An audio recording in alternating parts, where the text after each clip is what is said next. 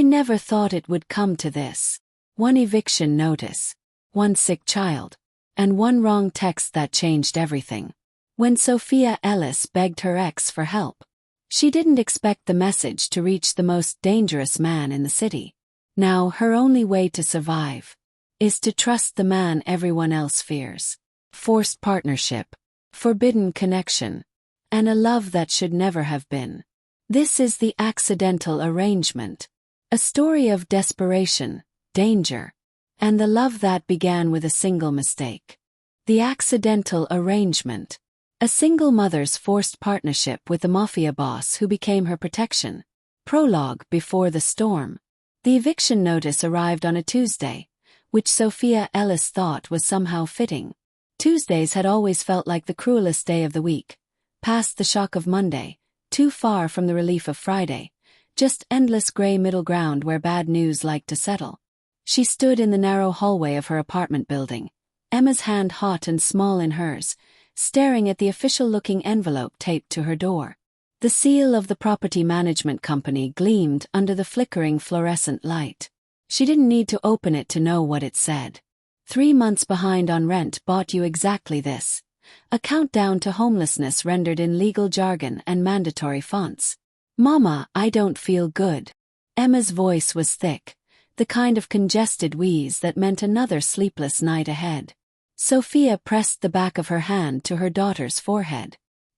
Heat radiated through her skin like a banked coal. 99 degrees at least, maybe higher. The third fever in as many weeks. I know, baby. Let's get you inside. She unlocked the door. The cheap deadbolt that didn't actually bolt anything, just turned with a hollow click that offered the illusion of security, and guided Emma through the maze of their small space. Second-hand couch with the broken spring in the left cushion. Coffee table she'd rescued from a curb and refinished herself.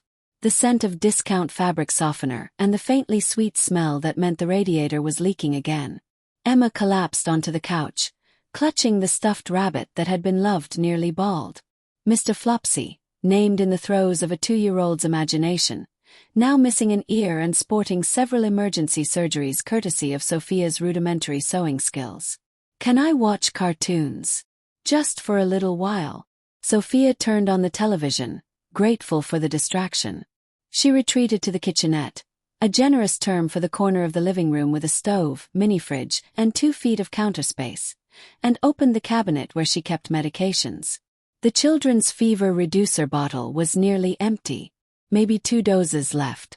She'd have to choose. Another bottle of medicine, or the late fees that might buy her a few more days before the eviction became official. The arithmetic of poverty, where every decision was a Sophie's choice rendered in dollars and cents. Her phone buzzed.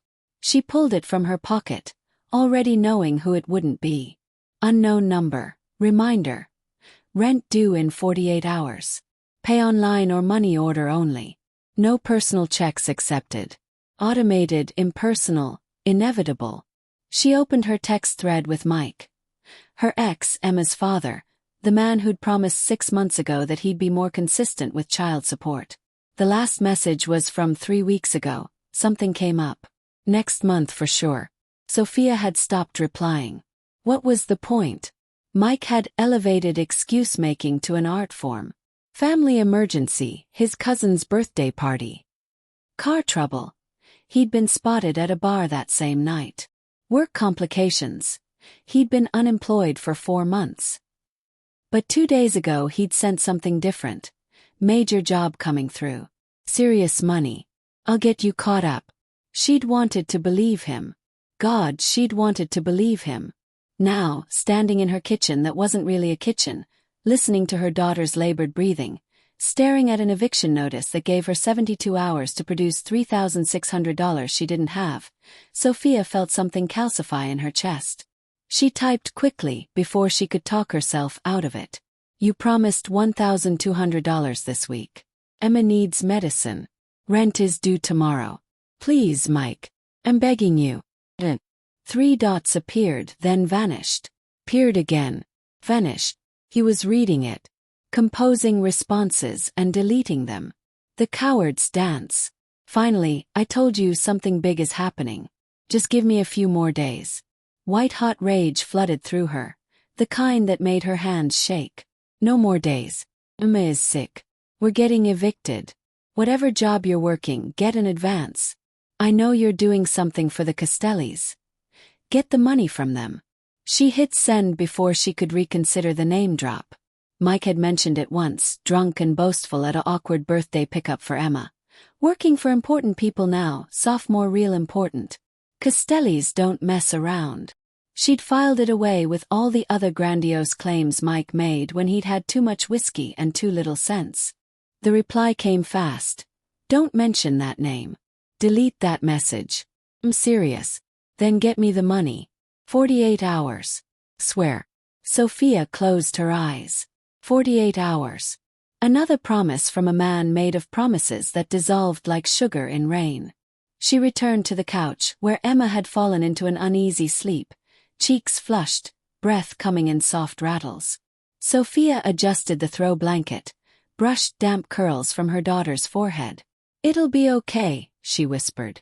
Mama will figure it out. But she didn't know how. The temp agency had no work this week. Her credit cards were maxed. She'd already pawned her grandmother's ring, the laptop she'd needed for online classes, the good winter coat. There was nothing left to sell except her dignity, and she'd been rationing that for months. She pulled out her phone again, scrolling through contacts. Maybe Mrs. Abernathy next door would lend her money. No, the retired nurse lived on a fixed income. Had already watched Emma for free twice this month. Her sister in California. They hadn't spoken since their mother's funeral, and that conversation had ended with slammed doors and severed ties. The temp agency coordinator. She'd already asked for an advance last month. Sophia's thumb hovered over Mike's contact. She should call, should hear his voice, force him to explain himself beyond text messages. But she was so tired. Tired of fighting. Tired of begging. Tired of the sound of her own desperation. Instead, she opened her email, searching for Thiel assistance programs she'd bookmarked. Application deadlines already passed. Income requirements she exceeded by $200. Close enough to be drowning, too far to qualify for the lifeboat. The radiator clanked and sputtered in the corner, fighting its losing battle against October's creeping cold. The sound had become the soundtrack to her life. Struggling machinery, inadequate systems, everything barely functioning. Emma stirred, murmured something unintelligible. "I'm here, baby," Sophia said, though Emma was still asleep. She wasn't sure who she was reassuring. Her phone buzzed again. Unknown number. Probably another automated reminder about something she couldn't pay. But no. A text from a number she didn't recognize. No contact name attached. The Castelli situation is handled. Pick up tomorrow, usual place. Sophia frowned. Wrong number. She was about to delete it when another message came through. Confirm receipt. This was meant for someone else. Someone involved in whatever Mike had gotten himself tangled in. She should ignore it. Delete it. Mind her own business. But something made her hesitate. Mike had mentioned the Castellis. Had warned her not to mention the name. This message referenced them directly. That was paranoia talking. Exhaustion making her see patterns that didn't exist. She deleted both messages and set her phone aside. Outside, the October sky was darkening early, the way it did when autumn slid toward winter. Street lights flickered on, casting orange pools on wet pavement. The rain had started again, that persistent Seattle drizzle that never quite committed to a storm but never quite stopped either. Somewhere in the building, someone's television played too loud. Canned laughter from a sitcom, the sound of people with simpler problems that resolved themselves in 22 minutes. Sophia pulled the thin throw blanket over her legs and opened her banking app, performing the masochistic ritual of checking her balance. $147.32. Not enough for medicine and food. Not enough for anything except choosing. She would go to the food bank tomorrow. Swallow her pride, take Emma. Stand in line with the other people who'd learned that dignity was a luxury item. She'd get the shelf-stable donations, the dented cans and day-old bread. The well-meaning charity that tasted like defeat. And then she'd call Mike again. Threaten him, really threaten him this time. Tell him she'd contact his employer, these Castellis, whoever they were, and let them know he'd been dodging his responsibilities. An empty threat. She had no idea who the Castellis were or how to reach them. But Mike didn't need to know that. Her phone buzzed a third time. She picked it up, expecting another automated message, another reminder of obligations she couldn't meet.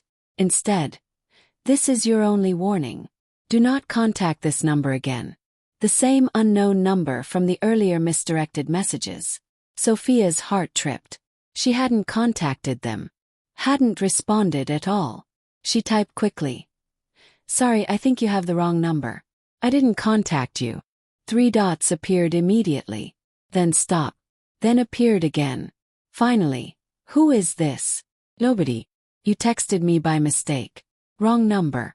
The dots appeared and disappeared 3 times. The silence stretched.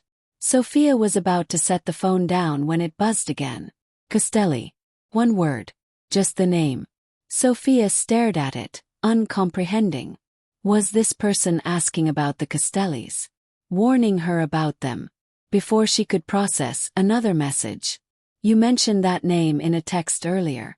To whom? Her blood went cold. She'd mentioned the Castellis to Mike. But that was a different conversation, a different thread. How could this person know? Answer now. The command in those 2 words made her hands shake. This wasn't a wrong number. This was something else entirely. She typed with trembling fingers. "My ex-boyfriend. It was just a conversation. I don't know anything about." The response was instant. His name. Sophia's instinct screamed at her to stop. To turn off her phone, delete everything, pretend this conversation never happened. But whoever this was, they already knew she'd mentioned the Castellis. Already knew she'd been in contact with someone connected to them. What if staying silent was more dangerous than cooperating? "Michael Donovan," she typed. "But I don't know anything about his work. We're not together. He owes me child support." She hit send and immediately regretted it. Why was she explaining? Why was she giving information to a stranger who'd sent threatening messages? The dots appeared, disappeared, appeared again, then "Stay by your phone." And nothing else. Sophia sat frozen, gripping her phone like it might explode. Minutes passed. 5, 10, 15. Emma shifted on the couch, coughing in her sleep. Sophia's mind raced through possibilities. This was a prank. Scam. Someone trying to frighten her. Or Mike had done something. Really done something. The kind of something that attracted the wrong kind of attention. She navigated to her contacts, found Mike's number, pressed call. Straight to voicemail. She tried again. Same result. 3rd time. Nothing. Outside, a car engine purred to life. Then another. The sound of vehicles, multiple vehicles, moving slowly down the street. Sophia moved to the window, pulled back the thin curtain. 3 black SUVs were parallel parking along her block.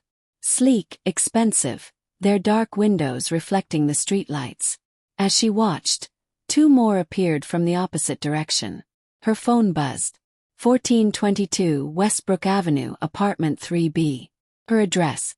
Her exact address. Sophia's breathing went shallow. This wasn't happening. This couldn't be happening. Another message. Your daughter Emma is 4 years old. Currently recovering from bronchitis. Prescription filled 3 days ago at Westside Pharmacy. The phone slipped from her numb fingers, clattered to the floor. How did they know about Emma? About her illness? About the pharmacy? She snatched up the phone, typed with shaking hands. Who are you? What do you want? The reply came with terrible calm. We need to discuss Michael Donovan. I'll be at your door in 2 minutes. Do not call the police. Do not attempt to leave. We are already inside your building. Sophia's legs gave out.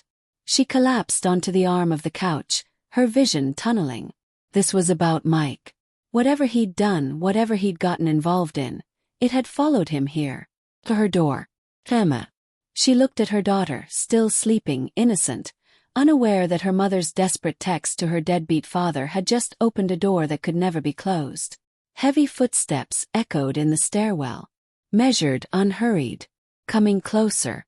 Sophia stood on shaking legs, positioned herself between the door and Emma. The footsteps stopped outside her apartment. Silence. Then her phone lit up one final time. Open the door, Sophia. She stared at the flimsy chain lock, the cheap deadbolt that didn't really bolt anything. The kind of door that couldn't keep anyone out. The kind of door she was about to open. Because whoever was on the other side already knew everything. And running was no longer an option. Chapter 1. The wrong number. The rain had returned with the vindictiveness of a spurned lover, hammering against Sophia's window in sheets that blurred the street below into an impressionist painting of asphalt and neon. Water streamed down the glass in rivulets that caught the amber glow of streetlights, fractured it, sent it dancing across the walls of her darkened living room in patterns that might have been beautiful if she'd had the capacity to notice beauty anymore. She couldn't stop shaking. Emma slept on, oblivious, her small chest rising and falling with a steady rhythm that only children seemed capable of achieving, that absolute surrender to unconsciousness that adults lost somewhere along the way to becoming people who opened doors for strangers in the middle of the night. The fever had broken an hour ago, leaving her daughter's skin cool and slightly damp, her dark curls plastered to her temples in delicate spirals. Mr. Flopsy lay crushed in the crook of her arm, his remaining ear bent at an uncomfortable angle that Emma would fix immediately upon waking because even at 4 years old, she couldn't bear to see things suffer. Sophia had been staring at the door for 3 minutes and 40 seconds. She knew because she'd been counting her heartbeats, a trick her therapist had taught her during the divorce proceedings, back when she could still afford therapy. 147 beats. Each one distinct, painful, a hammer strike against the inside of her ribs. The cheap brass deadbolt gleamed dully in the half-light. Above it, the chain lock hung loose, its screws already pulling free from the soft wood of the doorframe because the landlord's handyman always used screws that were a size too small for the job. She'd noticed it 6 months ago. Had meant to fix it herself. Had added it to the infinite list of things that required time and money she didn't have. Her phone buzzed again, the vibration loud against the coffee table's water-stained surface. Open the door, Sophia. The use of her name, her first name, familiar, almost intimate, made her skin crawl. This stranger who knew her address, her daughter's name, her daughter's medical history, now addressed her as if they were acquaintances. As if this were a social call that had simply come at an inconvenient hour. The footsteps outside had stopped. No sound came from the hallway, no shuffle of impatience, no clearing of throat. Just silence punctuated by the building's ancient radiator clanking its evening symphony and Mrs. Chen's television playing too loud through the thin walls. Some game show where contestants shrieked with synthetic enthusiasm over prizes they'd probably have to pay taxes on. Sophia's hand moved toward the deadbolt without conscious decision, pulled by the same terrible gravity that made people look at car accidents, that made them open emails they knew would contain bad news. Her fingers closed around the cold metal, and the lock turned with a click that sounded final, irreversible, like a door closing rather than opening. The chain came next. Its small weight felt heavy as an anchor as she lifted it from its track. She pulled the door open 6 inches. No more. Enough to see but not to invite entry. The hallway light had been broken for 3 weeks, another item on the landlord's perpetual to-do list, so the figure standing before her door existed mainly in silhouette, a dark shape carved from darker shadows. But the emergency exit sign at the end of the hall threw just enough sickly green light to outline broad shoulders beneath an overcoat that probably cost more than her monthly rent, to catch the edge of a strong jaw, to reveal hands that hung loose at his sides with the kind of controlled stillness that came from either extreme discipline or extreme violence. Sophia Ellis. Not a question. A statement of fact delivered in a voice that reminded her of expensive whiskey. Smooth, dark, with an undertone of burn. The faint trace of an accent colored the edges of his words, something Mediterranean that made her name sound exotic rather than ordinary. She gripped the doorframe with her free hand, needing something solid to anchor herself. Who are you? He shifted slightly, and the movement was economical, precise. Nothing wasted. The kind of body language that suggested every gesture was chosen, never accidental. Someone who needs to have a conversation about Michael Donovan. May I come in? No. The word came out stronger than she'd expected, fueled by the last reserves of adrenaline and the primal terror of a mother with a sleeping child 20 feet away. She started to close the door, but his hand moved. Not quickly, not threateningly, just with that same terrible efficiency, and his palm pressed flat against the wood, stopping its motion as easily as if she were pushing against a wall. That would be unwise, he said, his tone conversational, almost regretful. His eyes, she could see them now as he angled slightly into the light, were the color of winter oceans, that particular shade of blue that looked gray in certain lights and spoke of depths that drowned ships. Your daughter is sleeping. Let's keep it that way. The mention of Emma from his lips crystallized Sophia's fear into something harder, colder. Rage mixed with terror in a cocktail that made her voice shake when she spoke. If you threaten my daughter, I'll scream. I'll wake this entire building. I'm not threatening her. He said it so simply with such matter-of-fact certainty that she almost believed him. Almost. I'm protecting her. There's a difference you'll come to understand, but right now, I need you to let me in before your neighbor decides to investigate. As if summoned by his words, a door down the hall creaked open. Mrs. Abernathy, 72, retired nurse, the only person in the building who'd ever offered to babysit Emma without asking for money first, poked her head out, her silver hair in rollers, reading glasses perched on her nose. She'd been watching her evening mysteries, the ones about small-town murders solved by amateur detectives with improbable skills and unlimited free time. Sophie. Her voice carried down the hallway, thin with age but firm with concern. Everything okay, honey? The man at Sophia's door turned slightly, presenting a profile that somehow managed to be both commanding and unthreatening. When he smiled at Mrs. Abernathy, his entire demeanor shifted like a mask sliding into place, or perhaps sliding off. Sophia couldn't tell which was the performance and which was real. Just bringing Sophie some paperwork from the office, he said, his voice warming by several degrees, taking on the practiced friendliness of someone accustomed to making people comfortable. Sorry to disturb you so late, ma'am. I know it's inconsiderate, but we've got a deadline in the morning. Mrs. Abernathy's eyes narrowed behind her glasses. She looked at Sophia, reading something in her face that made her hesitate before responding. The old woman had been a nurse for 40 years. She'd learned to see past surfaces, to recognize distress even when people tried to hide it. Sophia felt the moment's weight, the choice crystallizing before her.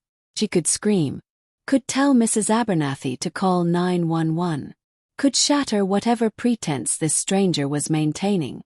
But 5 black SUVs sat outside her building. Men who'd entered the building without triggering the broken buzzer, who knew where she lived, where Emma went to preschool, what pharmacy she used. If she escalated this now, what would happen? Would they simply leave? Or would they wait until Mrs. Abernathy went back to her mysteries and her locked door, until the building settled back into its evening rhythms, and then return with less patience and fewer courtesies? It's fine, Mrs. A., Sophia heard herself say, the words tasting like copper in her mouth, like blood, like betrayal of every instinct screaming at her to run. Just work stuff. Thank you for checking. Mrs. Abernathy's gaze held hers for another beat, questions forming behind her eyes. Then she nodded slowly, reluctantly. You call if you need anything. I'm up late. I will. Thank you. The door down the hall closed with a soft click that sounded like a cell door locking. The man at Sophia's door waited until the sound of Mrs. Abernathy's television resumed before speaking again. Wise choice. She seems like a good neighbor. You don't get to comment on my neighbors. Sophia's hands clenched at her sides, nails biting into her palms. You don't get to stand at my door and pretend this is normal. Nothing about this is normal, he agreed, and the warmth disappeared from his voice, leaving only that whiskey-smooth authority. But it is necessary. Now, are you going to let me in? Or shall we continue this conversation where anyone walking past can hear us discuss Michael's very illegal activities? The casual mention of illegality, the implication that this conversation involved crimes, sent another spike of fear through her chest. But beneath it, anger was building. Not the hot, explosive kind, but the cold fury that came from being cornered, from having no good choices, only gradations of bad ones. She stepped back, pulling the door open wider. He entered her apartment the way water flowed downhill. Smoothly, inevitably, as if there had never been any other outcome. He was taller than she'd thought, at least 6'2", with a kind of build that suggested hours in expensive gyms with personal trainers. Not the bulky muscle of vanity but the lean strength of function. His overcoat was cashmere, charcoal gray, beaded with rain. Beneath it, a suit that probably cost what she made in 3 months, tailored so precisely it might have been sewn onto his body. He surveyed her apartment in a single sweeping glance that took in the second-hand furniture, the basket of unfolded laundry she hadn't had energy to deal with, Emma's toys scattered across the floor like a minefield of plastic, the water stain on the ceiling that had been slowly growing since July. His expression revealed nothing. Not judgment, not pity, just assessment. "You'll want to close the door," he said, his attention settling on the hallway leading to Emma's bedroom. "Lock it." Sophia did, her hands moving through the familiar motions while her mind raced ahead, trying to game out scenarios, outcomes, escape routes that didn't exist in a third-floor walk-up with one entrance and windows that opened onto a 3-story drop.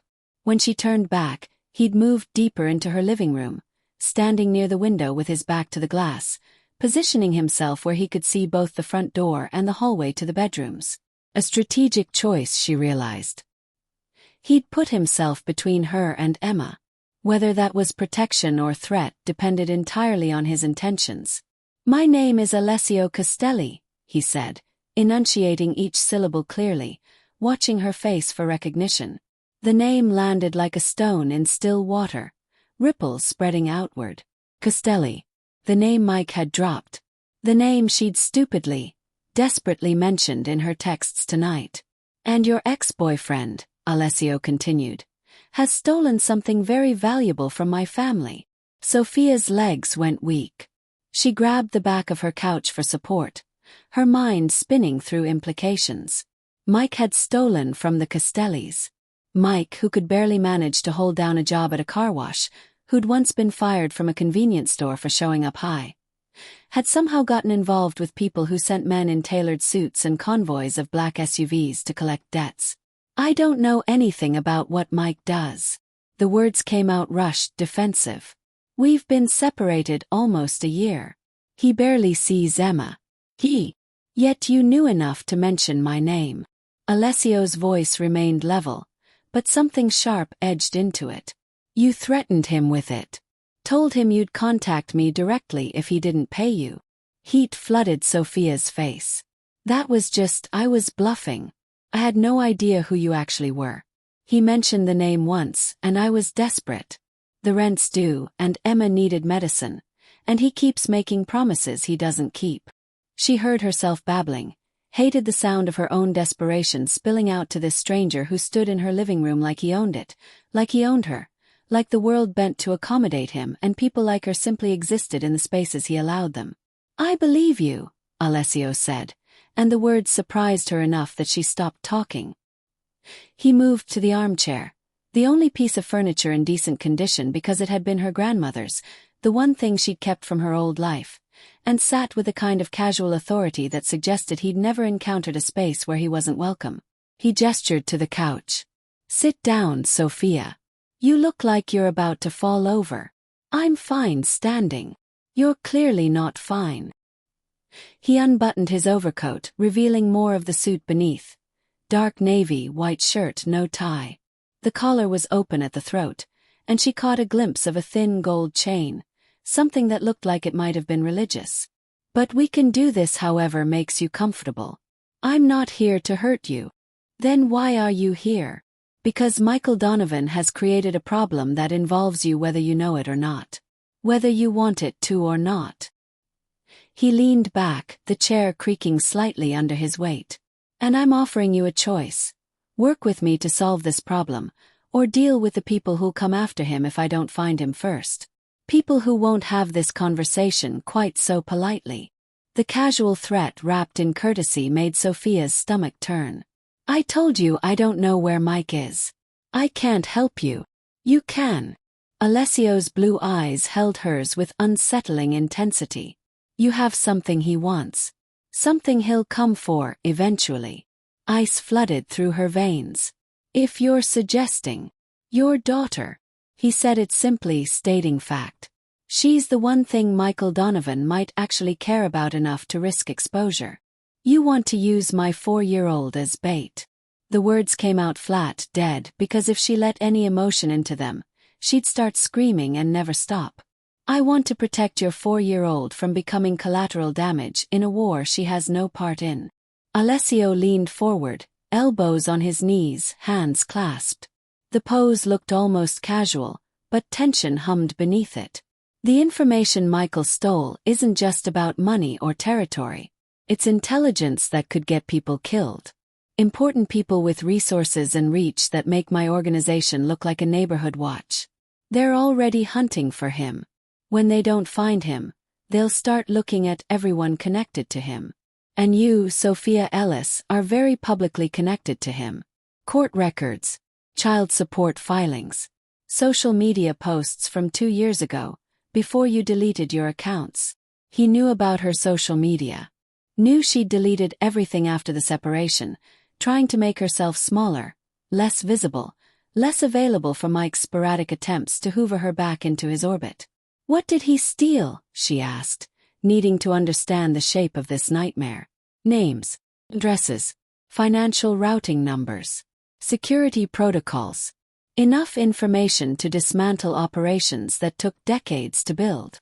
Alessio's voice remained neutral, professional, but she heard the anger underneath, banked like coals. Michael was trusted with delivering a flash drive, a simple courier job. Instead he made copies. Started shopping the information to the highest bidder. That's insane. Mike's lazy and selfish, but he's not stupid enough to. People make remarkably stupid decisions when they think they've found a shortcut to wealth.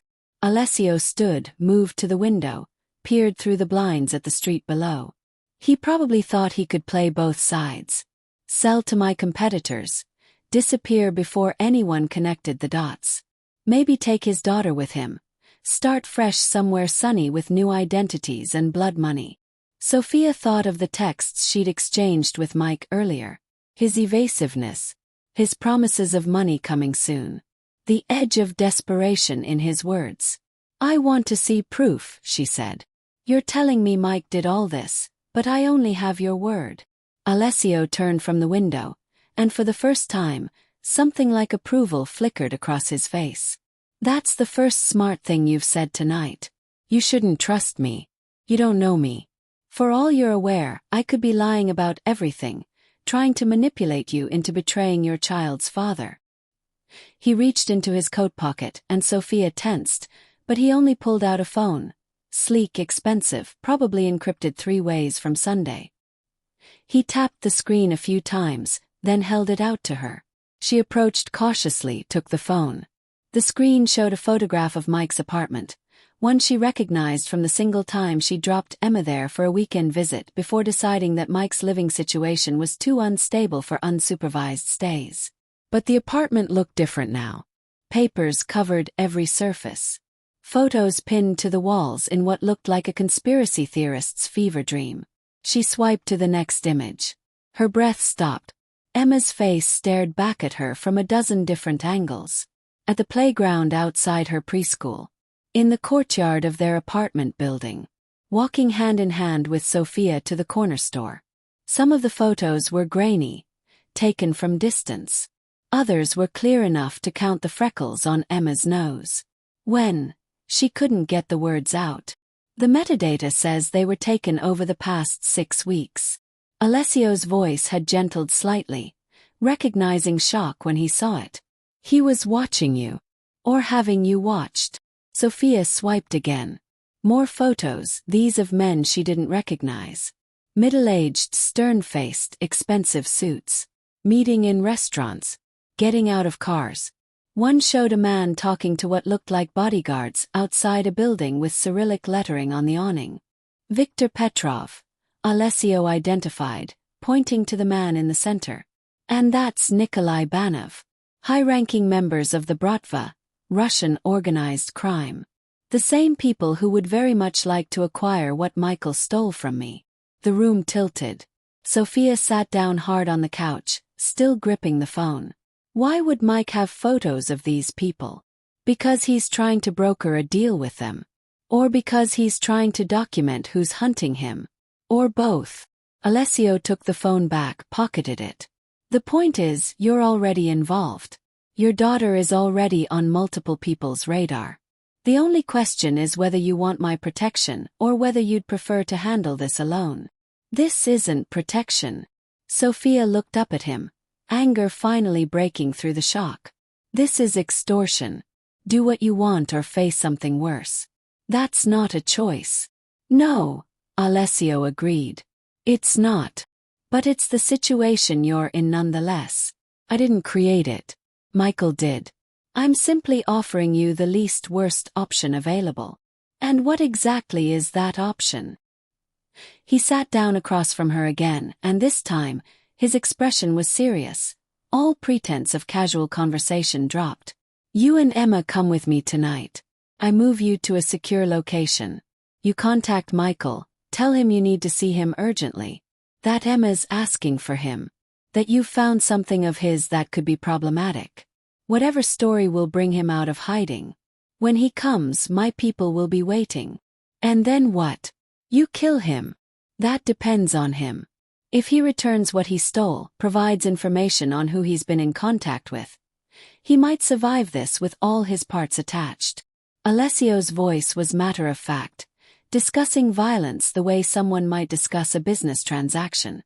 If he doesn't cooperate, the consequences will be proportional to the damage he's caused. Sophia pressed her hands to her face, trying to think through the fear and exhaustion. And if I refuse?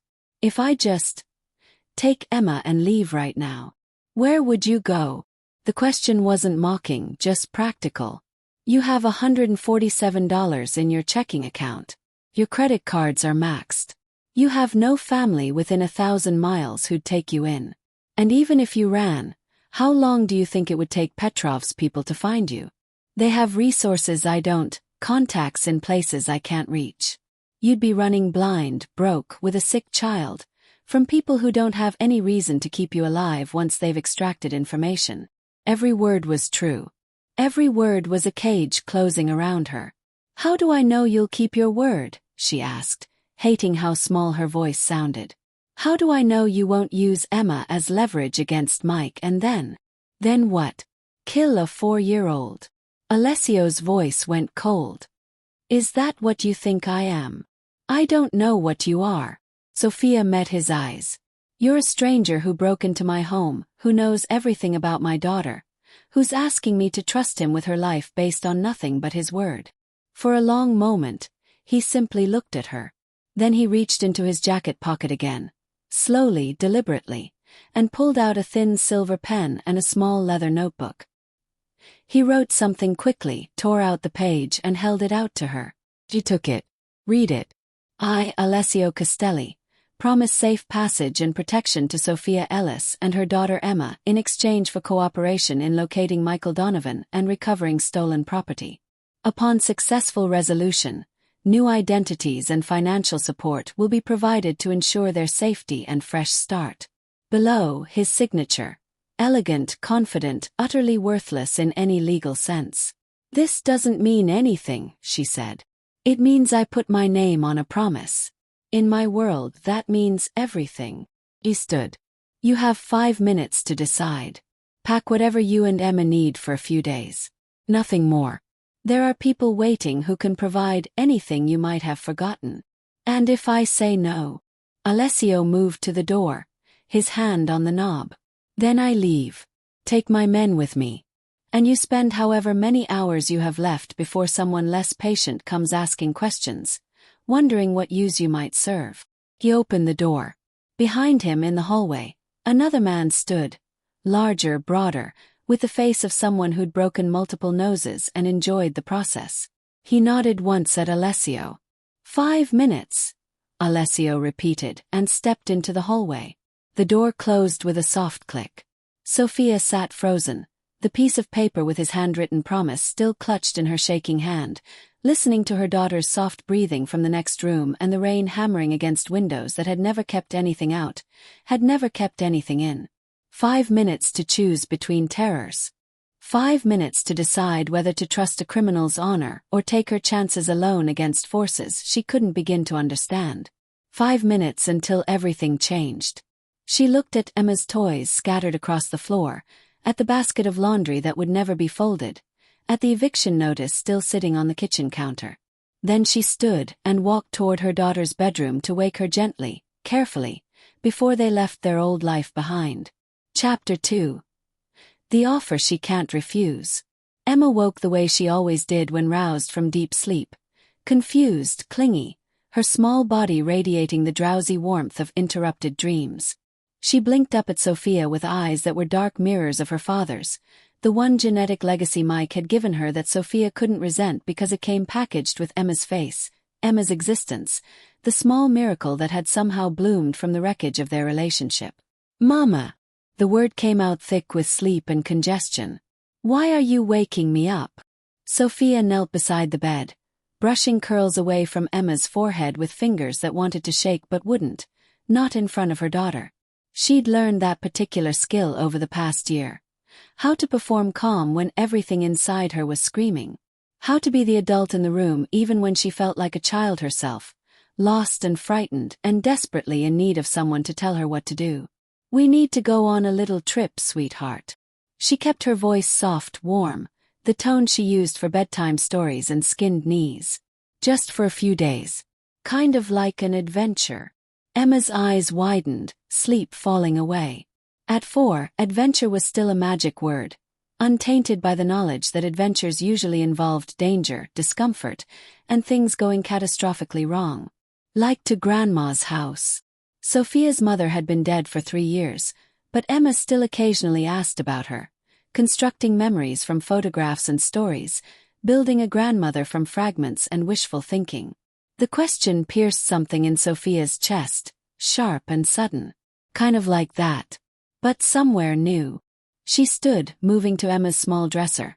A garage sale find she'd painted lavender one sleepless night when pregnancy insomnia had her up at 3 a.m., painting furniture because it was better than lying in bed thinking about all the ways she was unprepared for motherhood.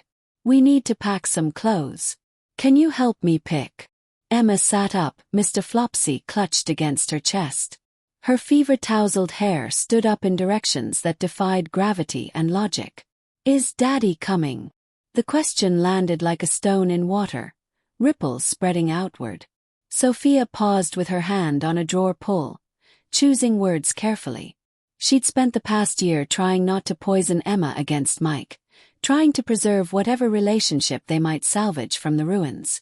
But standing here, knowing what she knew now, the surveillance photos, the stolen information, the men in black SUVs who'd come hunting for him, the effort felt Sisyphean and possibly dangerous. Maybe, she said, which was both truth and lie. We'll see. She pulled out Emma's favorite jeans, the ones with the embroidered flowers on the pockets that were starting to fray but that Emma refused to retire. A warm sweater, soft and purple. Underwear and socks. The practical uniform of childhood. Items she could pack without thinking while her mind raced ahead to everything else they'd need. Medicine. Emma's antibiotic, the fever reducer, the inhaler she used when her asthma flared. Toothbrushes. A change of clothes for herself. She glanced down at her current outfit, yoga pants and an oversized sweatshirt from a 5K she'd run back when she still had time for things like recreational exercise. Good enough. Can I bring my tablet? Emma asked, already sliding off the bed with the resilience of children, ready to embrace this unexpected middle-of-the-night adventure without adult complications like fear or suspicion. Sure, baby. Grab it and Mr. Flopsy. We need to be quick, okay? She moved through the apartment with mechanical efficiency, her hands packing while her mind circled the impossible choice she'd just made. She was taking her daughter to a stranger's house. A criminal's house. A man who'd shown up at her door with armed men and intimate knowledge of her life, and was now offering protection that came wrapped in threats of worse alternatives. Every parenting book she'd ever skimmed, every article about stranger danger and protecting children, screamed that this was wrong, that she should call the police, should run, should do literally anything except what she was doing right now, filling a duffel bag with Emma's clothes and her own meager possessions while a man who'd admitted to being part of organized crime waited in her hallway. But the police couldn't help her. Not against people who had the resources to track her pharmacy prescriptions, who knew her address and her daughter's schedule, who operated in shadows that official channels couldn't penetrate. She'd learned that much from the divorce proceedings, from the time she tried to get Mike held accountable for missed child support payments and been told that without proof of income, without tax returns or pay stubs, there was nothing the system could do. The system didn't protect women like her. It processed them, filed them, occasionally offered them sympathy but rarely solutions. So she was choosing a different kind of protection. One that came with its own costs, its own dangers. But at least Alessio Castelli had been honest about what he was. At least he'd put his promises in writing, worthless as that paper might be in court. The duffel bag bulged, packed inefficiently because she'd never learned the art of compact packing, had never been anywhere that required it. Beach vacations and weekend getaways belonged to people with different kinds of lives. Her travel experience consisted of the bus ride from the hospital when Emma was born and the move from her mother's house to this apartment, belongings crammed into garbage bags in the back of Mike's pickup truck. She zipped the bag, slung it over her shoulder, and took one last look around Emma's room. The walls she'd painted herself, pale yellow with white clouds because Emma loved the sky. The growth chart marked on the doorframe in permanent marker that would probably cost her the security deposit she'd never get back anyway. The nightlight shaped like a crescent moon that cast gentle shadows across the ceiling. Everything she was leaving behind to follow a stranger into the unknown. Emma appeared in the doorway, tablet clutched in one hand, Mr. Flopsy in the other, wearing her favorite purple jacket over her pajamas. "I'm ready, Mama." Sophia's throat tightened. "I know you are, brave girl. Come on." The hallway outside her apartment was empty when she opened the door. For one wild moment, she thought maybe Alessio had left, had changed his mind, had decided she wasn't worth the trouble. The possibility should have been relief. Instead, it felt like abandonment, like being cut loose in deep water with no direction to shore. Then a door at the end of the hall, the one leading to the stairwell, opened, and the large man who'd been standing behind Alessio earlier stepped through. He was even bigger than she'd realized, built like he could walk through walls without bothering to find the door. His face was all hard angles and old scars, the kind of features that suggested a life lived in places where physical violence was a language spoken fluently. But when he saw Emma, something in his expression softened almost imperceptibly. "This way," he said. His voice surprisingly gentle, accented with something Eastern European. "I'm Anton. I'll carry your bag." He reached for the duffel before Sophia could protest. His hands, massive, scarred across the knuckles, took it from her shoulder with careful deliberation, as if aware that sudden movements might frighten her. Emma stared up at him with unfiltered curiosity. "You're very big." "Yes," Anton agreed solemnly. "It's useful for reaching high shelves." The absurdity of the exchange. This small child and this enormous man discussing his height in her apartment building's dingy hallway at 11 o'clock at night, almost made Sophia laugh. Hysteria, probably. The kind that came from stress and exhaustion and decisions that couldn't be unmade. They descended the stairs in silence. Emma held Sophia's hand, her small fingers warm and trusting. Each step felt weighted with finality, like descending into something she wouldn't be able to climb back out of. The building's front entrance opened onto a street transformed by rain and the presence of vehicles that didn't belong. 3 black SUVs idled at the curb, their windows dark, their engines purring with expensive power. Water beaded on their glossy surfaces, catching and refracting the amber street lights into liquid gold. Alessio stood beside the middle vehicle, phone pressed to his ear, speaking rapid Italian that sounded like music and knives. He ended the call as they approached, slipping the phone into his coat pocket. His attention shifting to Emma with an expression Sophia couldn't quite read. "Hello, Emma," he said, and his voice transformed the same way it had for Mrs. Abernathy. Warmer, softer, the sharp edges filed down. He crouched to bring himself to her level, an unnecessary courtesy that somehow made him seem less threatening. "I'm Alessio. I'm going to help you and your mom for a little while." Emma studied him with the brutal honesty of children, taking in his expensive suit, his careful posture, the way he'd positioned himself at her height to speak to her. "Are you a doctor?" "Mama said I'm still sick." A smile ghosted across his face, there and gone so quickly Sophia almost missed it. "No, not a doctor. But I know some very good ones who can make sure you get all better." "Okay." Emma nodded, apparently satisfied with this explanation. "Can Mr. Flopsy come too?" "Of course. Mr. Flopsy is very welcome." Alessio straightened, his attention moving to Sophia. In the streetlight's harsh illumination, she could see details she'd missed in her apartment's dimness. The fine lines at the corners of his eyes that suggested he was older than she'd first thought, maybe mid-30s. The shadow of stubble along his jaw. A small scar cutting through his left eyebrow, the kind that came from stitches done quickly and without particular concern for cosmetic outcomes. "The car is ready," he said. "It's a short drive." "Where exactly are we going?" "My home. It has better security than anywhere else I control." He gestured to the SUV, where a driver held the rear door open, his face impassive and professional. "You'll be safe there while we work on locating Michael." Sophia looked at the vehicle, sleek, expensive, the kind of car she'd only ever seen in movies or passing on highways, driven by people whose lives were fundamentally different from hers. The interior looked spacious, comfortable, probably climate-controlled and filled with amenities she couldn't imagine. A gilded cage was still a cage. But Emma was shivering slightly in the night air.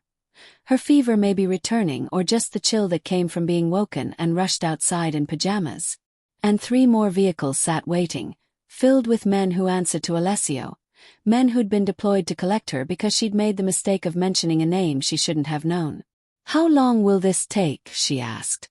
"Finding Mike, getting back whatever he took." "How long will we be guests?"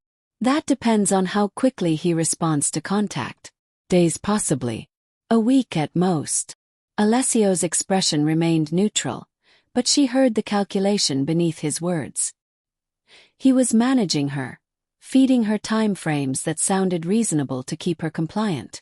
She didn't believe him. But she got in the car anyway, lifting Emma onto the leather seat that was probably worth more than all the furniture in her apartment combined.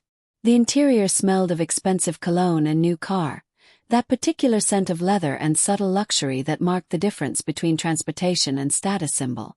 Emma immediately began exploring, her fingers tracing the wood trim, her eyes wide as she discovered the small screens built into the seat backs. "Mama, there's TVs." "I see that, baby." Sophia settled beside her, the door closing with a sound that was somehow both soft and final, a whisper of engineering that spoke of precision and cost. Alessio slid in on Emma's other side, the car dipping slightly under his weight. Anton took the front passenger seat, and then they were moving, pulling away from the curb in a smooth acceleration that felt nothing like the buses Sophia was used to, with their lurching starts and grinding stops. The other vehicles fell into formation around them, one ahead, one behind, creating a convoy that moved through the wet streets like a school of predatory fish. Sophia watched her apartment building recede through the rear window, the water-stained brick, the broken front step she'd complained about to the landlord 6 times, the window to her apartment where a light still burned because she'd forgotten to turn it off in her rush to pack. Everything she was leaving behind. Everything she might never return to. "There's juice in the refrigerator if Emma's thirsty," Alessio said, nodding toward a small compartment built into the console between seats. "And headphones if she wants to watch something. The ride will take about 20 minutes. Emma had already discovered the headphones, was examining them with the focused attention she brought to new things. Sophia helped her connect them, pulled up something animated and harmless on the screen, watched her daughter's face relax into the familiar pleasure of cartoons. Only when Emma was absorbed did Alessio speak again, his voice low enough that it wouldn't carry over the animation soundtrack. "You made the right choice." Sophia turned to look at him, anger flaring hot and sudden. "Don't patronize me. I made the only choice you left me. That's not the same thing as the right choice." He regarded her for a long moment, those winter ocean eyes assessing. "Fair enough. But you did choose. That matters. Does it? Or am I just a more cooperative hostage than I might have been?" "You're not a hostage." He said it calmly, as if repetition would make it true. "Hostages are leverage, tools to achieve ends. You're an ally in a shared goal." "Shared goal?" She laughed, the sound bitter. "You want to find Mike and get your stolen property back. I want to protect my daughter. Those aren't the same objective. They are when Michael's actions have put Emma in danger." Alessio shifted slightly, angling toward her. "The moment he decided to steal from me, he created a situation where multiple organizations would start looking for leverage against him. You and Emma are that leverage whether I'm involved or not. The only question is whether you have someone protecting you while you're being used, or whether you're on your own when less scrupulous people come looking." The logic was airtight and infuriating. She wanted to argue, to find some flaw in his reasoning that would make this situation less nightmarish. But she kept coming back to the photos on his phone, Emma at the playground, unaware she was being watched. Men with Russian names and cold eyes who operated by different rules than the ones she'd grown up believing in. "Tell me about them," she said. "These Russians. Petrov and the other one." "Why?" "Because if I'm supposed to trust you to protect us from them, I need to understand what we're up against." Alessio's mouth curved slightly. Not quite a smile, but something like approval. "Viktor Petrov runs most of the Russian operations on the East Coast. Drugs primarily, but also weapons trafficking and human smuggling. He's been trying to expand into territories my family controls for the past decade.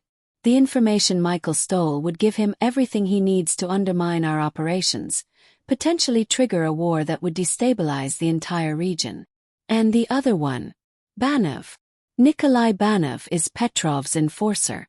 The one who handles problems that can't be negotiated away." Alessio's voice remained level, clinical, but something cold moved beneath the words. "He has a reputation for creativity in his methods. And for not being particular about collateral damage." Sophia's stomach turned. She looked at Emma, safe for now in her bubble of animated entertainment, headphones blocking out this conversation about men who wouldn't hesitate to use a 4-year-old as leverage. "So when you say I made the right choice," she said quietly, "what you mean is that your particular brand of criminal enterprise is preferable to theirs. That's a pretty low bar for right." "Yes," Alessio agreed simply. "It is. But it's the bar that exists in the situation you're in. I didn't create these circumstances.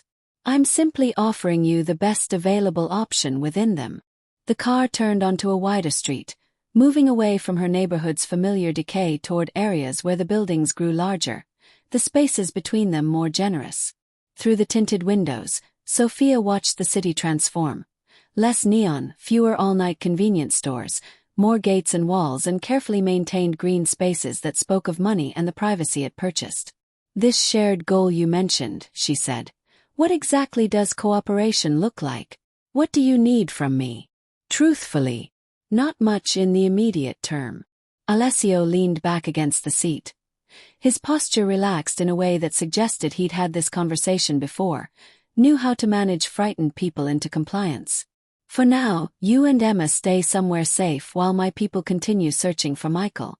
When we locate him, or when he makes contact with you, we'll reassess. And if he doesn't make contact, if he's smart enough to stay hidden." "He's not that smart. He's desperate and overconfident, a dangerous combination that makes people predictable." Alessio glanced at Emma, then back to Sophia. "He'll reach out eventually. Men like Michael always do. They can't resist the urge to explain themselves, to justify their actions, to maintain connection to the people they've wronged. The assessment was cold and probably accurate. Mike had always needed to be understood, to have his failures contextualized and forgiven. It was what had kept Sophia trapped in their relationship for so long. His ability to make his betrayals seem like unfortunate circumstances rather than choices, to position himself as victim of situations he'd created. What happens to him when you find him? Alessio's expression didn't change. That depends on him. If he returns what he stole, provides information on who he's been in contact with, acknowledges the damage he's caused, he might walk away from this with most of his parts intact. And if he doesn't, then the consequences will be proportional to the threat he represents. The euphemism hung between them, polite and terrible. Proportional consequences. As if violence could be measured and doled out like medicine, carefully calibrated to the offense. Sophia wanted to feel horror. Should have felt horror. But when she thought about those surveillance photos, about Mike watching Emma without her knowledge, about his willingness to steal from dangerous people with his daughter potentially in the crossfire, she felt something colder than horror. Something that might have been anger, or might have been the simple exhausted recognition that Mike had finally pushed too far. Had finally created consequences that couldn't be talked away. "I don't want Emma exposed to violence," she said. "Whatever happens with Mike, it happens away from her. That's non-negotiable." "Agreed." Alessio's response was immediate, unequivocal. She's already seen too much of her father's failures. She doesn't need to see his final ones. The phrasing struck her. Final ones, as if Mike's trajectory was already written. His ending predetermined. Maybe it was. Maybe the moment he'd decided to steal from the Castellis, he'd set in motion events that could only conclude one way. The car slowed, turning onto a private drive flanked by stone pillars that rose like sentinels in the rain. Wrought iron gates swung open automatically, admitting them to grounds that seemed to unfold endlessly in the darkness. Manicured lawns, carefully placed lighting that illuminated without glaring, trees that had probably been planted decades ago and tended with the kind of care that money and time allowed. The driveway curved through this manufactured landscape before revealing a house that made Sophia's breath catch despite everything else she was feeling. It wasn't ostentatious in the way she'd expected. No columns or fountains or obvious displays of wealth. Instead, it was all clean lines and modern angles, glass and stone that seemed to grow from the landscape rather than dominating it. Lights glowed from within, warm and inviting, revealing spaces that looked both vast and somehow intimate. "Welcome to my home," Alessio said as the car came to a stop before the main entrance. "For now, it's yours as well." Emma had removed her headphones, was pressing her face to the window and staring at the house with wide eyes. "Mama, is this a castle?" "Not quite, baby. Just a very nice house." "It looks like a castle." The driver opened the door, and cool air rushed in, carrying the scent of rain and earth and something green that spoke of gardens and growing things. Alessio stepped out first, then turned to offer his hand to Sophia. She hesitated. Taking his hand felt like accepting something more than physical assistance. Like acknowledging a partnership she hadn't agreed to, a dynamic she hadn't chosen. But Emma was already scrambling out behind him, and Sophia needed to stay close to her daughter. So she took his hand, warm, firm, the grip of someone accustomed to being obeyed, and let him help her from the car. The front door opened before they reached it, light spilling out to illuminate a woman who stood in the entrance with the bearing of someone who belonged there, who'd earned her place through something more than employment. She was perhaps 60, with silver-streaked black hair pulled back in an elegant knot, sharp eyes that took in Sophia and Emma in a single sweeping glance that felt like assessment and judgment and something that might have been sympathy. "Alessio," she said, her accent wrapping around his name with familiar affection, transforming it into something musical. "I've prepared the East Suite as you requested." "Thank you, Rosa." He placed a hand briefly on the woman's shoulder as he passed, a gesture of easy intimacy that suggested long association. "This is Sophia and her daughter Emma. They'll be staying with us for a while." Rosa's expression revealed nothing. No surprise at guests arriving near midnight, No judgment about their hastily packed bags and exhausted faces. If this was routine for her, if Alessio regularly brought strangers to his home in the middle of the night, she gave no indication.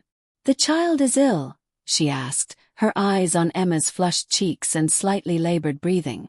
"Recovering from a fever," Sophia supplied, defensive instinct making her voice sharper than intended. "She's on antibiotics. Dr. Morove will be here in the morning," Alessio told her. "Until then, make sure they have everything they need." Rosa nodded once, decisive, then turned her attention fully to Sophia. Her eyes were the kind that had seen too much to be shocked by anything, that had learned to read people the way scholars read ancient texts, carefully, looking for subtext and hidden meanings. "Come," she said, her voice warming slightly. "The little one needs proper rest." Sophia wanted to protest, to assert that she could decide when her daughter needed rest, that she didn't require direction from strangers in managing Emma's care. But Emma was already swaying on her feet, exhaustion catching up to her now that the novelty of the car ride had worn off. "Okay," she said, keeping Emma's hand firmly in hers. "Lead the way." Rosa moved through the house with the confidence of long familiarity, her steps sure even as Sophia's eyes tried to take in too much at once. Soaring ceilings, marble floors that probably cost more than a year of her rent, artwork that looked original and expensive on walls painted in colors that had names like greige and dove rather than simple beige or gray. Wealth displayed with restraint, which somehow made it more intimidating than obvious ostentation would have been. They climbed a sweeping staircase, Emma's hand growing heavier in Sophia's as sleep pulled at her.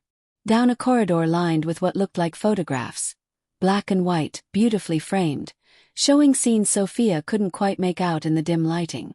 Rosa stopped before a door, pushed it open to reveal a suite that was easily 3 times the size of Sophia's entire apartment. A sitting room opened into a bedroom with a king-sized bed draped in linens that looked like they'd never known the indignity of being purchased at a discount store. Through another door, Sophia glimpsed a second bedroom, smaller but still luxurious. "For the little one," Rosa explained, seeing her glance. "Though perhaps tonight she stays with you." "Yes," Sophia agreed immediately. "She stays with me." Rosa nodded as if she'd expected this answer, moved into the marble bathroom, because of course there was a private bathroom, probably bigger than Sophia's bedroom at home, and returned with a cool cloth that she handed over with brisk efficiency. "For her fever. There are clean pajamas in the dresser. They may be large, but they will serve for tonight.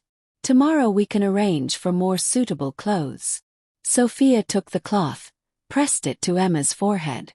Her daughter's eyes were already half closed, her body leaning heavily against Sophia's leg. "Thank you. There is food in the small refrigerator if you're hungry. Breakfast is at 8, but for the child we can prepare something earlier if needed." The casual hospitality, the assumption that they would stay for breakfast, that their presence here was already established routine rather than unprecedented crisis, made something twist in Sophia's chest. "This is all very accommodating," she said, unable to keep the edge from her voice. "For what amounts to protective custody?" Rosa's sharp eyes met hers without flinching. "Mr. Castelli does not take protective custody. Whatever has brought you here, you are guests in this house.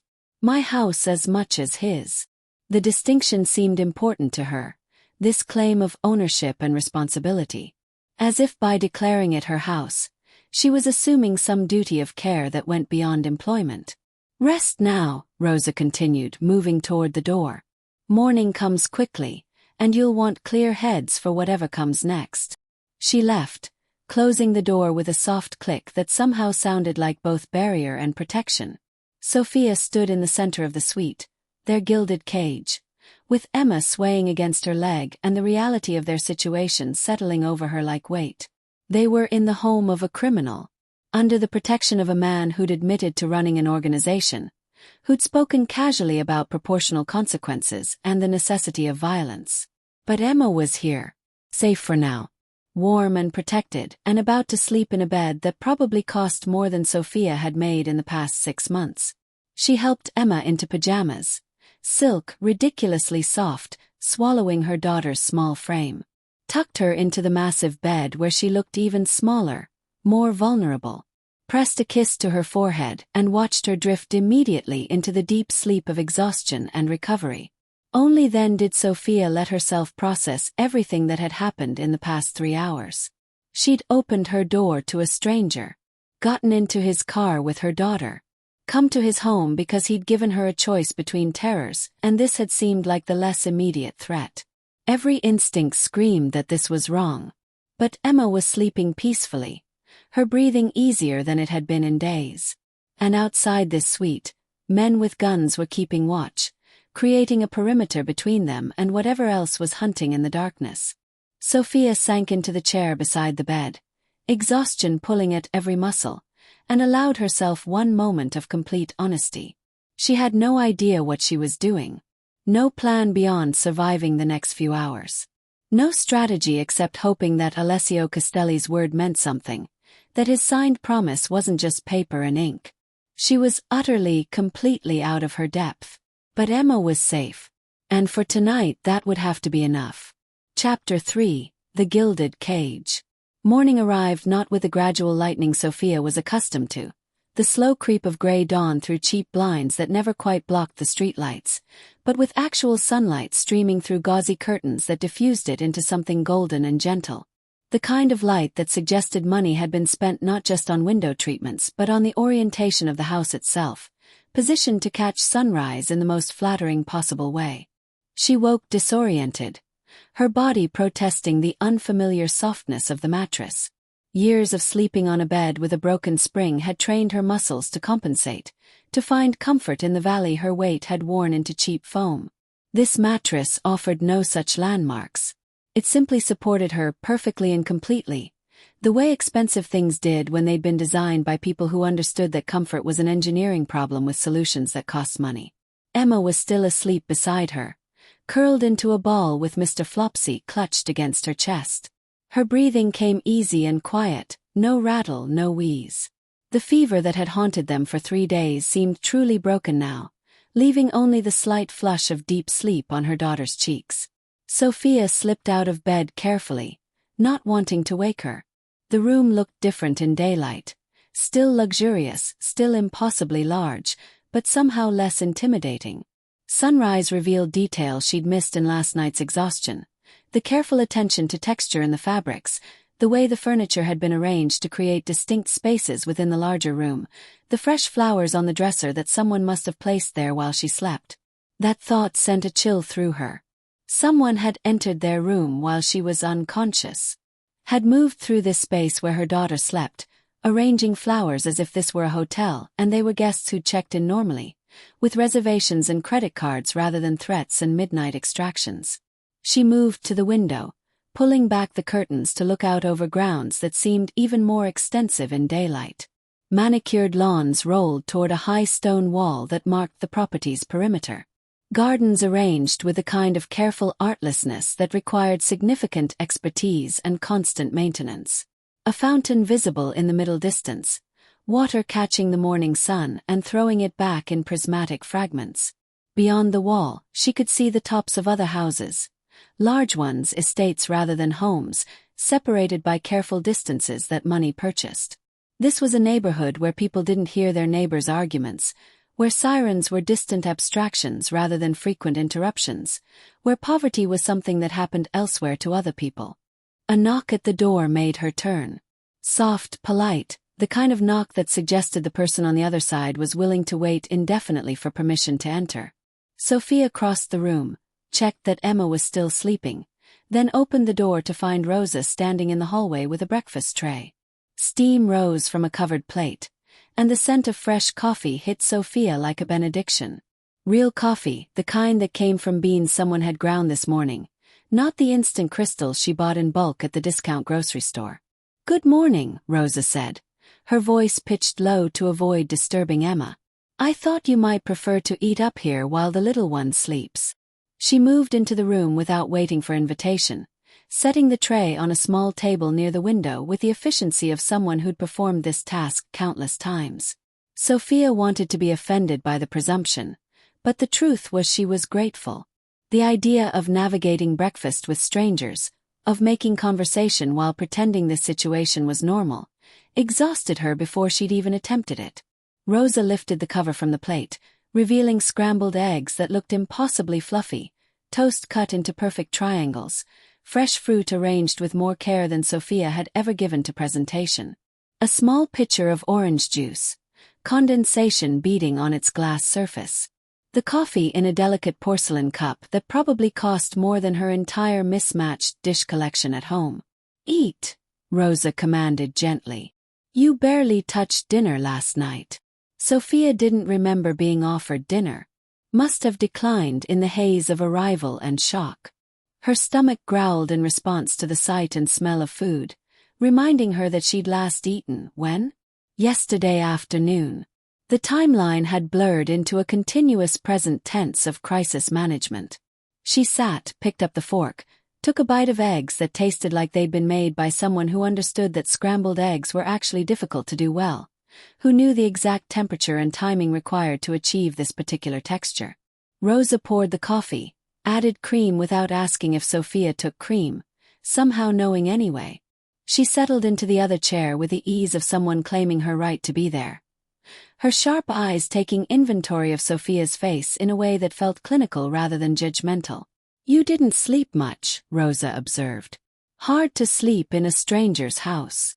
Sophia wrapped her hands around the coffee cup, letting its warmth seep into her palms. "Especially when that stranger is." She trailed off, unsure how to finish the sentence. A criminal, captor, a protector.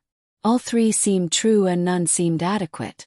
"Alessio is many things," Rosa said, her accent making his name sound musical, transforming it from Italian to something more intimate. "But he is not careless with those under his protection. Whatever you think of how you came to be here, you should know, you and your daughter are safe within these walls. Safe from everyone except the person keeping us here." Rosa's mouth twitched, not quite a smile. "You think you're being kept. The doors aren't locked, Sophia. You could walk out any time you wished."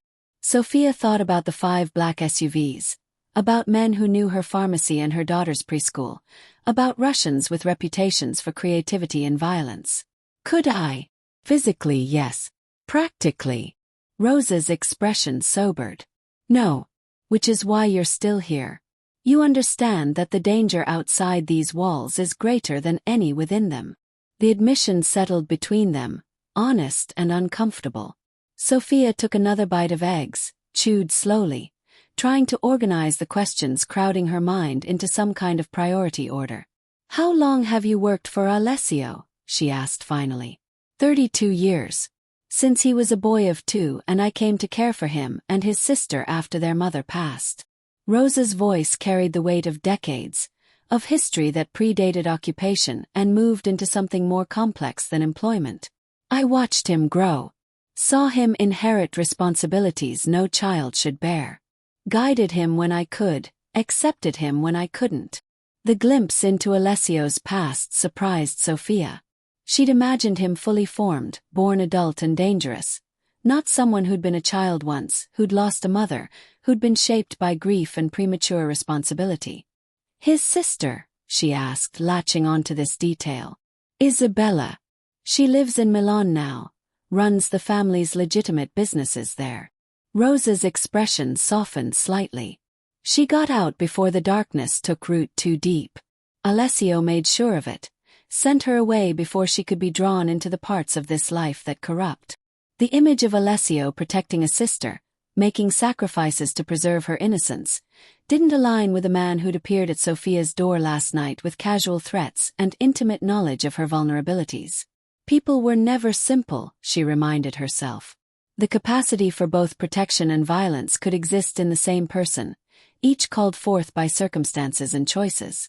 "Why are you telling me this?" Sophia asked, sharing his history, trying to make him seem human. Rosa met her eyes directly. "Because you're frightened, and fear makes people see monsters where there are only men. Dangerous men, yes. Men who've done terrible things, certainly. But men nonetheless, with reasons and rules and limits." She paused, considering. "And because I think you need to understand what kind of protection you've accepted. It comes with complications, but it is genuine. A sound from the bed. Emma stirring, making the small noises that preceded waking. Sophia set down her coffee, moved to her daughter's side as her eyes opened, confusion crossing her face before memory caught up. "Mama!" Emma's voice was clearer than it had been in days, the congestion finally breaking up. "Where are we?" "We're at Mr. Alessio's house, remember? We came here last night." Sophia brushed curls from Emma's forehead, checking for fever out of habit. "Oh, clear. How do you feel, baby?" "My throat doesn't hurt anymore." Emma sat up, looking around the room with fresh curiosity now that sleep had cleared her mind. Her eyes landed on Rosa, widened slightly. "Hello. Hello, Piccola." Rosa's entire demeanor shifted, warming in a way that made her seem decades younger. "I'm Rosa. I help take care of this house.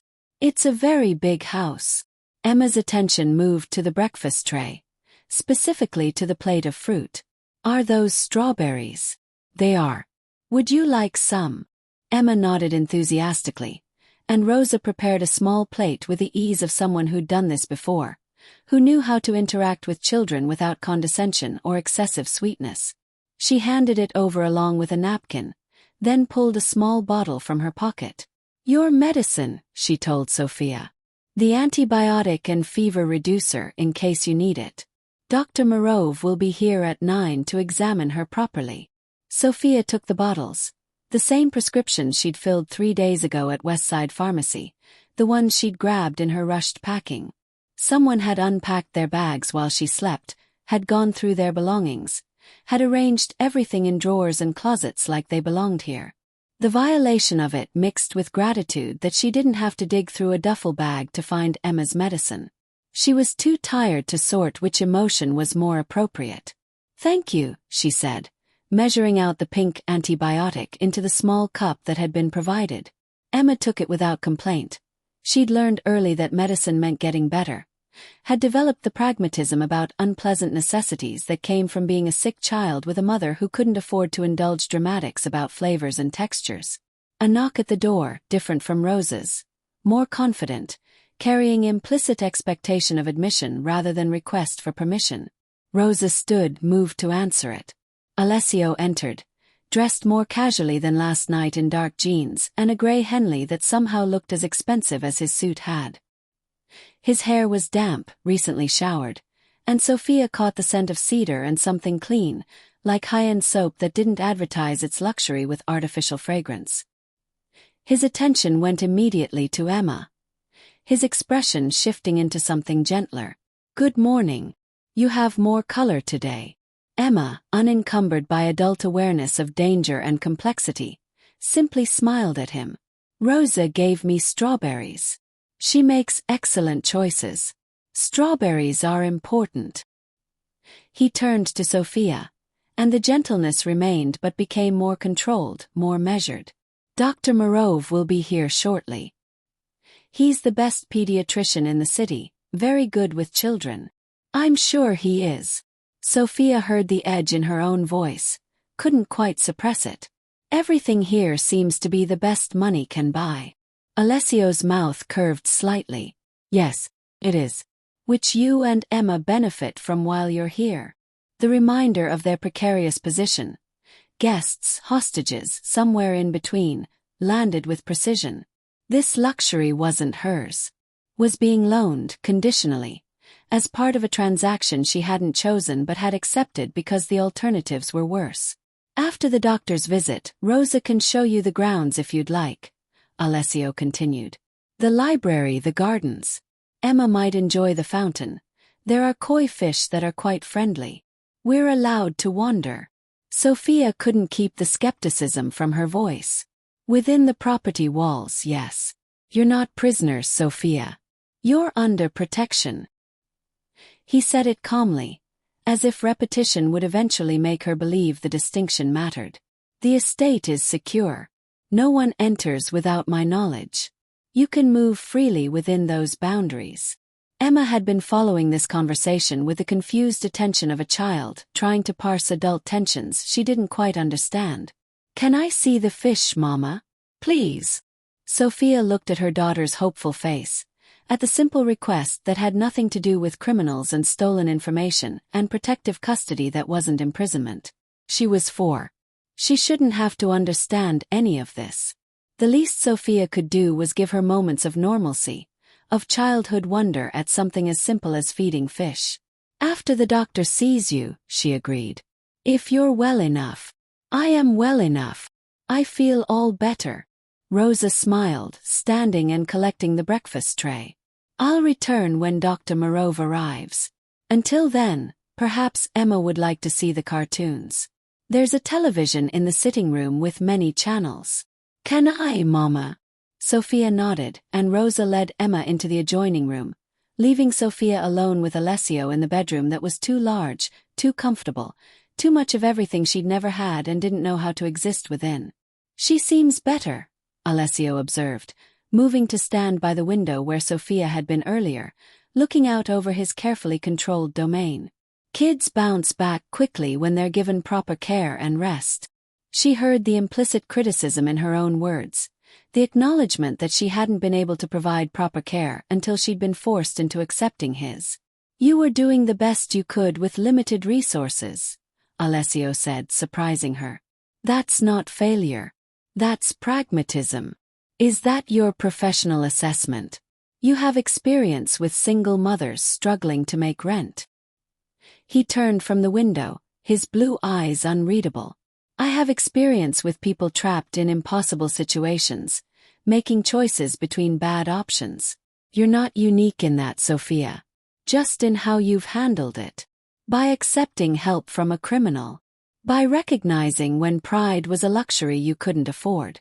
By prioritizing your daughter's welfare over your own comfort with the moral complications. He moved closer, not threatening but deliberate. Most people would have slammed the door in my face last night. Or screamed for the neighbors. Or tried to run. You did none of those things because you understood the tactical situation and made the choice that gave Emma the best chance of safety.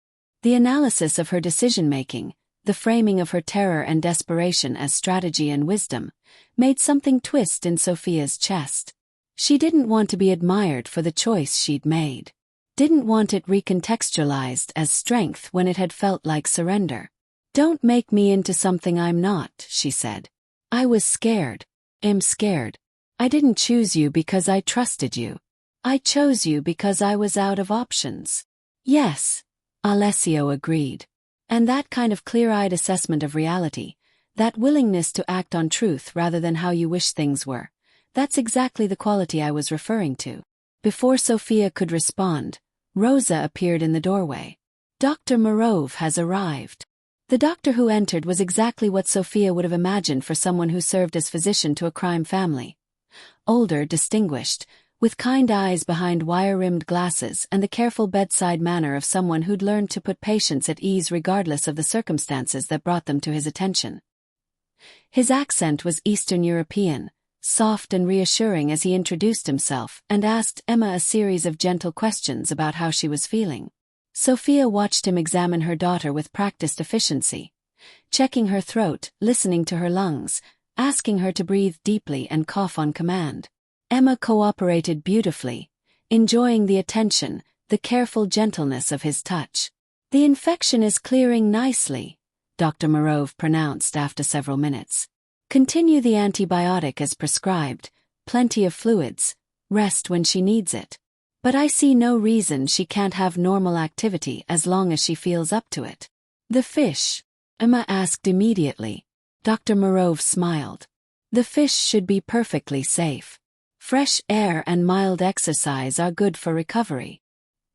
He turned to Sophia, his expression becoming more serious. And you? How are you managing? The question surprised her. She'd expected him to focus entirely on Emma, to treat her as an accessory to his actual patient. I'm fine. You have shadows under your eyes that suggest otherwise. When did you last sleep properly? Eat a full meal? Sophia felt her defenses rising. I've been taking care of my sick daughter. Sleep hasn't been a priority. It needs to be. You can't care for her effectively if you're running on empty. He pulled a small card from his pocket, handed it to her. "My number. Call if Emma's condition changes or if you need anything else. Anxiety medication, something to help you sleep, whatever might help you manage this."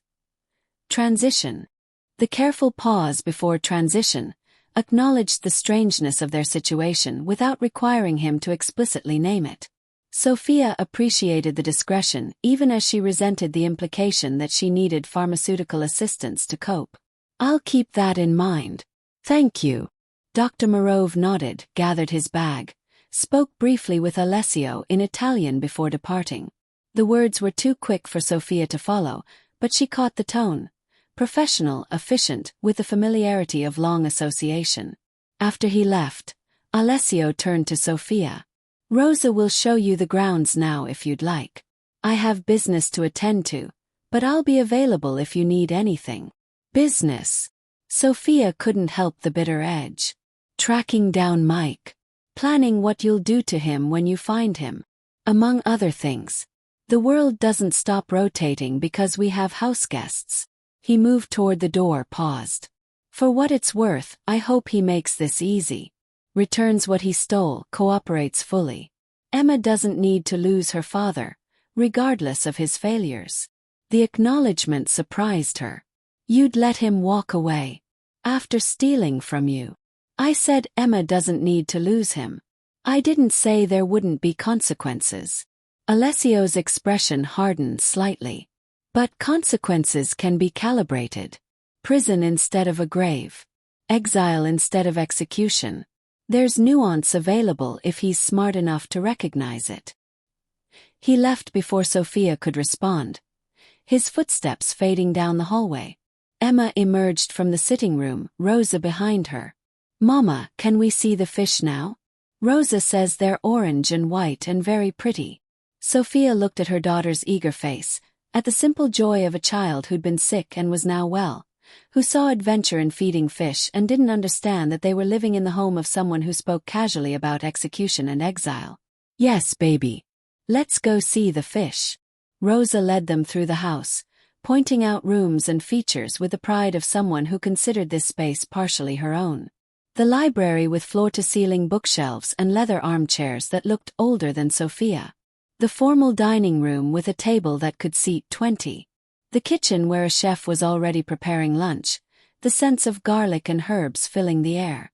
Everything spoke of money and permanence, of a life built to last generations rather than scrape by month to month. The grounds were even more impressive in person.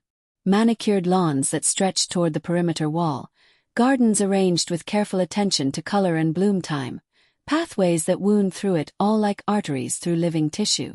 And in the center, the fountain Rosa had mentioned.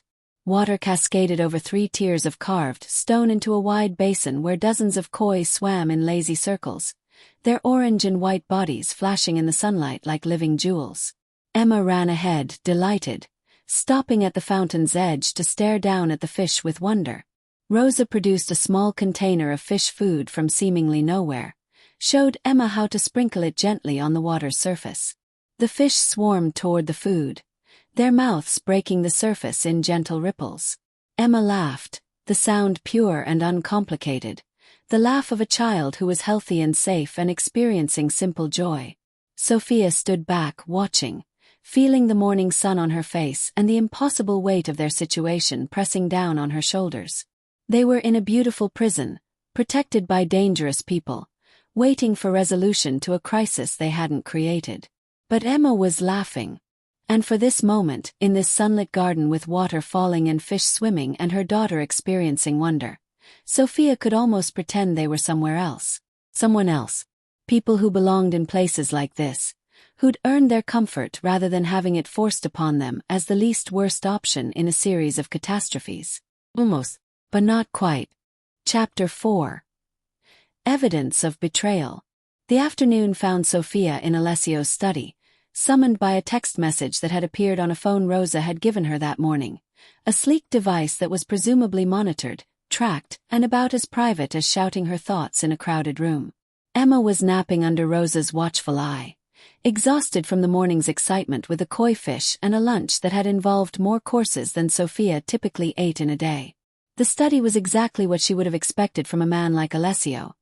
Dark wood paneling, floor-to-ceiling bookshelves filled with volumes that looked read rather than decorative, a massive desk positioned to face the door so he could see anyone who entered. Leather chairs that had been broken in by decades of use. The faint scent of expensive cigars and older books.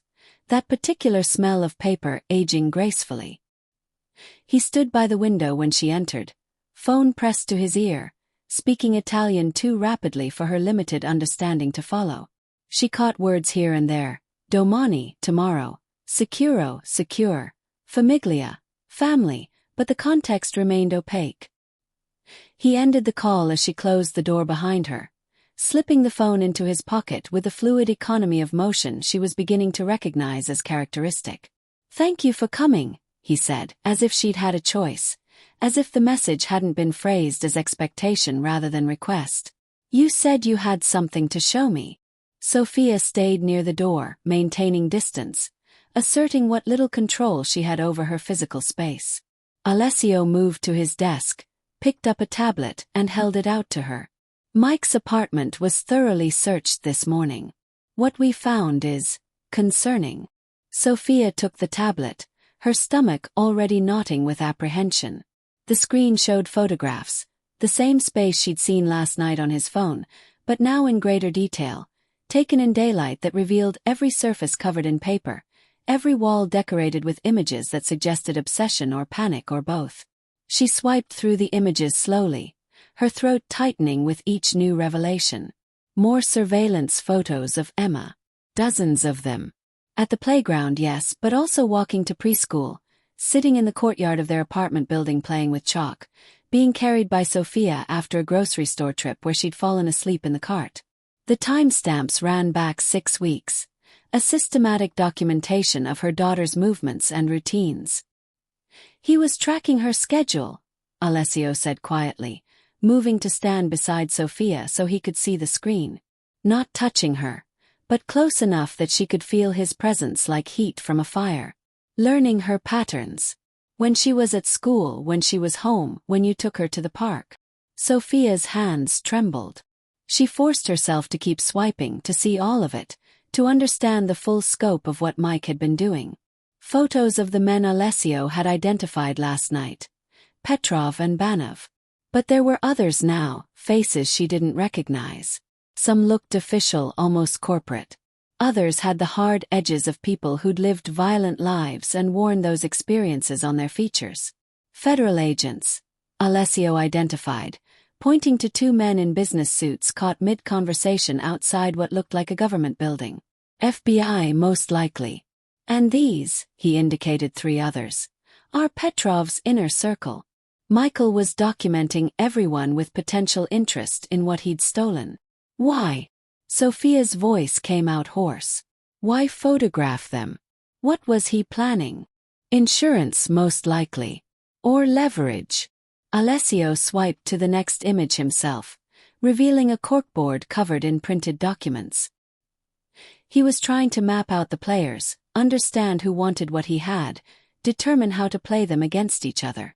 The documents were partially visible in the photograph. Spreadsheets with names and numbers, printouts of news articles about organized crime prosecutions, handwritten notes in Mike's familiar scrawl that Sophia couldn't quite make out in the image resolution. She swiped again. A pink backpack filled the screen. Small, decorated with unicorns, unmistakably Emma's. Sophia's breath stopped. Alessio took the tablet gently from her shaking hands, set it on the desk, and guided her to one of the leather chairs. She sat without protest, her legs suddenly unable to support her weight. "We brought it back," he said, moving to a cabinet and returning with the backpack itself, setting it carefully on the desk where she could see it. "I wanted you to see the contents yourself, make your own assessment of what he was planning." Sophia stared at the bag. She'd bought it last year for Emma's 3rd birthday. Had watched her daughter's face light up with joy at the unicorns and rainbows. Emma had carried it everywhere for months before outgrowing it, moving on to a newer, bigger backpack for preschool. Sophia had donated the unicorn bag to Goodwill 6 months ago. Or thought she had. Apparently, Mike had taken it instead. Had kept it for purposes she was only now beginning to understand. "Open it," Alessio said gently. She reached for the bag with numb fingers, pulled the zipper. Inside, neatly packed as if for a planned trip, a change of clothes in Emma's current size, not the smaller size she'd worn when she used this bag. Her favorite book, the one about the mouse who was afraid of the dark. A small stuffed animal Sophia didn't recognize. New, probably purchased specifically for this purpose. Passport. Sophia pulled it out, opened it with shaking hands. Emma's face stared back at her from the photo page, taken within the past 6 months based on the length of her hair. The passport had been issued 3 weeks ago. "I never applied for this," Sophia whispered. "I never gave permission." "He forged your signature on the application. Not difficult to do, especially when you have access to previous documents." Alessio's voice remained neutral, clinical, but she heard the anger underneath. "The passport is legitimate. He went through official channels, just with fraudulent authorization." She set the passport down, reached deeper into the bag. Her fingers closed around an envelope, thick and heavy. She pulled it out, opened it. Hundreds and fifties. More money than she'd seen in one place in years. She didn't count it, couldn't bring herself to touch it more than necessary, but there had to be several $1,000s there. 4,800, Alessio supplied. Enough for immediate expenses, plane tickets, hotel, basic supplies. Not enough to last long, but sufficient for initial flight. Sophia set the envelope on the desk beside the passport. Her hands now shaking so badly she had to clasp them in her lap to still them. He was going to take her. Just take her and run. Yes. The single-word confirmation made something crack inside her chest. All the time she'd begged Mike to be more involved, to spend time with Emma, to act like a father instead of an occasional visitor who showed up when convenient and disappeared when responsibility called.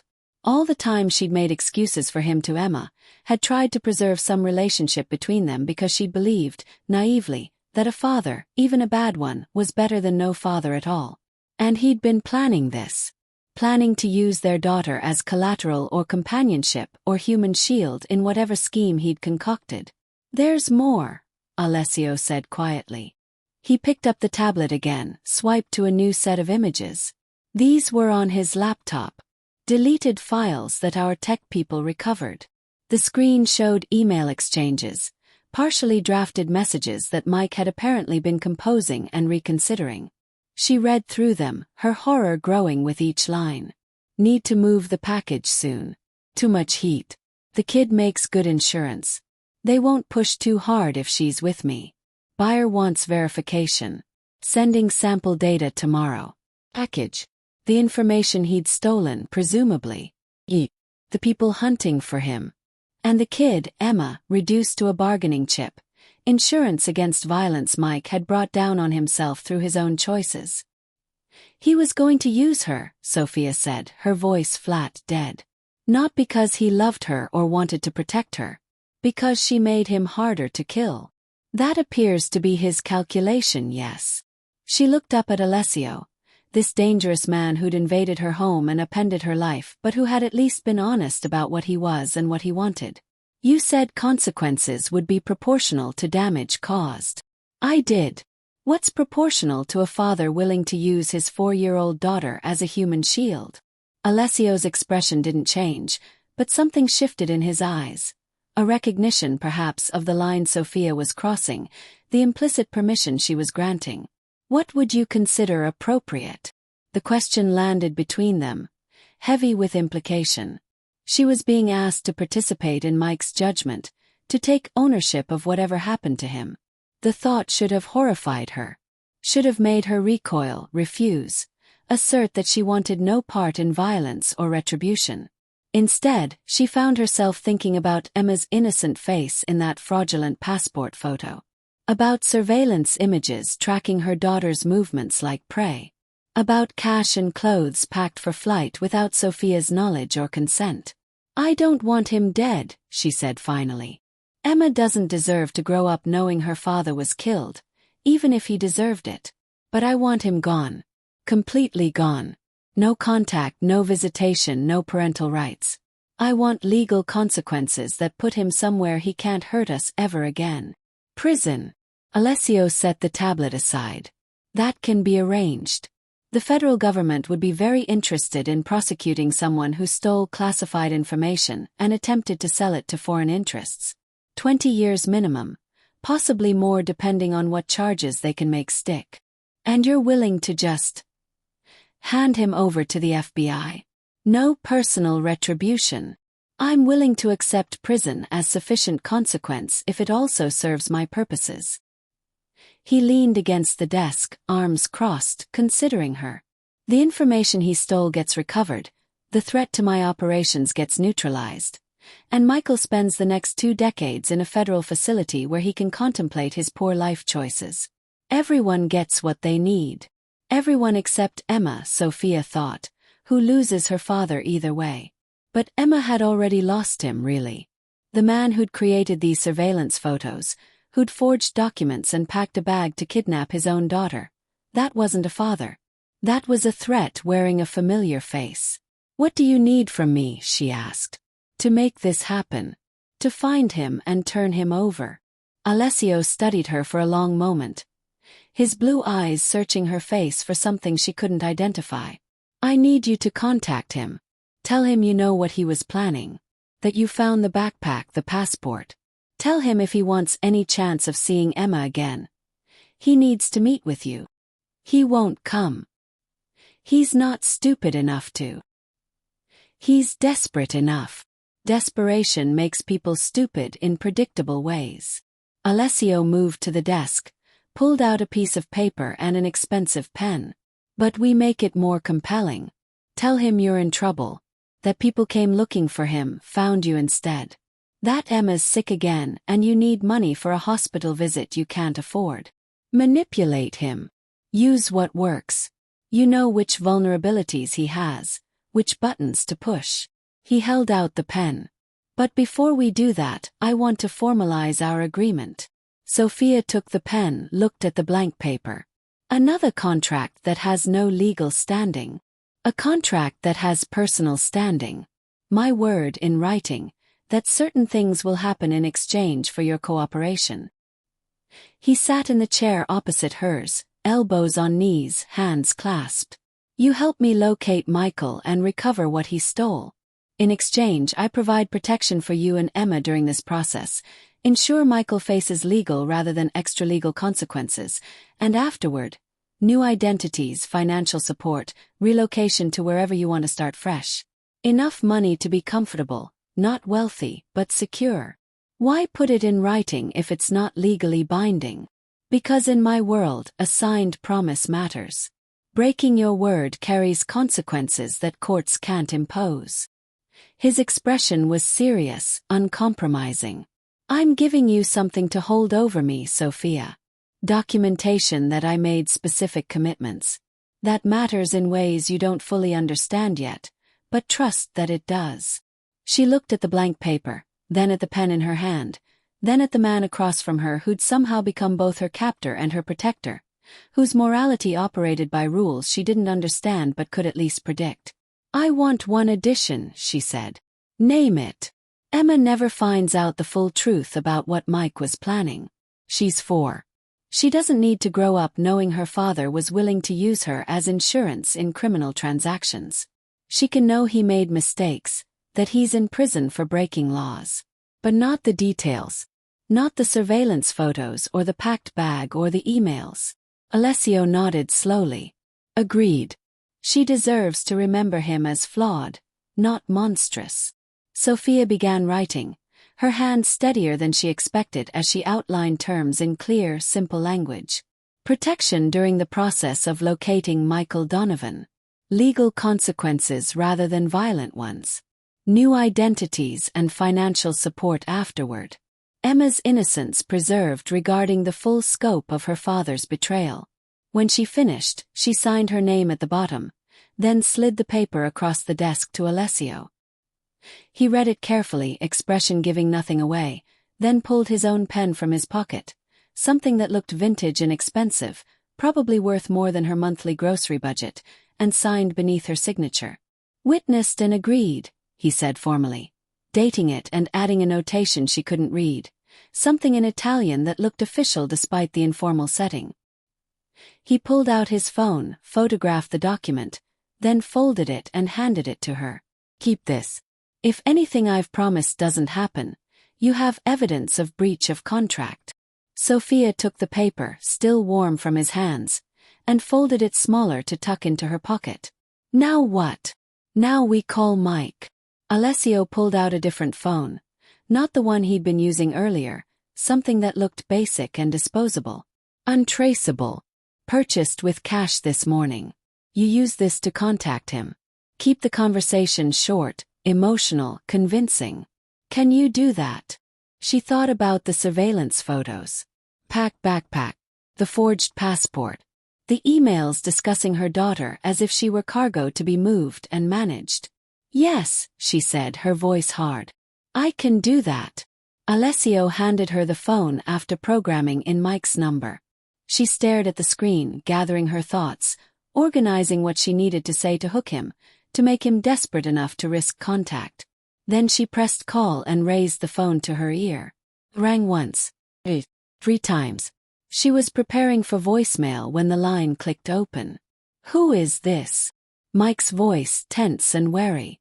"It's me," Sophia said, letting exhaustion color her words, making herself sound even more worn than she actually was. "Don't hang up." Silence. Then carefully. "Sophie, how did you get this number?" "I found your apartment, Mike. I found the backpack." She let the words land, let him process the implications. "I found Emma's passport. Clothes you packed. The money." More silence, longer this time. She could almost hear him calculating, trying to determine how much she knew, how angry she was, whether this was a trap. "I can explain." "Don't." She cut him off, making her voice shake. "I don't want explanations. I want to know if you were really going to do it. If you were really going to take our daughter and run without telling me." "It's not like that. I was protecting her." "From who, Mike?" "From the people you stole from. The Russians you're trying to sell information to." She was improvising now, using what Alessio had told her, letting anger bleed into her voice because it was genuine, because she didn't have to fake the betrayal she felt. "I know what you did. I know you're in trouble.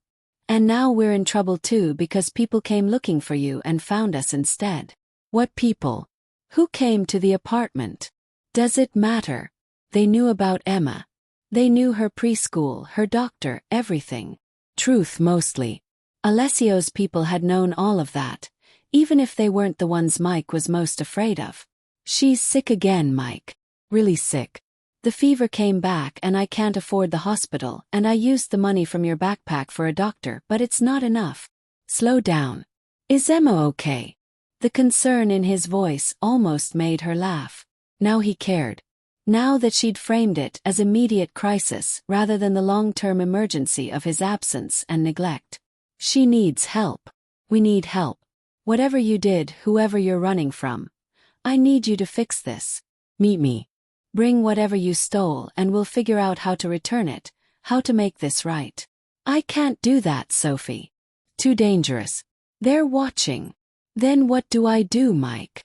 She let desperation crack her voice. "How do I protect our daughter from consequences of your choices? How do I keep her safe when I don't even understand what we're safe from?" "Just stay home. Lock the doors. Don't talk to anyone. I'll figure something out." "There is no home." She made the lie sound like truth. "I got evicted, remember? We're staying with a friend, but I can't do that forever. I need money. I need to know Emma's safe. I need you to stop being a coward and face what you've done." The harsh words surprised even her. Alessio was watching with an expression that might have been approval, might have been assessment, probably both. Mike's breathing came harsh over the line. "Where are you staying? Does it matter?" "Can meet you. Tomorrow." "Tell me where." She softened slightly, adding vulnerability to her voice. "Please, Mike. Emma keeps asking for you. She doesn't understand why Daddy doesn't visit anymore." The manipulation was crude but effective. She heard it land, heard Mike's resolve wavering. "There's a coffee shop on Riverside Drive," he said finally. "Bluebird Coffee. You know it. I can find it. Tomorrow. p.m. Come alone. I'm not bringing Emma if that's what you're worried about." "No. He started again. "Make sure you're not followed. These people, Sophie, they're dangerous. If they think you're leading them to me, I'll be careful." She looked at Alessio, who nodded slightly. "Tomorrow. p.m. Don't make me wait, Mike. I've been waiting on you for long enough." She ended the call before he could respond, set the phone down on the desk with shaking hands. Alessio picked it up, did something to it, disabling the GPS probably, or wiping any metadata that might be traced back to this location. "Well done," he said. "Very convincing. It wasn't all acting." Sophia's voice came out flat. "I am angry. I'm scared. And I do think he's a coward." "Then you channeled it effectively." He stood, pocketed the phone. "Tomorrow evening we'll have people in place at Bluebird Coffee and the surrounding blocks. You won't attend. There's no reason to put you in potential crossfire. My people will handle the extraction. What if he doesn't come?" "He'll come. You gave him exactly the bait he needed. Sick daughter, desperate mother, a chance to be the hero rescuing you from consequences he created." Alessio's mouth twisted slightly. Men like Michael can't resist the narrative where they're actually the good guy despite all evidence to the contrary. Sophia thought about the Mike she'd known, the one who'd promised to change, to be better, to prioritize Emma, who'd meant it every time and failed every time because wanting to be good was easier than doing the work required to actually become good. "What happens after tomorrow?" she asked. "Assuming you catch him, recover what he stole. What happens to Emma and me?" "That depends on what you want. The new identities and relocation are available whenever you're ready. Or," he paused, considering, "you could stay." "Stay." She repeated the word flatly. "Here. In your house. Under your protection indefinitely. Under my employment potentially. I run several legitimate businesses that could use someone with your skills. Administrative work, organization, problem solving." His expression was carefully neutral. "You'd be paid fairly, given autonomy over how you work, provided housing and benefits. Emma would attend good schools, have access to healthcare. A normal life, just adjacent to my operations rather than completely separate from them." The offer surprised her. She'd expected the contract to end with Mike's capture and their departure. This suggested something else. A longer-term arrangement, a place within his world rather than exile from it. "Why?" she asked. "Why offer that instead of just paying me off and sending me away?" Alessio was quiet for a moment, his blue eyes studying her with that unsettling intensity. "Because in the past 24 hours, you've demonstrated more pragmatism, strategic thinking, and moral courage than most people I've worked with for years. You assess situations clearly, make hard choices, protect what matters without letting sentiment cloud judgment." He shrugged slightly. "That's valuable. Worth keeping close. I'm not a criminal. I'm not asking you to be. The legitimate businesses are actually legitimate. Real estate management, import, export, consulting services. Nothing that would compromise your ethics or put Emma at risk." He moved toward the door, paused with his hand on the knob. "But you don't have to decide now. Get through tomorrow first. See how you feel when the immediate threat is resolved." After he left, Sophia sat alone in the study, surrounded by expensive books and the lingering scent of cigars, holding a handwritten contract that shouldn't mean anything but somehow felt like the most binding agreement she'd ever made. Tomorrow Mike would be captured. The threat would end. And she'd have to decide what kind of life she wanted to build from the ruins of the old one, whether to disappear into anonymity somewhere far away, or stay adjacent to danger because the protection it offered was better than any alternative she could imagine. For now, she had a daughter to check on, a woman named Rosa to thank for watching her, and a strange new reality to somehow make sense of. She stood, left the study, and went to find Emma in this beautiful house that was both sanctuary and prison, depending on how you chose to see it. Sophia was learning that perspective mattered more than she'd ever realized. Chapter 5. Terms renegotiated. The rest of the afternoon passed in a strange suspension of normalcy. Emma, oblivious to the phone call that had just arranged her father's capture, played in the sweet sitting room with toys that had appeared from somewhere. Probably Rosa's doing, though Sophia hadn't seen them arrive. Wooden blocks and stuffed animals and picture books, all carefully selected for a 4-year-old's interests, all expensive in the quiet way that quality children's items were expensive. Sophia tried to read, pulling a novel from the sweet small bookshelf, but the words wouldn't arrange themselves into meaning. Her mind kept circling back to Mike's voice on the phone, the concern that had sounded genuine even though she knew better than to trust it, the way he'd agreed to meet her tomorrow as if he had any intention of actually helping rather than manipulating the situation to his advantage. She wondered if he suspected a trap. Probably. Mike was paranoid even on his best days, saw conspiracies in coincidence and betrayal in bad luck. But he was also arrogant enough to believe he could outsmart whatever snare was being set, clever enough to think he'd see it coming and slip away at the last moment. He wouldn't. Alessio's people would be thorough, professional, overwhelming.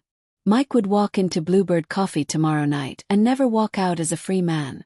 The thought should have brought satisfaction. Instead, it sat heavy in her chest, complicated by the knowledge that Emma would have to be told something, would have to understand in whatever terms a 4-year-old could process that her father was going away and wouldn't be coming back. A knock at the door pulled her from these thoughts. Rosa entered with a tea service. Actual china, delicate cups painted with flowers that looked hand-done, a teapot that steamed with something that smelled like chamomile and honey. "You haven't eaten since breakfast," Rosa observed, setting the tray on the table by the window. "And you picked at that. I brought sandwiches as well." She hadn't, but she left and returned within minutes with a second tray bearing tea sandwiches cut into triangles, arranged with the same care as everything else in this house. Cucumber and cream cheese, smoked salmon, chicken salad. The kind of food Sophia associated with garden parties and British novels, not afternoon meals on a random Wednesday. "I'm not hungry," Sophia said, but even as the words left her mouth, her stomach growled in contradiction. Rosa's expression suggested she'd heard this protest before, probably from Alessio himself during whatever moments of stress or crisis required the care of a woman who'd been managing this household for 3 decades. She poured tea into both cups, added honey to one and slid it across to Sophia with a kind of gentle insistence that didn't brook argument. "Eat. Drink. You'll need your strength for whatever comes next." Sophia picked up a sandwich more to avoid further discussion than from actual appetite, but once she'd taken a bite, hunger reasserted itself with startling intensity. She hadn't realized how little she'd eaten, how much energy fear and stress had been consuming. Rosa settled into the other chair, her own tea untouched, her sharp eyes assessing Sophia with a kind of attention that suggested she saw beyond surfaces into the complicated truth beneath. "You called him," she said. "Not a question." "How did you know?" "Alessio told me. He tells me most things eventually." Rosa's mouth curved slightly. "I'm the one person in this house whose opinion he actually values, though he'd never admit it so directly. Because you raised him. Because I know him. Who he was before all this." She gestured vaguely, encompassing the mansion, the organization, the life built on foundations Sophia was only beginning to understand. "And who he's become despite his best efforts to preserve some core of the boy I knew." Sophia took another sandwich, using the excuse of eating to buy time while she organized her thoughts. "You approve of what he does. Running a criminal organization. Dealing in violence and intimidation." "Approve? No." Rosa's answer was immediate, unequivocal. "But I understand it. His father built this empire with blood and ruthlessness. When he died, Alessio inherited not just wealth but obligations, enemies, alliances that couldn't be broken without starting wars. He was 22 years old and suddenly responsible for hundreds of people whose livelihoods depended on decisions he made. He could have walked away. chosen a different life. Could he? Rosa's eyes sharpened. When walking away would have left a power vacuum that would have consumed everyone connected to the family. When his sister needed protection that only his position could provide. When generations of loyalty and tradition bound him to responsibilities he never asked for. The parallel to Sophia's own situation wasn't subtle. Choices constrained by circumstances, decisions made from limited options rather than genuine freedom. She resented the comparison even as she recognized its accuracy. He still makes those choices now, Sophia pointed out. Violence, crime, whatever proportional consequences he's planning for Mike. Yes, because the world he operates in doesn't reward mercy or allow for ethical purity. Rosa leaned forward, her posture intense. But within that world he maintains rules. Civilians aren't targeted. Children are protected. Women aren't used as leverage. These boundaries matter, Sophia. They're the difference between order and chaos, between a criminal who has limits and a monster who doesn't. That's a pretty low bar for morality. It's the bar that exists in reality rather than philosophy. Rosa picked up her own tea, took a sip. You can judge him for not being better. But you should also recognize that he's not worse, which in his position requires constant effort and sacrifice. Sophia thought about the contract she'd signed, about Alessio's insistence on putting promises in writing even when they had no legal force, about his visible discomfort when discussing using Emma as bait, his immediate agreement when she demanded Mike face legal rather than violent consequences. A man trying to be decent within indecent circumstances. Still complicit, still culpable, but not beyond recognition of right and wrong. Why are you telling me this? Sophia asked, making the case for him. Because tomorrow, when this situation with Michael resolves, you'll have to make a choice about what comes next. And I want you to make that choice with clear understanding rather than simple moral certainty that doesn't account for complexity. He offered me a job. Employment in his legitimate businesses. I know. He asked my opinion on the offer before he made it. Rosa smiled slightly. I told him you were too smart to accept without serious consideration of what it would mean, but also too pragmatic to reject it purely on principle. And what would it mean, really? Beyond the salary and the housing and the good schools for Emma. Rosa was quiet for a moment, considering her words with the care of someone who understood that truth had weight and consequences. It would mean proximity to danger without being directly endangered.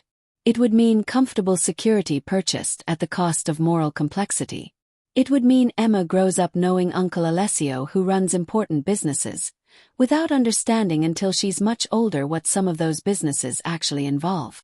It would mean being complicit. It would mean being protected. Rosa's correction was gentle but firm. There's a difference, though I understand if that distinction feels insufficient. Emma appeared in the doorway, Mr. Flopsy dragging behind her. Her expression the particular kind of bored that meant she was ready for her mother's attention after an afternoon of solo play.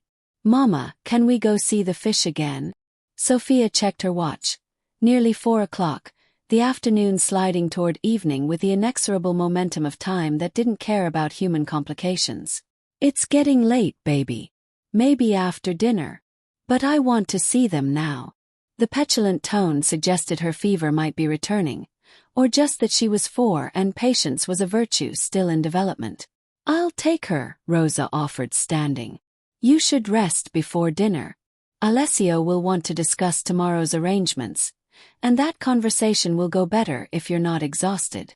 Sophia wanted to protest, to assert her right as Emma's mother to be the one taking her to see the koi fish, but exhaustion pressed down on her shoulders like physical weight.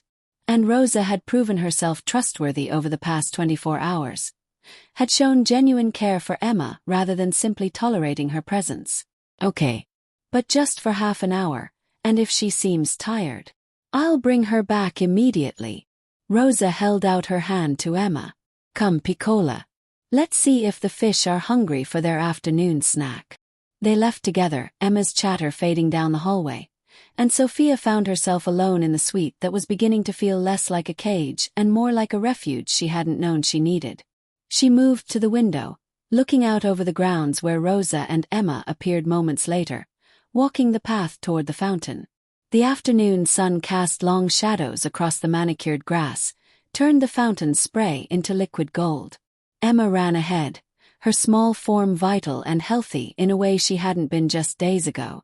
Sophia pressed her palm against the glass, watching her daughter laugh at something Rosa said, and felt the full weight of her situation settle into clarity. She couldn't go back to the apartment on Westbrook Avenue.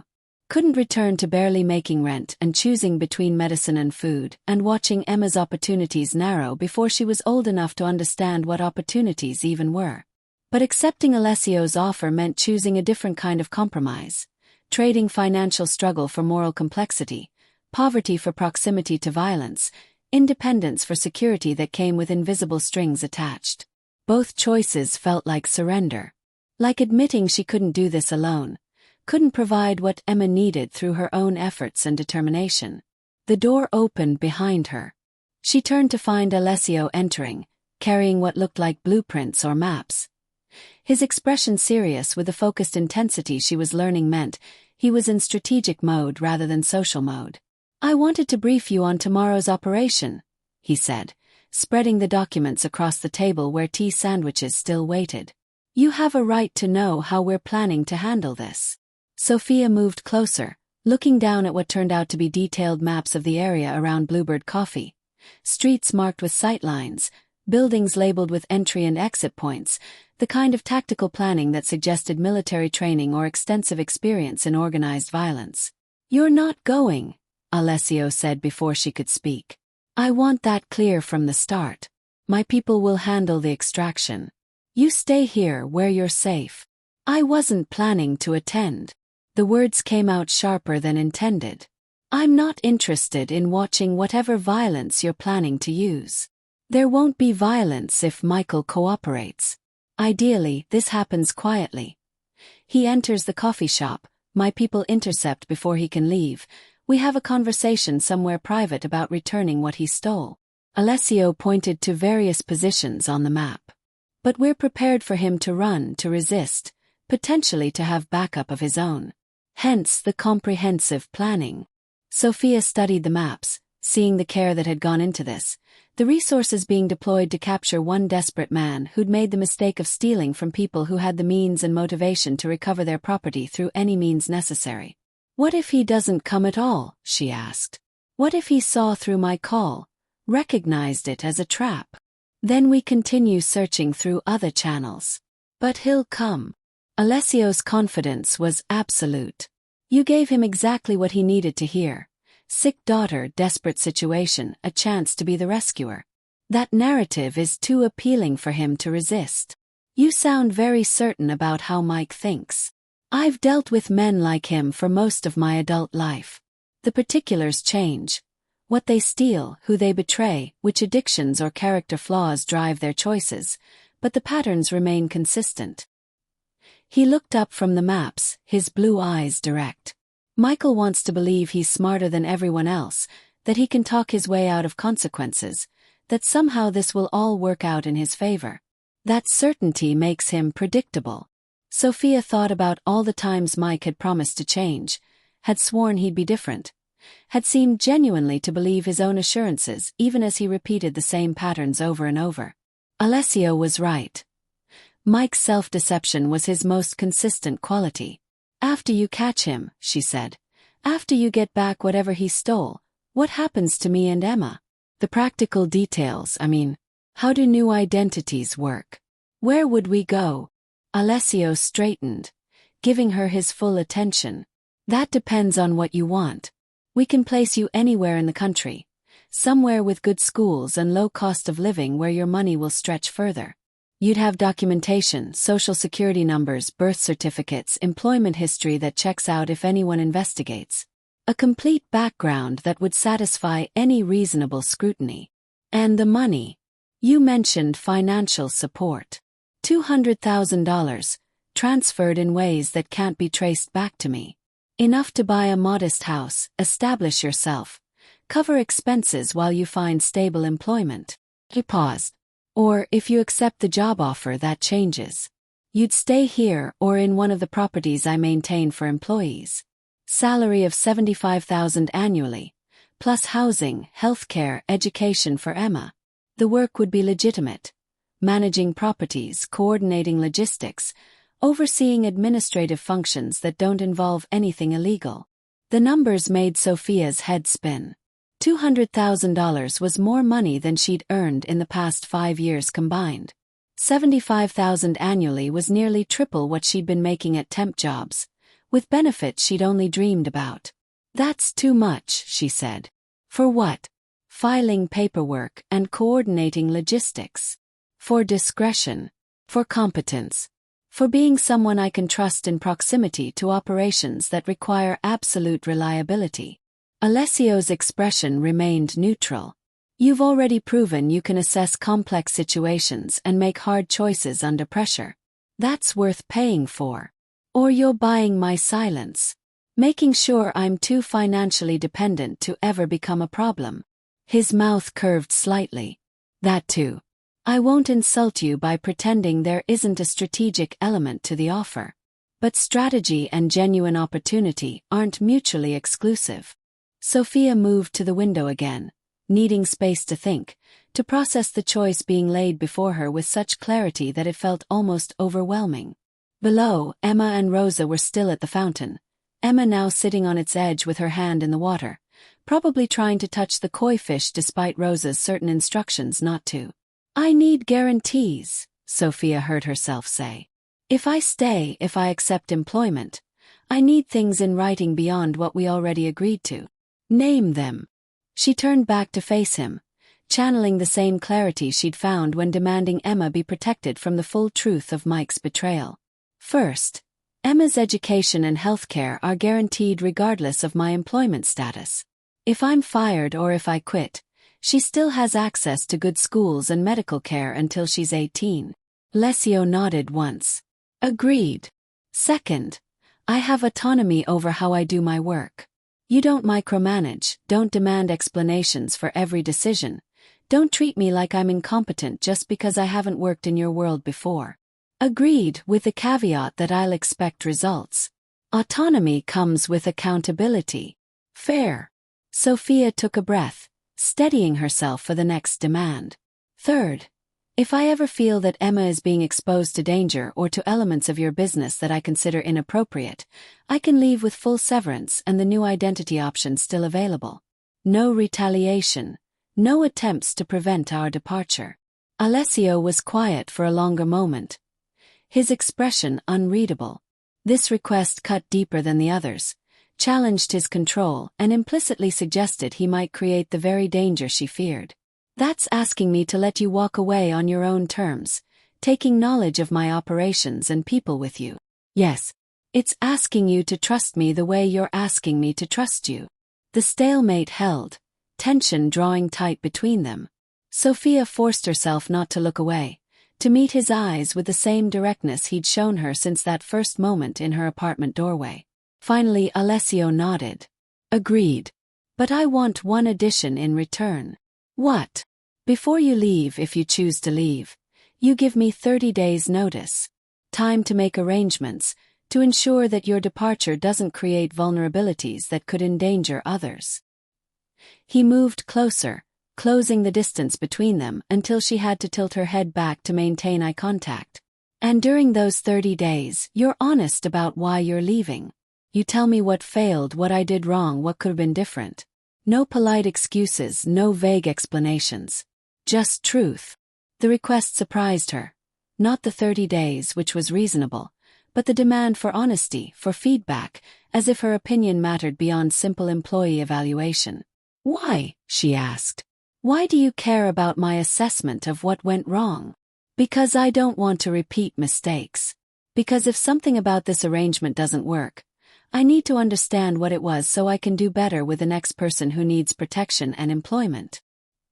His expression softened almost imperceptibly. And because I respect you enough to want your honest opinion, even when it's critical. The admission hung between them, more intimate than the conversation's content warranted. Sophia felt something shift in her perception of him. Not forgiveness for what he was, not acceptance of the violence his world operated on, but recognition that within those constraints, he was trying to be decent in whatever limited ways his position allowed. "Okay," she said. 30 days notice with honest assessment. Add it to the contract. Alessio pulled out his phone, opened a document, probably the photograph he'd taken of their earlier agreement, and began typing amendments. His fingers moved quickly across the screen, translating their verbal negotiations into formal language that preserved intent while adding legal-sounding precision. When he finished, he showed her the screen. She read through the additions carefully, checking that every point had been captured accurately, that no subtle changes had crept in to alter the meaning. Satisfied, she nodded. "Send me a copy. I'll print it out. Signatures should be on paper for this." He pocketed his phone. "I'll have it ready after dinner. We can both sign then, with Rosa as witness." The mention of dinner reminded Sophia that time was still moving forward, that tomorrow would come whether she was ready or not, that decisions made in this room would have consequences that rippled forward into futures she couldn't yet imagine. "What time tomorrow?" she asked. "When does this all happen?" "We position people starting at 6. Coffee shop gets busy around 7:30. Provides cover for our presence." Michael said 8, so we expect him between 8 and 8:15. If he's not there by 8:30, we reassess. Alessio's tactical precision reasserted itself, the strategic mind pushing aside whatever moment of personal connection had existed. The actual capture should take less than 5 minutes if everything goes according to plan. And if it doesn't, then it takes longer, gets messier, but still ends with Michael in custody.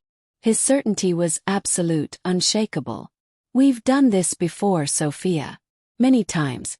We know how to extract a target from a public place with minimal disruption." Target. The word reduced Mike to an objective, a problem to be solved through application of overwhelming force and careful planning. Sophia knew she should feel something about that. Guilt, maybe, or regret that she'd helped set up the father of her child for capture by people who operated outside legal boundaries. But when she searched her feelings, she found only a cold satisfaction that Mike would finally face consequences he couldn't talk his way out of, couldn't deflect through charm or excuses or promises of future reformation. "I want updates," she said. "While it's happening. Not details, but confirmation that Emma's father is safe, that this is being handled the way you promised. I'll text you myself. Every stage. When he arrives, when we make contact, when he's secured, when we have what we need." Alessio's voice carried the weight of commitment. "You have my word."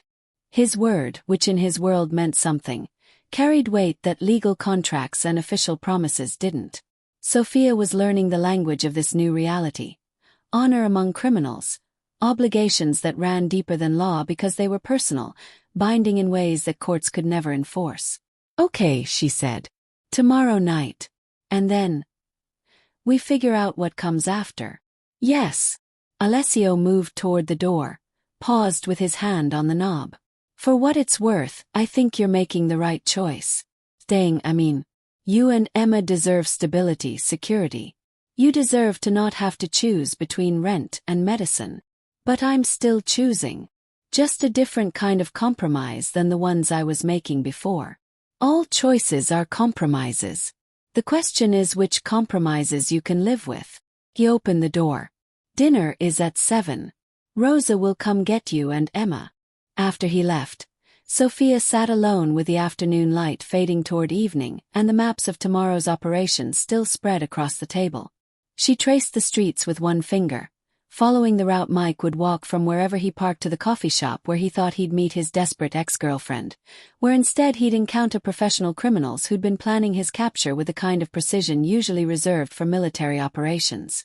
She thought about Emma, playing with fish that probably cost more than Sophia's monthly rent, cared for by a woman who devoted 3 decades to raising a boy who became a criminal because circumstances and inheritance left him no other viable path. She thought about the contract being amended even now, adding her demands for autonomy and exit strategies to Alessio's promises of protection and employment. And she thought about the choice she'd essentially already made, even if the formal signing would come after dinner, to stay in this beautiful house with its complicated protections, to accept work from a man who operated in shadows, to build a life for Emma that was purchased at the price of proximity to violence she'd never directly participate in but couldn't claim innocence about either. The guilt she expected didn't come. Or maybe it was already there, so mixed with relief and pragmatic acceptance that she couldn't separate the strands anymore. Tomorrow Mike would be captured. The immediate threat would end. And Sophia would begin learning how to live in the space between sanctuary and complicity, between protection and compromise, between the mother she'd been and the person she was choosing to become. The afternoon light shifted, casting new shadows across the room, marking time's passage whether she was ready or not. Outside, Emma's laughter carried through the open window, pure and uncomplicated, the sound of a child who was healthy and happy and safe. For now that would have to be enough. Chapter 6. The Lure. Dinner was served in a dining room that could have seated 20 but held only 4. Sophia, Emma, Alessio and Rosa, who apparently ate with the family rather than separately, another indication that her role transcended simple employment. The table was set with china that probably had provenance and history, crystal glasses that caught the chandelier's light and threw it back in prismatic fragments, silverware heavy enough to suggest actual silver rather than stainless steel pretending. Emma sat on a booster seat that had appeared from somewhere, her eyes wide as servers brought course after course. Soup she actually ate, salmon she picked at, roasted vegetables she ignored entirely in favor of the bread basket. Rosa engaged her in gentle conversation about the koi fish, about Mr. Flopsy's afternoon adventures, about whether she preferred strawberries or blueberries for dessert tomorrow. Alessio was quieter than usual. His attention divided between the meal and his phone, which sat beside his plate and buzzed periodically with messages he'd glance at, process, and occasionally respond to with quick efficiency. Sophia watched him navigate this dual focus, present enough to participate in Emma's chatter about the orange fish with a spotted tail, distracted enough that she could see the tactical planning happening behind his eyes. Tomorrow's operation, presumably. Final arrangements being confirmed, people being positioned, contingencies being established for scenarios Mike might create through desperation or unexpected competence.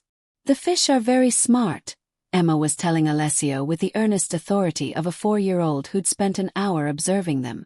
They know when it's food time. Rosa says they can recognize people. They can, Alessio confirmed, his attention returning fully to Emma. They've been in that fountain for almost 10 years. Long enough to learn the routines of the household. 10 years is very old for a fish. Emma's brow furrowed with concern. Will they die soon? Koi can live 50 years or more with proper care. These fish will probably outlive all of us. Alessio's mouth curved slightly at Emma's visible relief. They're well looked after. Like everything else in this house, Sophia thought. Maintained with resources and attention that ensured longevity, quality, preservation of value. She wondered if that same calculation extended to the people Alessio employed, whether she and Emma would be looked after with the same careful investment if they stayed. After dinner, Rosa took Emma upstairs for her bath, a routine established so quickly it already felt normal, as if they'd been living here for weeks rather than days. Alessio led Sophia back to his study, where 2 printed copies of their amended contract waited on his desk, the pages crisp and official-looking despite their legally dubious nature.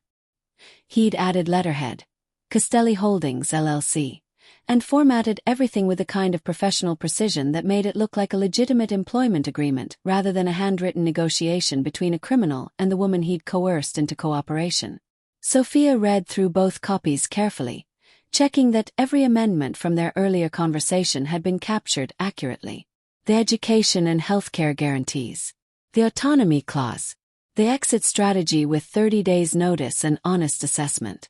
All there, rendered in clear language that didn't obscure meaning behind legal jargon. Satisfied? Alessio asked, watching her review the documents. As satisfied as I can be with a contract that has no legal standing. But she picked up the pen he offered, signed both copies at the bottom where her name had been typed. Her signature looked small and uncertain next to the bold confidence of the printed text. Alessio signed below hers, his handwriting the same elegant script from the first contract. Controlled, decisive, the signature of someone accustomed to making binding commitments.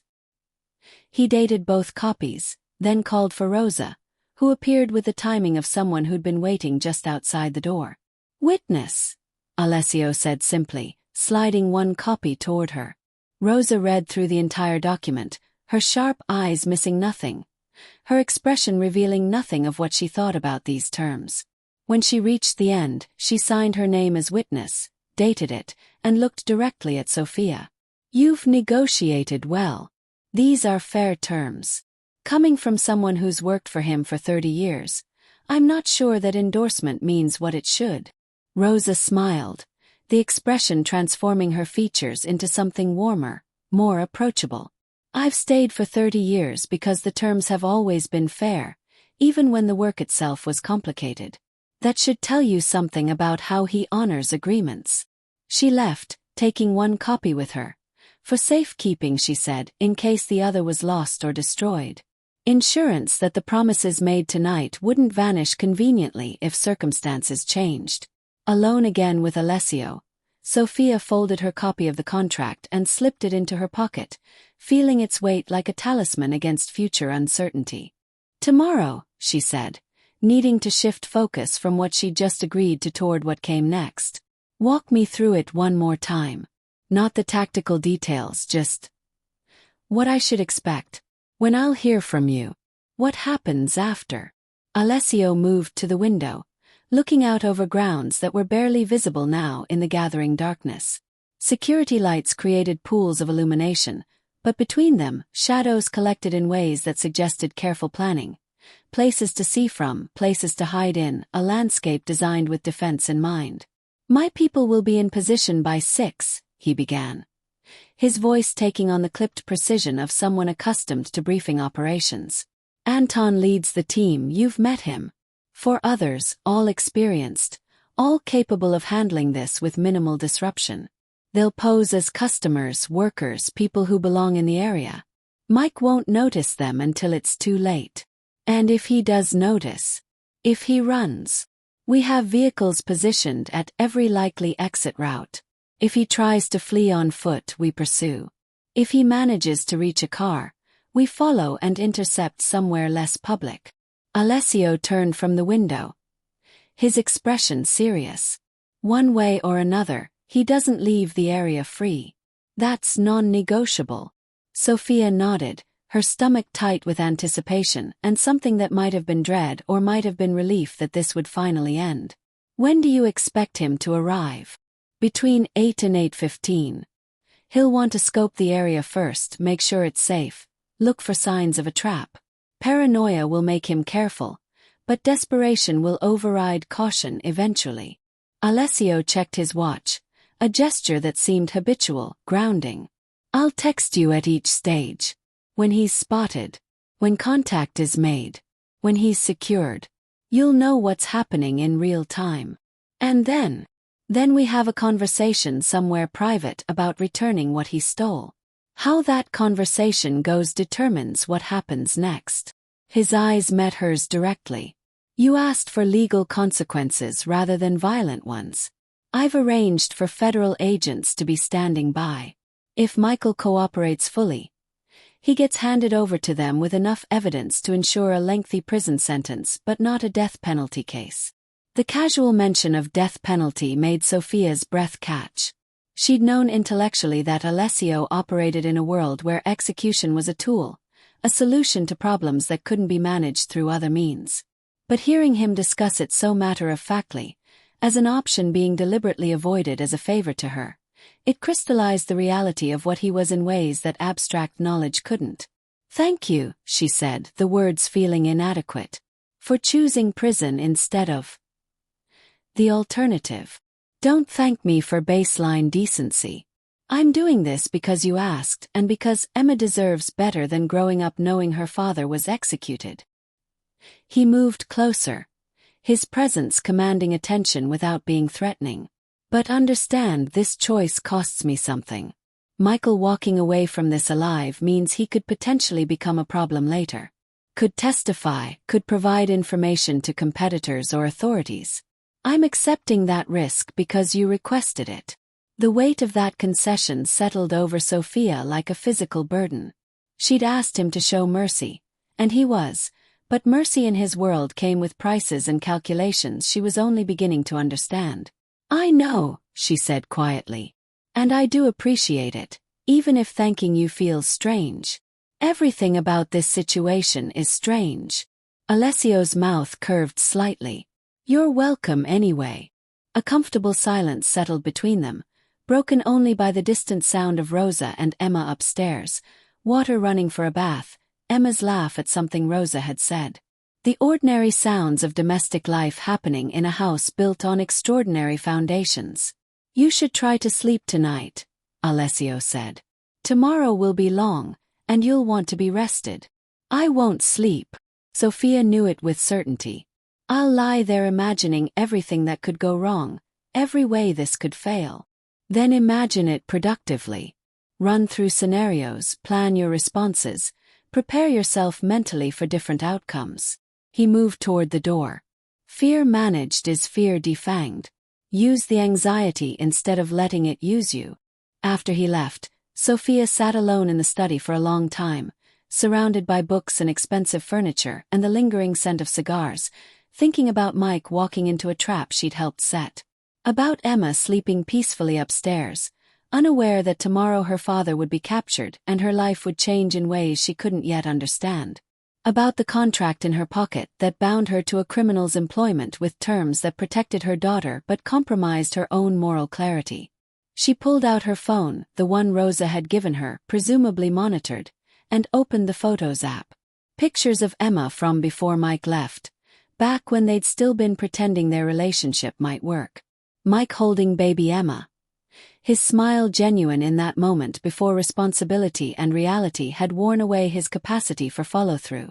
Emma's first birthday, the three of them around a cake Sophia had baked herself, trying to create memories that would somehow make up for the love that was already failing. The last photo was from 6 months ago, Emma and Mike at the park, taken during one of his increasingly rare visits. Emma looked happy, trusting, secure in the belief that Daddy would keep showing up. Mike looked distracted, checking his phone even as Emma tried to show him something important about the slide. That moment captured their entire dynamic. Emma offering love, Mike offering partial attention, Sophia nowhere in the frame because she'd been the one taking the photo, documenting a relationship she'd already known was doomed but had kept trying to preserve for Emma's sake. Tomorrow that last thread would be severed. Mike would be in custody, and Emma would have to learn that the father who barely visited wasn't coming back at all. Sophia closed the Photos app and climbed the stairs to their suite, where Rosa had already put Emma to bed. Her daughter slept with Mr. Flopsy clutched tight, her breathing even and peaceful, her face relaxed in the absolute trust that children gave to sleep. Sophia changed into the silk pajamas that had been provided. Too expensive, too soft, too much like everything else in this house that she hadn't earned but was accepting anyway, and lay down beside Emma, not expecting sleep but needing the comfort of proximity. Her phone buzzed. A text from Alessio. Team briefing complete. Everyone knows their positions. This will work. She typed back, I hope you're right. His response came immediately. I'm always right about operations. It's personal relationships I struggle with. The admission surprised her. That small glimpse into self-awareness, into vulnerability. She found herself typing before she could think better of it. You're doing okay with Emma. She likes you. Emma is easy. She hasn't learned to see complications yet. Maybe that's wisdom, not ignorance. Maybe accepting people without cataloging their flaws is actually the smarter approach. A longer pause before his response. Get some sleep, Sophia. Tomorrow requires clear heads. She set the phone aside and closed her eyes, not sleeping but resting in the darkness, listening to Emma breathe and the house settle around them. Somewhere in the building, Alessio was probably still working, still planning, still managing the 100 details that came with running an organization that operated in shadows. Rosa was likely in her own quarters, reading or watching television or whatever she did in the hours when she wasn't managing everyone else's needs. And outside, Beyond the walls and the security systems and the carefully maintained grounds, the city continued its oblivious existence. People sleeping and working and living their normal lives, unaware that tomorrow a man would be captured in a coffee shop, that a woman would betray her daughter's father to protect her, that choices made in desperation would ripple forward into futures none of them could fully predict. Sophia must have slept eventually because she woke to early morning light and Emma's small hand patting her cheek. "Mama, I'm hungry." She checked her phone, 6:30 a.m. 14 hours until the operation. 14 hours to get through while pretending everything was normal, while keeping Emma entertained and oblivious, while not thinking about what was coming. "Let's go find Rosa," Sophia said, sitting up. "I bet she can make us breakfast." The day passed in a strange distortion of time. Hours that dragged when Sophia checked the clock, minutes that vanished when she wasn't paying attention. Rosa kept Emma occupied with activities that seemed designed to exhaust a 4-year-old. Gardening, where Emma planted seeds in small pots that Rosa promised would grow into flowers. Art projects involving more paint than actual artwork. A treasure hunt through the mansion that found Emma delighted and Sophia quietly impressed by Rosa's creativity in hiding treasures that were actually small toys and treats. Alessio appeared periodically, checking his phone, making brief calls in Italian. His tension visible to Sophia even if Emma didn't notice. He joined them for lunch, mostly silent while Emma chattered about the treasure hunt and the seeds she'd planted and whether fish could live in the same water as plants. By late afternoon, Sophia's nerves were stretched so tight she thought she might shatter. Emma had been put down for a nap, earlier than usual but necessary because she'd been running at maximum energy all day. And Sophia found herself pacing the suite, unable to sit still, unable to focus on anything except the approaching operation. A knock at the door. Alessio, dressed now in dark clothes that looked casual but were probably tactical. Jeans, black shirt, jacket that likely concealed a weapon. "We're moving into position," he said without preamble. "I wanted to tell you in person before I left." "You're going." She'd assumed he'd stay here, coordinate from a distance like a general managing troops. "I'll be nearby. Not in the coffee shop itself, but close enough to oversee the operation." He stepped into the room, pulled out his phone and showed her a map with several colored dots. Red is Anton and his team inside and around the location. Blue is me and 2 others in a support position. Green is the federal agent standing by for transfer after we secure him. Sophia studied the map, seeing the careful coordination, the layers of backup, the professional competence being applied to capturing one desperate man who'd made the mistake of stealing from people who had resources to recover their property. "What if something goes wrong?" she asked. "Then we adapt. But nothing will go wrong, Sophia. We've done this too many times." He pocketed the phone. "I'll text you updates. And I'll be back before Emma wakes from her nap." He turned to leave, but Sophia caught his arm without thinking. He stopped, looked down at where her hand gripped his sleeve, then up at her face. "Be careful," she said, not sure why she was saying it, why she cared about the safety of a criminal going to orchestrate the capture of another criminal. "Please." Something shifted in his expression. Surprise, perhaps, or recognition of the connection that had formed between them despite all the reasons it shouldn't have. "I will. And Mike will be safe too. You have my word." After he left, Sophia returned to pacing, her phone clutched in her hand like a lifeline. She watched the minutes tick past on the clock. 6 o'clock, team moving into position. 6:30, setup complete. 7, coffee shop getting busy with the evening crowd. At 7:45, her phone buzzed. Target approaching from the north. Moving into position. Her heart rate spiked. Mike was there. Actually there. Walking toward the trap she'd helped set. 8 o'clock. Target entered location. Ordering coffee. Looks nervous but committed. 7. Making contact now. Then nothing. 5 minutes of silence that felt like hours. Sophia sat on the edge of the bed, staring at her phone, willing it to buzz with an update, with confirmation that this was going according to plan. 8:13. Situation complicated. Target had backup we didn't anticipate. Managing. Complicated. Managing. Words that meant something had gone wrong, that the careful planning had encountered variables they hadn't predicted. Sophia stood, resumed pacing, her breath coming short and shallow. What if Mike got hurt? What if Alessio's people had to use violence to secure him? What if someone innocent got caught in crossfire she'd helped create? 21. Secured. Both targets in custody. No civilian casualties. Moving to secondary location. Both targets. Mike had brought someone with him. The backup that complicated things. 35. Federal agents notified. Transfer will happen within the hour. Everyone's safe. I'll be home soon. He'd called it home, as if this were her residence rather than temporary sanctuary, as if she belonged here in ways that extended beyond their contract. Sophia sank onto the bed, her hands shaking with adrenaline crash now that the immediate crisis had passed. It was done. Mike was in custody. The threat was neutralized. Emma was safe. And Sophia had helped make it happen, had been complicit in the capture of her daughter's father, had chosen protection over loyalty and safety over mercy. The guilt she'd expected finally arrived, but it was muted, manageable, overwhelmed by relief so profound it felt physical. Emma stirred in the adjacent room, making the small noises that meant she'd wake soon.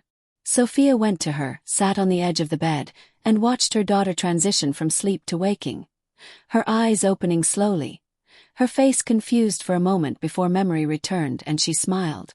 "Mama, did I sleep long?" "Just a little while, baby. Is it dinner time?" "Soon." Sophia brushed curls from Emma's forehead, treasuring this simple moment of maternal care, of ordinary concern about ordinary things like dinner and sleep schedules. "How about we go see if the fish are ready for their evening feeding?" They went downstairs together, found Rosa already at the fountain with the fish food container, as if she'd anticipated their arrival. Emma ran ahead, excited to help feed the koi, and Sophia stood back, watching her daughter laugh at the swirling orange and white bodies. Her phone buzzed. "On my way back. Operation successful. Details when I arrive." She looked up at the mansion rising behind her, at the walls that protected and confined in equal measure, at the life she was choosing to build here despite all the compromises it required. And she texted back, "We'll be in the garden. Take your time." Because tonight, for the first time since receiving that terrifying text 2 days ago, she could actually breathe without fear pressing down on her chest. Tonight Emma was safe. And tomorrow, they'd begin figuring out what came next. Chapter 7. The operation off-screen. Alessio returned just as dusk settled into full darkness, the sky above the mansion turning from deep blue to black velvet scattered with stars that were rarely visible in the city proper. Sophia heard the car before she saw it, the low purr of an expensive engine, tires crunching on gravel as the SUV pulled up to the front entrance. She was still in the garden with Emma and Rosa, watching the koi fish circle lazily in the fountain's illuminated water. Emma had been feeding them for the past 20 minutes, delighted each time they surfaced to take the pellets she carefully sprinkled, her earlier nap leaving her energized and chatty. "Someone's home," Rosa observed, her sharp eyes tracking the vehicle's arrival. She stood, brushing invisible dirt from her skirt. "Come, Piccola. Let's get you ready for dinner while your mama speaks with Mr. Alessio." Emma started to protest. The fish were still hungry, she insisted, despite evidence to the contrary. But Rosa had already taken her hand with the gentle firmness of someone who'd raised children and knew when to negotiate and when to simply redirect. "The fish need to rest after such a big meal. We'll visit them again tomorrow." Rosa led Emma toward the house, leaving Sophia alone in the garden's soft lighting. She walked around to the front entrance, arriving just as Alessio stepped out of the SUV. He looked tired, not physically exhausted, but the kind of bone-deep weariness that came from hours of sustained tension followed by the adrenaline crash of resolution. His jacket was gone, his shirt sleeves rolled up to his elbows, and there was a darkness around his eyes that hadn't been there this morning. Anton emerged from the driver's seat, nodded once to Sophia in acknowledgement, then headed toward what she assumed were the staff quarters or security offices. Other vehicles pulled up behind them, The support team returning, she guessed, though they dispersed quickly into the building without requiring Alessio's attention. "It's done," he said without preamble, moving toward where she stood. "Michael is in federal custody. The flash drive and all copies have been recovered. The threat is neutralized." Relief flooded through Sophia so intensely it made her knees weak. "And he's okay. Not hurt. Bruised ego, nothing more." He tried to run when he realized what was happening. Anton caught him before he made it 10 feet. Alessio's mouth twisted slightly. Very dramatic for something that was always going to end one way. They walked together toward the garden, away from the house and the returned teams and the bustle of operational aftermath. The fountain provided ambient noise that would obscure their conversation from any distant listeners, and Sophia sensed that Alessio needed this moment of relative privacy to decompress. "You said both targets," Sophia prompted. "Mike brought someone. His cousin. Danny Reeves. Small-time dealer, occasional muscle for whoever's paying."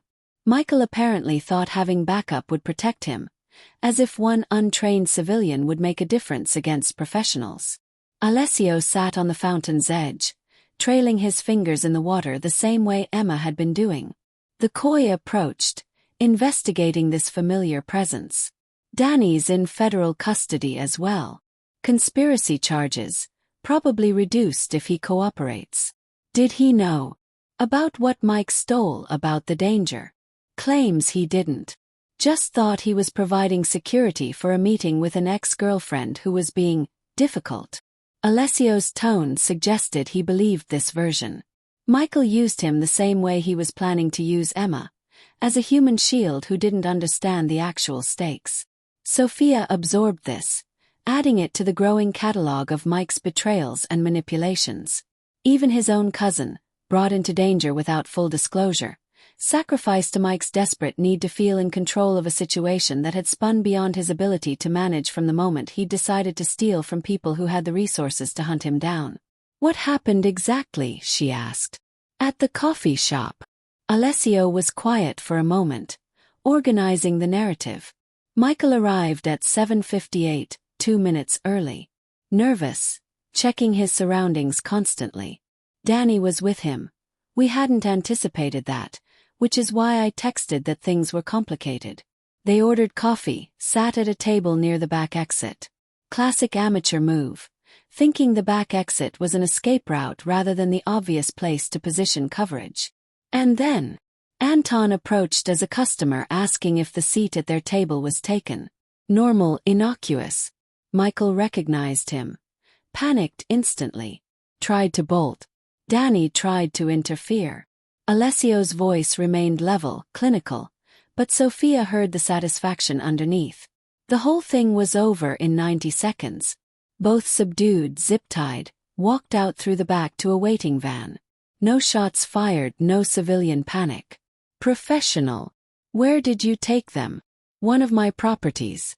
Warehouse in the industrial district, soundproofed, private. The kind of place where conversations can happen without interruption." He glanced at her. "I questioned Michael personally. Asked him where he'd hidden the flash drive, who he'd shown the information to, what deals he'd tried to make." Sophia's stomach clenched. "Did you hurt him?" "I didn't have to. The threat of what I could do was sufficient motivation." Alessio pulled his hand from the water, dried it absently on his jeans. He gave up the location immediately. Safety deposit box at a bank downtown, key hidden in his apartment. My people retrieved it while I continued the conversation. "What else did he tell you?" "That he'd approached Petrov's people 2 weeks ago, tried to sell them the information. They were interested but wanted verification first. Sample data to prove he actually had what he claimed. He was supposed to deliver that sample tomorrow." Alessio's expression hardened. If we'd waited even one more day, this would have become significantly more complicated. The timing made Sophia's head spin.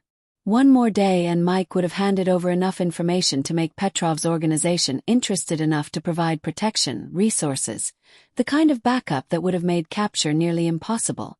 "So my text," she said slowly. The wrong number. That happened right as he was about to make the deal final. Yes. Your desperate message to what you thought was his number, mentioning my name, threatening to contact me directly. It spooked him badly.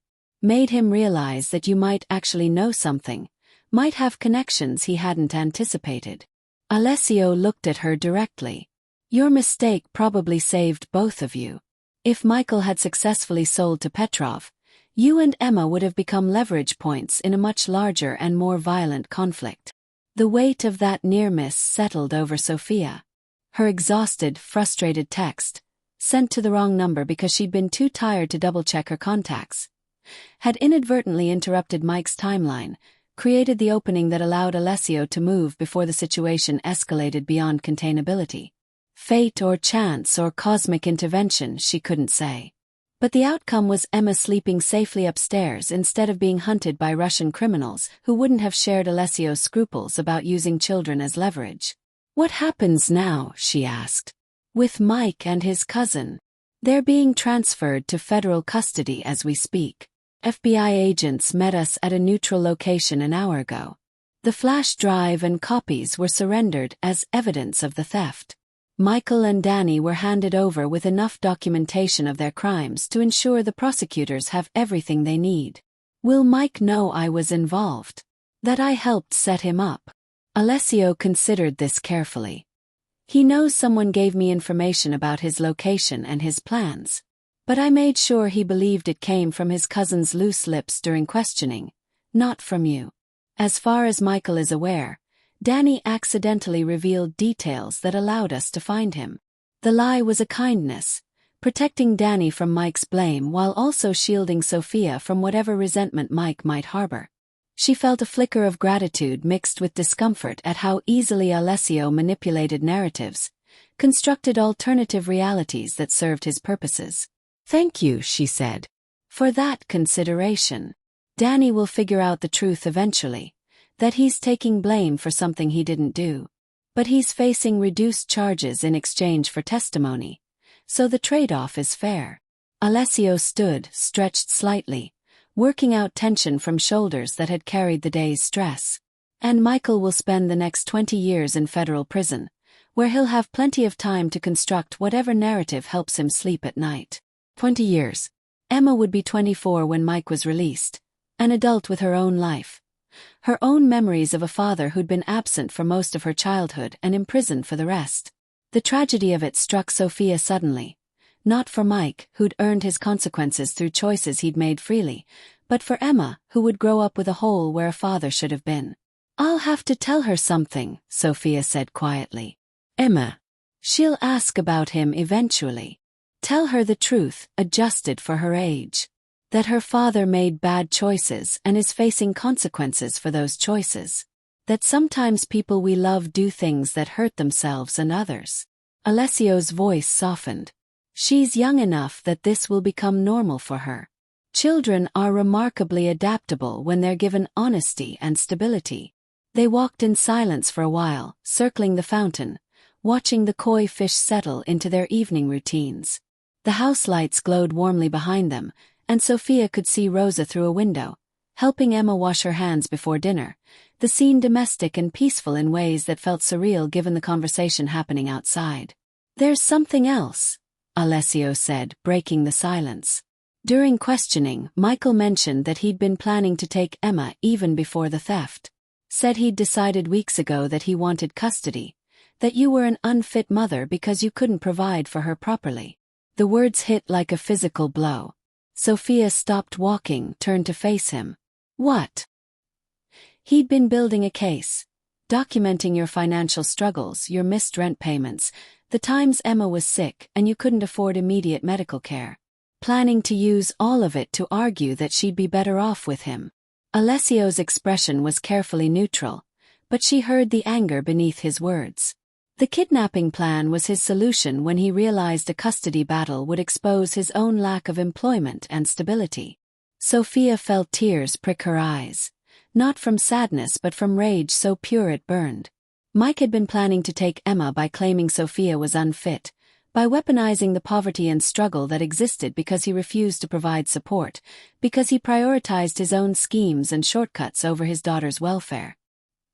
He was going to use my poverty he helped create, as proof I couldn't care for her. Yes.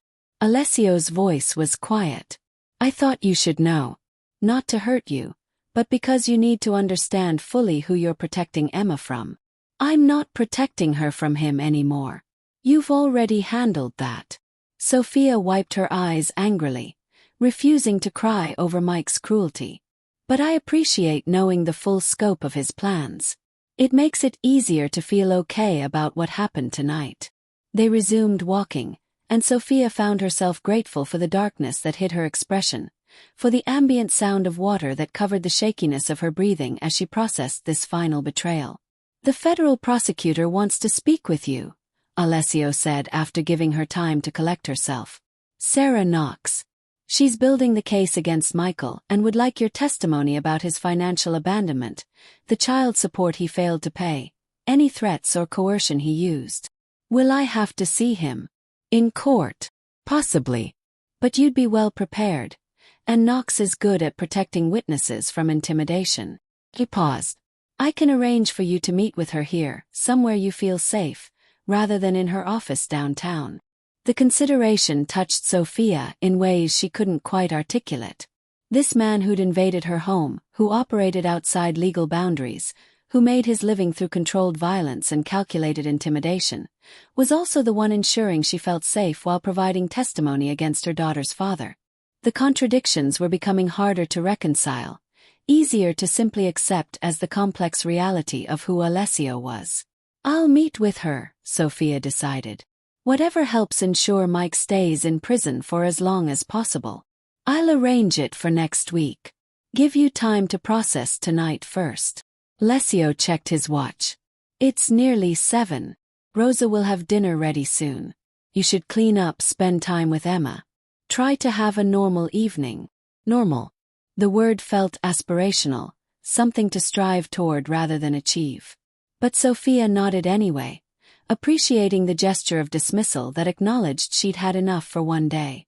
She started toward the house, then turned back. Alessio. He looked up from the fountain, his expression questioning. Thank you. For keeping your promises. For making this end the way it did. She hesitated, then added. For not making me regret trusting you. Something shifted in his face. Surprise, maybe, or the recognition of how significant that trust was given their circumstances. I won't, he said simply. That's my promise going forward. Sophia nodded and continued to the house, leaving him alone in the garden with his thoughts and the aftermath of the operation he'd just completed.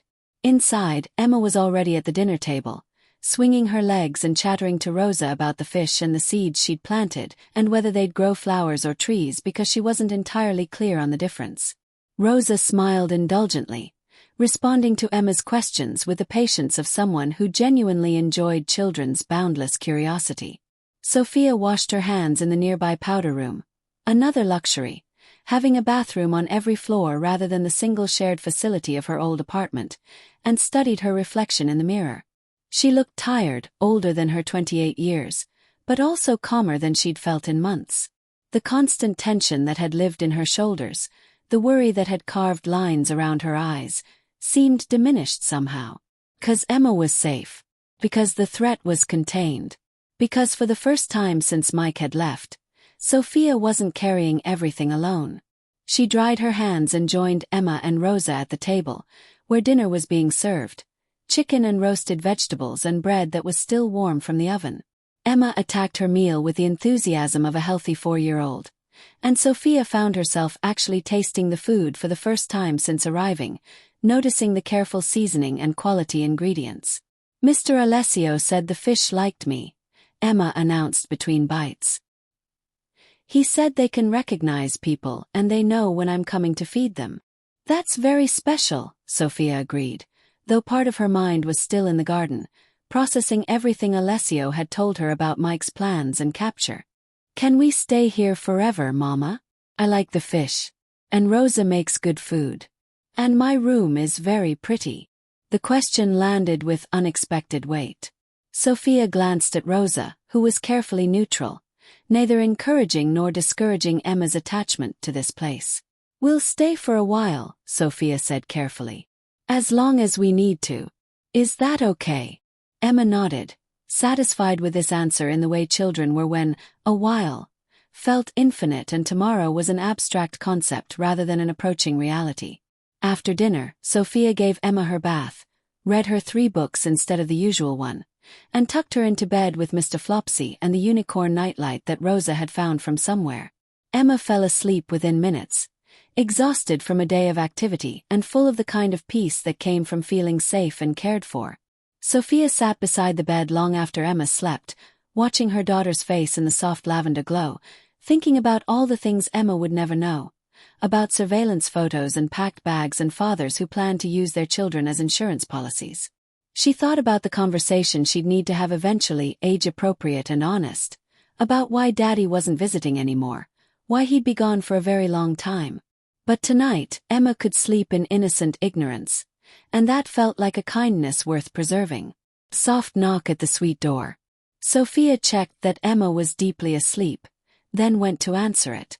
Alessio stood in the hallway, changed now into fresh clothes, looking less worn than he had in the garden. He held out a folder. Knox sent over the preliminary documents. Timeline of events, what they'll need from you for testimony, estimated trial dates. He paused. No pressure to look at it tonight. Tomorrow is fine. Sophia took the folder but didn't open it. "How are you?" she asked, the question surprising both of them. "Fine. Operations like this are routine. But this one involved my daughter's father. Involved promises you made to me. That makes it different than routine." She studied his face, seeing past the controlled exterior to the tension underneath. "Are you actually fine?" Alessio was quiet for a long moment. "I'm satisfied that it ended cleanly. Relieved that I could keep my commitments to you. Tired from managing all the variables." He met her eyes. "And aware that this changes things between us. We're not captor and captive anymore. Not protector and protected. We're something else that doesn't have a clear definition yet. Employer and employee," Sophia offered. "That too. But also more than that." He didn't elaborate, didn't define what more meant, leaving the ambiguity hanging between them. "Get some rest," Sophia said, echoing his earlier advice to her. "Tomorrow we can figure out what comes next." After he left, Sophia finally opened the folder, scanning the documents that outlined Mike's charges, the evidence against him, the role she'd play in ensuring his conviction. Theft of classified information. Conspiracy to commit espionage. Fraud. The list went on, each charge carrying years of prison time, stacking into a sentence that would keep him locked away until Emma was an adult. She should have felt guilt. Should have been horrified by her role in putting the father of her child behind bars. Instead, she felt only a quiet certainty that she'd done what was necessary to protect Emma from a man who'd proven himself willing to sacrifice her welfare for his own benefit. Sophia closed the folder, set it aside, and prepared for bed in the silk pajamas that were becoming familiar, in the room that was starting to feel less like temporary sanctuary and more like the beginning of something permanent. Outside, the estate security lights created their pattern of illumination and shadow, keeping watch over grounds where koi fish slept in a fountain and a 4-year-old girl dreamed peacefully in a house that offered the kind of safety money and controlled violence could provide. Tomorrow they would begin building the life that came after crisis. Tonight, Sophia would sleep without fear for the first time in longer than she could remember. That would have to be enough. Chapter 8. Soft Invasion. The days following Mike's capture blurred together in a rhythm that felt almost dangerously comfortable. Sophia woke to sunlight filtered through expensive curtains, to the smell of fresh coffee drifting up from the kitchen, to Emma's excited chatter about the fish or the garden or whatever small wonder she'd discovered in this house that kept revealing new delights. Rosa had established routines without ever explicitly announcing them. Breakfast at 8, Emma's structured activities in the morning, lunch at noon, quiet time in the afternoon, dinner at 7. The predictability should have felt confining, But instead it created scaffolding that allowed Sophia to breathe, to think about things beyond immediate survival. For days after the operation, Sophia sat in Alessio's study, which she was learning to think of as the study rather than his study, a subtle shift in mental ownership that reflected how the house was slowly becoming familiar territory rather than foreign space. She was reviewing documents for her new position: Employee Handbook for Castelli Holdings, LLC, organizational charts showing the legitimate businesses she'd be helping manage, contact information for the various properties and ventures that comprise the legal side of Alessio's empire, real estate management, import-export coordination, consulting services for businesses that needed expertise in logistics and security. All above board, all properly documented, all generating the kind of revenue that satisfied tax authorities and didn't trigger money laundering investigations. The illegal operations existed somewhere else, managed by people whose names didn't appear on these org charts, whose salaries weren't reported to the IRS, whose work never intersected with the carefully maintained legitimacy of Castelli Holdings. Sophia's role would exist entirely within the legal sphere, managing schedules and coordinating maintenance, and ensuring that the properties Alessio owned were profitable and compliant. Boring work, really. Administrative tasks she'd been doing at temp agencies for years, just with better pay and actual job security. "You look skeptical," Alessio observed from the doorway. Sophia glanced up, marking her place in the employee handbook with one finger. "I'm trying to figure out the catch. This all seems too straightforward. Because you're expecting complexity that isn't there." He entered the study, moved to pour himself coffee from the service that Rosa kept perpetually fresh. The legitimate businesses are actually legitimate. They have to be. Any hint of impropriety triggers investigations that I can't afford. So I'm just an office manager, coordinating building maintenance and reviewing expense reports. Essentially, yes. Though with more autonomy than that title suggests. Alessio sat in the chair across from her, cradling his coffee cup.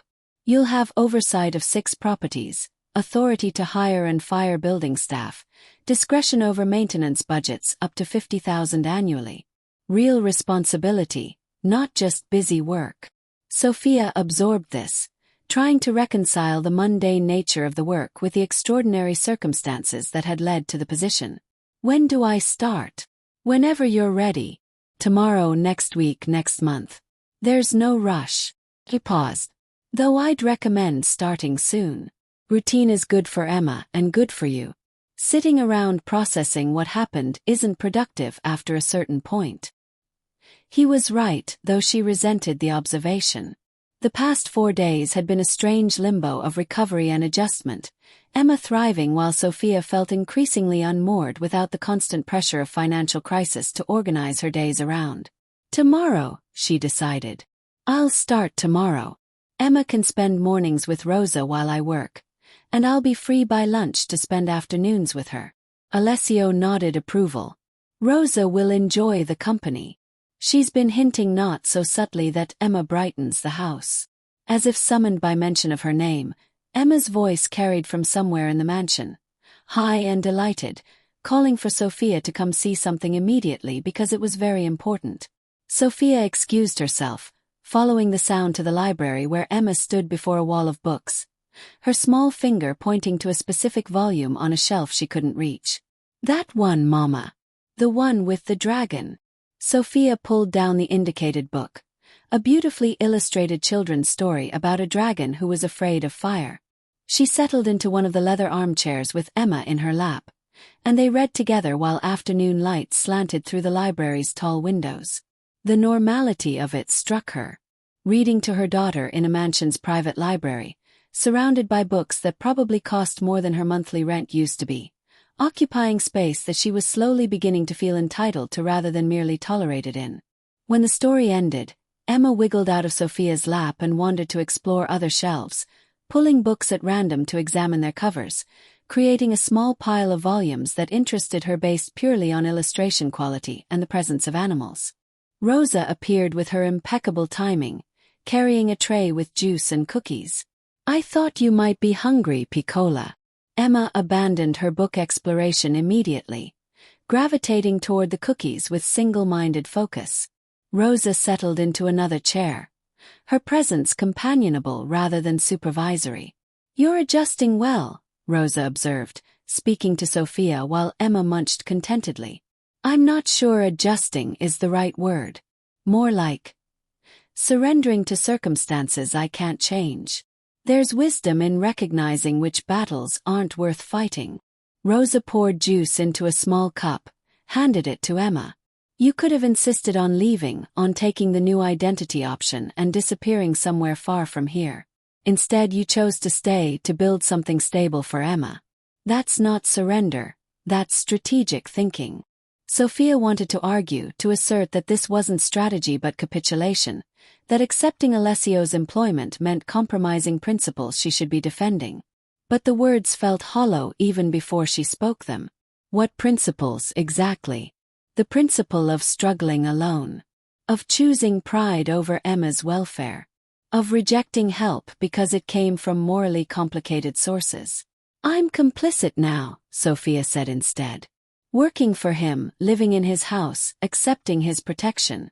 I can't claim innocence about what he does."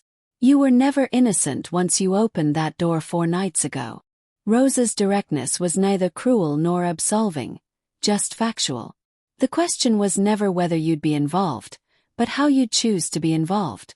You've chosen a path that protects your daughter while maintaining your own integrity within work that's legitimate. That's not complicity, that's pragmatism. Emma finished her cookies and juice, announced she was going to find Mr. Flopsy who she'd left in the garden, and departed with the casual confidence of a child who felt safe in her environment. Alone with Rosa, Sophia felt the weight of confession pressing against her chest. "I don't feel guilty enough. That's what bothers me. I should be more conflicted about Mike being in prison, about accepting money from a criminal, about raising Emma in proximity to violence. But instead I just feel relieved, grateful even. Because you're being honest about your priorities." Rosa leaned forward, her sharp eyes gentle. "Emma's safety and welfare outweigh abstract moral purity. That's not a character flaw, that's being a mother. But where does it stop? If I can justify this compromise, what's the next one I'll justify?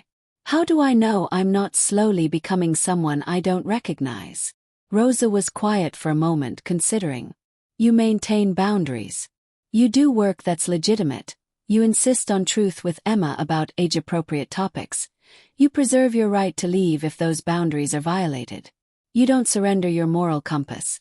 You just acknowledge that navigation in the real world requires adjusting for circumstances that philosophy doesn't account for." The conversation was interrupted by Alessio's arrival, Emma riding on his shoulders and shrieking with delight. He'd found her in the garden apparently, and she'd demanded this mode of transportation back to the library. Watching him carefully duck through the doorway, one hand steadying Emma while she clutched his hair for balance, Sophia felt something complicated shift in her chest. This dangerous man who ran criminal operations was also the person making her daughter laugh, who'd taken time from whatever important business he managed to play with a 4-year-old in the garden. He lowered Emma to the ground with exaggerated care, and she immediately demanded he read her the dragon book because Mama's reading was good, but maybe his reading would be different and she needed to compare. Alessio glanced at Sophia, a question in his eyes, permission or perhaps uncertainty about whether she wanted him in this domestic moment. "Go ahead," Sophia said. "I want to see if you do the dragon voice properly." He settled into the chair Sophia had vacated, Emma climbing into his lap with the same ease she showed with Rosa, with Sophia herself. The book looked small in his hands as he opened to the first page, and his voice shifted into something warmer, more animated as he began reading about the dragon who was afraid of his own fire.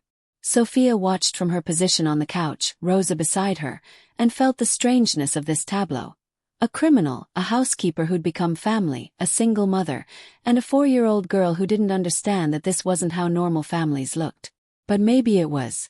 Maybe families were just collections of people who chose to care for each other despite and because of their complications, who built routines and rituals that created belonging. When the story ended, Emma demanded another, then another, until Alessio finally declared that his voice needed rest and perhaps Rosa could show Emma how to make cookies for after-dinner dessert. Emma departed enthusiastically, leaving Sophia and Alessio alone in the library's fading afternoon light. "She's good for you," Sophia observed. "Emma, I mean. She makes you softer. She reminds me there are things worth protecting beyond power and territory." Alessio set the stack of books aside. "I haven't been around children much. Sent Isabella away before she was old enough for me to really know her as a person. This is different. Does it bother you, having a child in the house?" "No." His answer was immediate, certain. "It's been good. The house feels more alive with her laughter, her constant questions, her absolute certainty that the world is fundamentally safe and good. That certainty is because of the safety you've provided." Sophia acknowledged this difficult truth. She trusts this environment because it's proven trustworthy. Because you've made it so. They sat in comfortable silence for a while, the library settling into evening shadows, distant sounds of Emma and Rosa in the kitchen providing ambient warmth.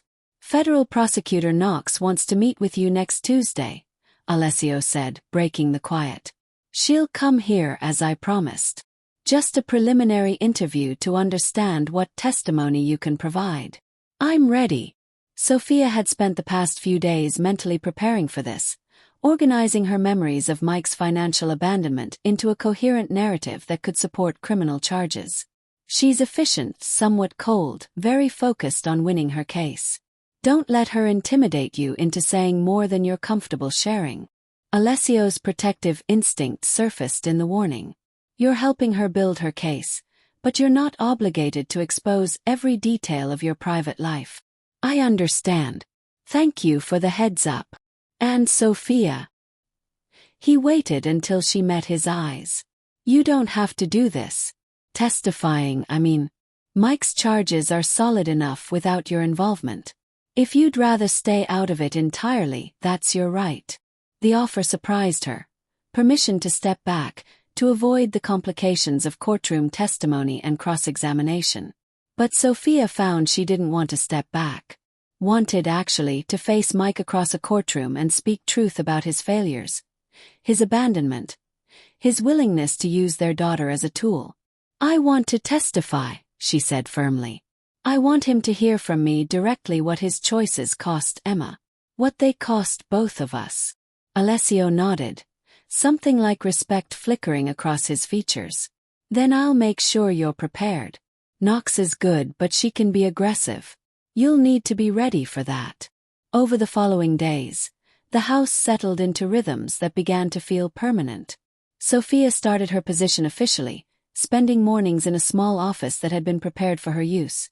Desk with dual monitors, filing cabinets organized with property documents, phone line that connected her to building managers and maintenance contractors. The work was genuinely mundane. Reviewing expense reports, approving repair requests, coordinating with contractors about upgrades to aging HVAC systems.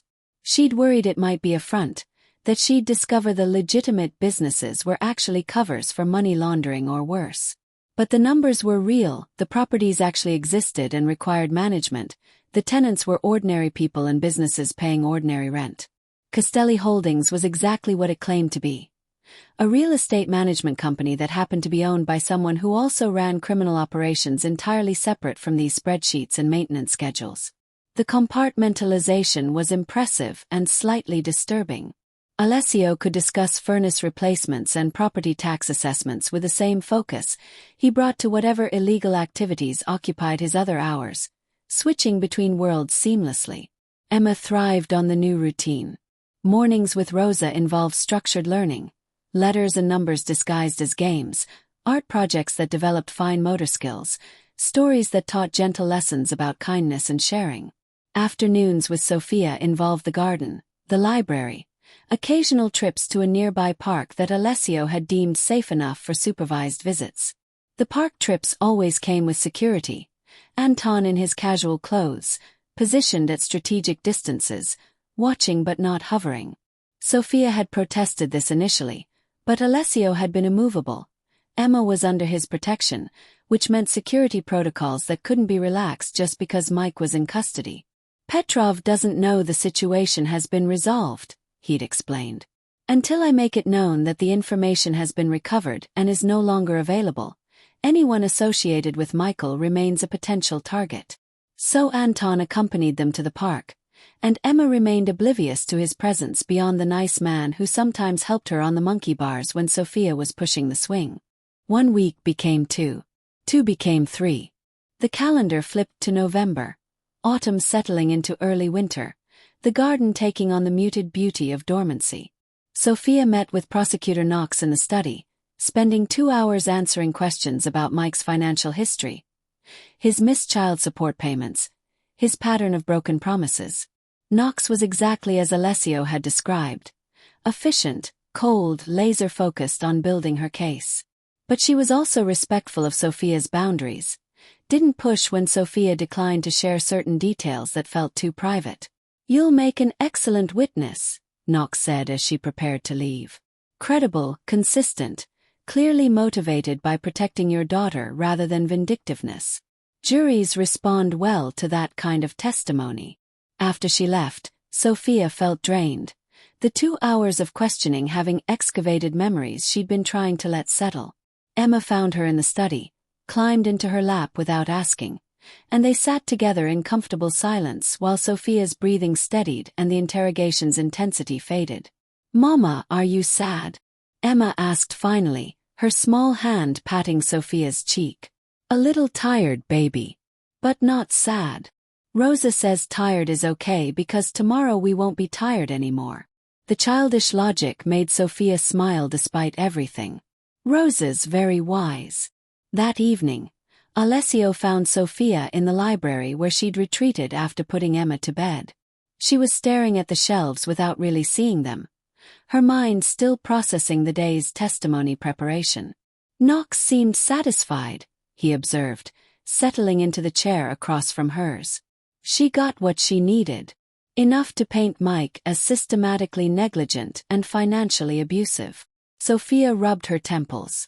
It felt strange, reducing our entire relationship to data points in her case file. That's what the legal system does. Converts human complexity into evidence and arguments. Alessio was quiet for a moment. "Are you okay? Really? I don't know.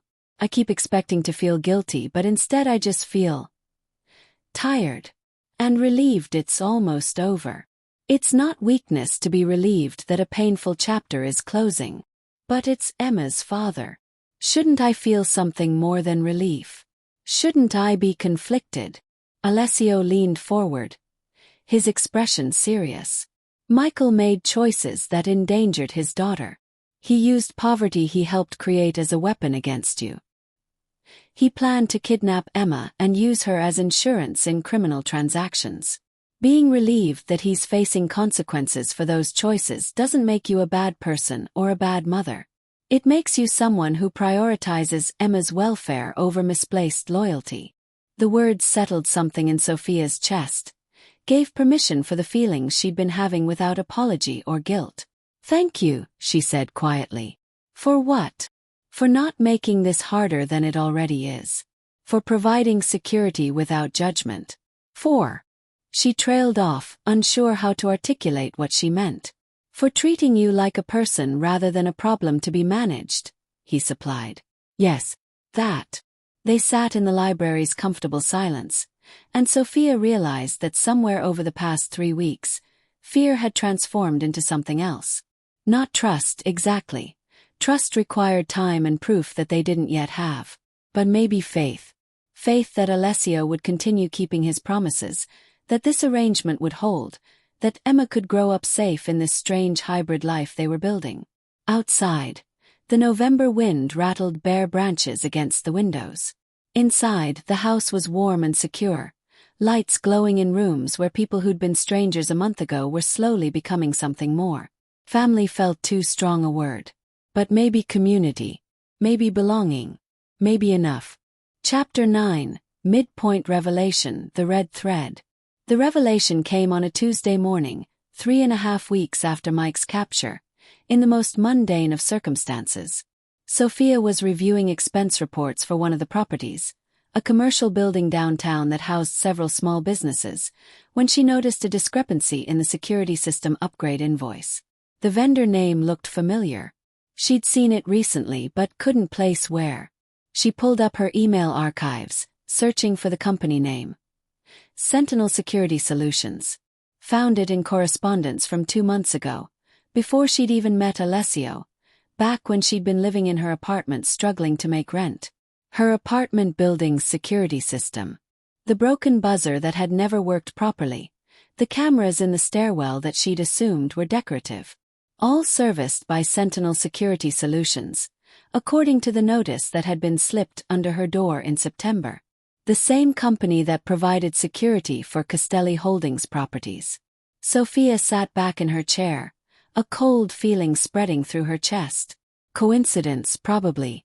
A large security company could service hundreds of buildings across the city. There was no reason to think. She opened a new search window, typed in her old address, 1422 Westbrook Avenue. Cross-referenced it with property ownership records that she had access to through her new position. The building was owned by a shell company, 3 layers of corporate structure deep, but the ultimate owner was listed as Castelli Holdings, LLC. Her apartment building. The place she'd lived for 2 years, scraping together rent each month, fighting with a landlord she'd never met in person. All owned by Alessio's organization. The buzzer that hadn't worked. The security cameras she'd thought were broken. The landlord who'd been surprisingly flexible about late rent payments. Who'd never actually followed through on eviction threats despite her being months behind. Understanding crashed over her like cold water. The misdial hadn't been random. The wrong number she'd texted in exhausted desperation. That had been Alessio's number, yes. But he'd already known who she was. Had probably known for weeks, maybe months. Since Mike started working for him. Since Mike had listed her as his emergency contact. She pulled up more records, her hands shaking slightly as she navigated through databases she now had legitimate access to. Westside Pharmacy, where she filled Emma's prescriptions. Owned through another shell company by Castelli Holdings. The preschool Emma attended. Not owned by him, but the building at least was. The grocery store where she shopped, using her credit card that tracked her purchases. Not owned by Alessio, but she was willing to bet he had access to that data somehow. He'd been watching her. Not directly, maybe not even intentionally at first. But the infrastructure was there. The cameras, the data, the systems that would have flagged any unusual activity once Mike became a person of interest. The study door opened. Alessio entered, carrying his own laptop, clearly intending to work in the same space. He stopped when he saw her expression. "What's wrong?" Sophia turned her monitor so he could see the property records displayed. "My apartment building. You own it." He looked at the screen, then at her face, and something shifted in his expression. Not quite guilt, but acknowledgement. "Yes. How long have you known where I lived?" "Since Michael started working for me 3 years ago. Standard background checks on all employees include family connections, addresses, financial situations." His voice remained level, professional. "It's protocol. The security cameras. The ones I thought were broken. Were functional. My security team monitored them after Michael's theft became apparent.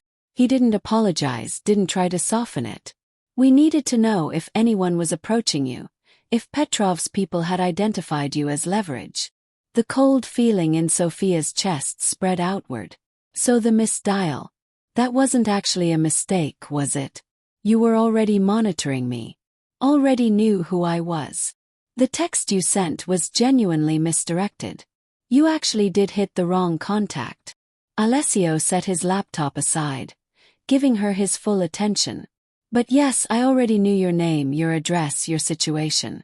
The text just provided an opportunity to make contact directly rather than continuing passive surveillance." Passive surveillance. She repeated the words, hearing how they sanitized the invasion of privacy. "You watched me struggle. Watched me choose between rent and Emma's medicine. Watched me get further behind while you owned my building and could have. She stopped, not wanting to articulate what she was thinking. Could have what? Forgiven your rent. Given you charity without your knowledge or consent. Alessio's voice sharpened. That would have raised questions you weren't prepared to answer. Would have created debt you didn't understand. Instead you waited until I was desperate enough to accept your help on your terms. I waited until circumstances forced my hand. He didn't deny her accusation, didn't try to reframe it as something less calculating. Michael's theft created immediate danger. Your text mentioning my name meant you could potentially expose connections before I was ready. I had to act. Sophia stood, needing movement, needing space to process the scope of manipulation she was only now understanding. The broken buzzer that let your men into the building. That wasn't actually broken, was it? It worked fine for building residents with the proper code. My team used an override. The eviction notice. Was that even real? Alessio hesitated for the first time. The rent was genuinely overdue. But I instructed the property management company to delay actual eviction proceedings. You were never in immediate danger of being forced out. But you let me think I was. Let me panic. Let me make that desperate phone call to Mike that led to everything else.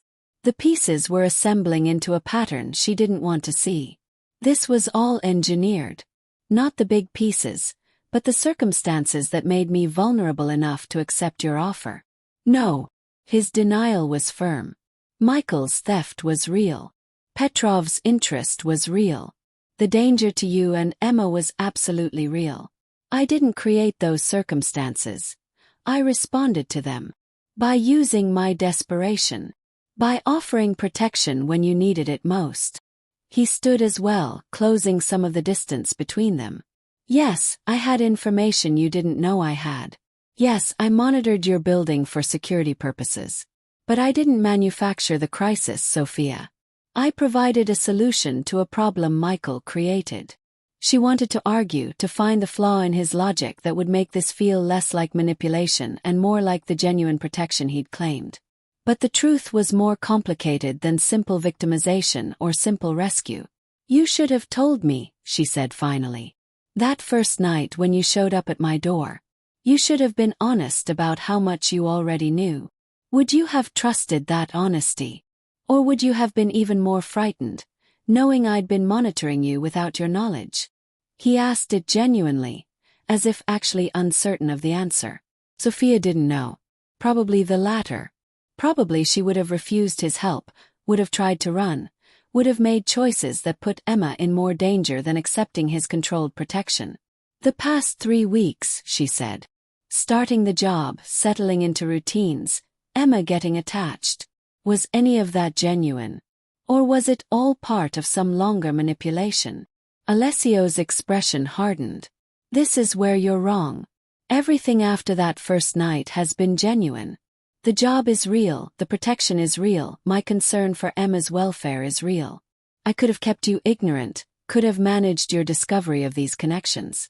Instead, I gave you access to the records that let you find the truth. That was accurate. He'd made her an administrator with full access to property databases. If he'd wanted to hide his ownership of her building, he could have easily restricted her access. Why? She asked. Why give me the ability to discover this? Because you'd find out eventually, and I wanted it to be on your terms rather than mine. Because our agreement requires honesty, and withholding this felt like violating that agreement. He moved closer, not touching but near enough that she had to look up to meet his eyes. And because you deserve to make choices based on complete information, even when that information makes those choices more complicated. Sophia sat back down, exhausted by the revelation and the emotional processing it required. I don't know if I can trust you now. How do I know what else you're not telling me? You don't. Trust isn't certainty. It's calculated risk based on demonstrated behavior. Alessio sat across from her, his posture open, vulnerable in ways she'd rarely seen. What I can tell you is this. I've kept every promise I made to you. Protected Emma, ensured Michael faced legal consequences, provided employment and security. The foundation of our relationship was manipulative, yes. But everything built on that foundation has been honest. Honest within the limits of what you chose to reveal. Honest within the limits of what serves both our interests. He didn't apologize for the qualification. I run criminal operations, Sophia. Complete transparency isn't possible. But within the sphere of our agreement, within what affects you and Emma directly, I've been as honest as I can be. She thought about the past weeks. The job that was genuinely administrative, the security that had kept them safe, the kindness Rosa showed Emma, the gentle way Alessio read her bedtime stories. None of that had been false. Calculated, perhaps. Strategic, certainly. But not false. I need time, she said, to process this. To decide if I can continue working here knowing the foundation was built on surveillance and manipulation. Take whatever time you need. Alessio stood, prepared to leave. Your employment doesn't depend on trust. The contract stands regardless of your personal feelings about how we began. He moved toward the door, then paused. For what it's worth, I wish it had been different. I wish you'd come to me voluntarily. That we'd met under circumstances that didn't involve coercion and crisis. But we work with the reality we have, not the one we wish existed. After he left, Sophia sat alone in the study, surrounded by the evidence of his surveillance. Property records, security logs, the documented ownership of spaces she'd thought were neutral ground. Emma's laughter carried from somewhere in the house, probably with Rosa in the kitchen preparing lunch. Innocent. Unaware that the safety she felt was built on foundations of strategic manipulation and calculated protection. Sophia pulled out her phone, opened her messages. Found the original text thread where she'd accidentally contacted Alessio instead of Mike. Scrolled back to those first messages. Who is this? Followed by her panicked responses. Followed by his systematic revelation of how much he knew about her life. She'd thought it was terrifying competence. Resources deployed with frightening efficiency. Now she understood it was preparation, surveillance that had been ongoing for months before she'd unknowingly made contact. A knock at the door. Rosa entered without waiting for permission, carrying a lunch tray. Alessio said you might need this. She set it down, studied Sophia's face with those sharp eyes that missed nothing. You found out about the building. You knew. I've known since he first mentioned Michael had an ex-girlfriend with a young daughter struggling in one of our properties. Rosa settled into the chair Alessio had vacated. I advised him to be honest with you from the start. He disagreed. Why didn't you tell me? Because it wasn't my truth to share. And because I hoped he'd find the courage to tell you himself before you discovered it independently. Rosa's expression showed no apology. He's made mistakes in how he handled this, but his intentions have been protective rather than exploitative. Protective through manipulation. Protective through the tools available to him. Rosa leaned forward. Would you prefer he'd done nothing?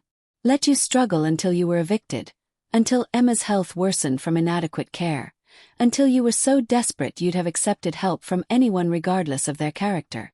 I'd prefer he'd been honest. Honesty is a luxury people in his position rarely afford. Every piece of information shared is a vulnerability created, a potential weapon someone else can use. Rosa's voice softened slightly. But he's been more honest with you than I've seen him be with anyone outside family. That should count for something.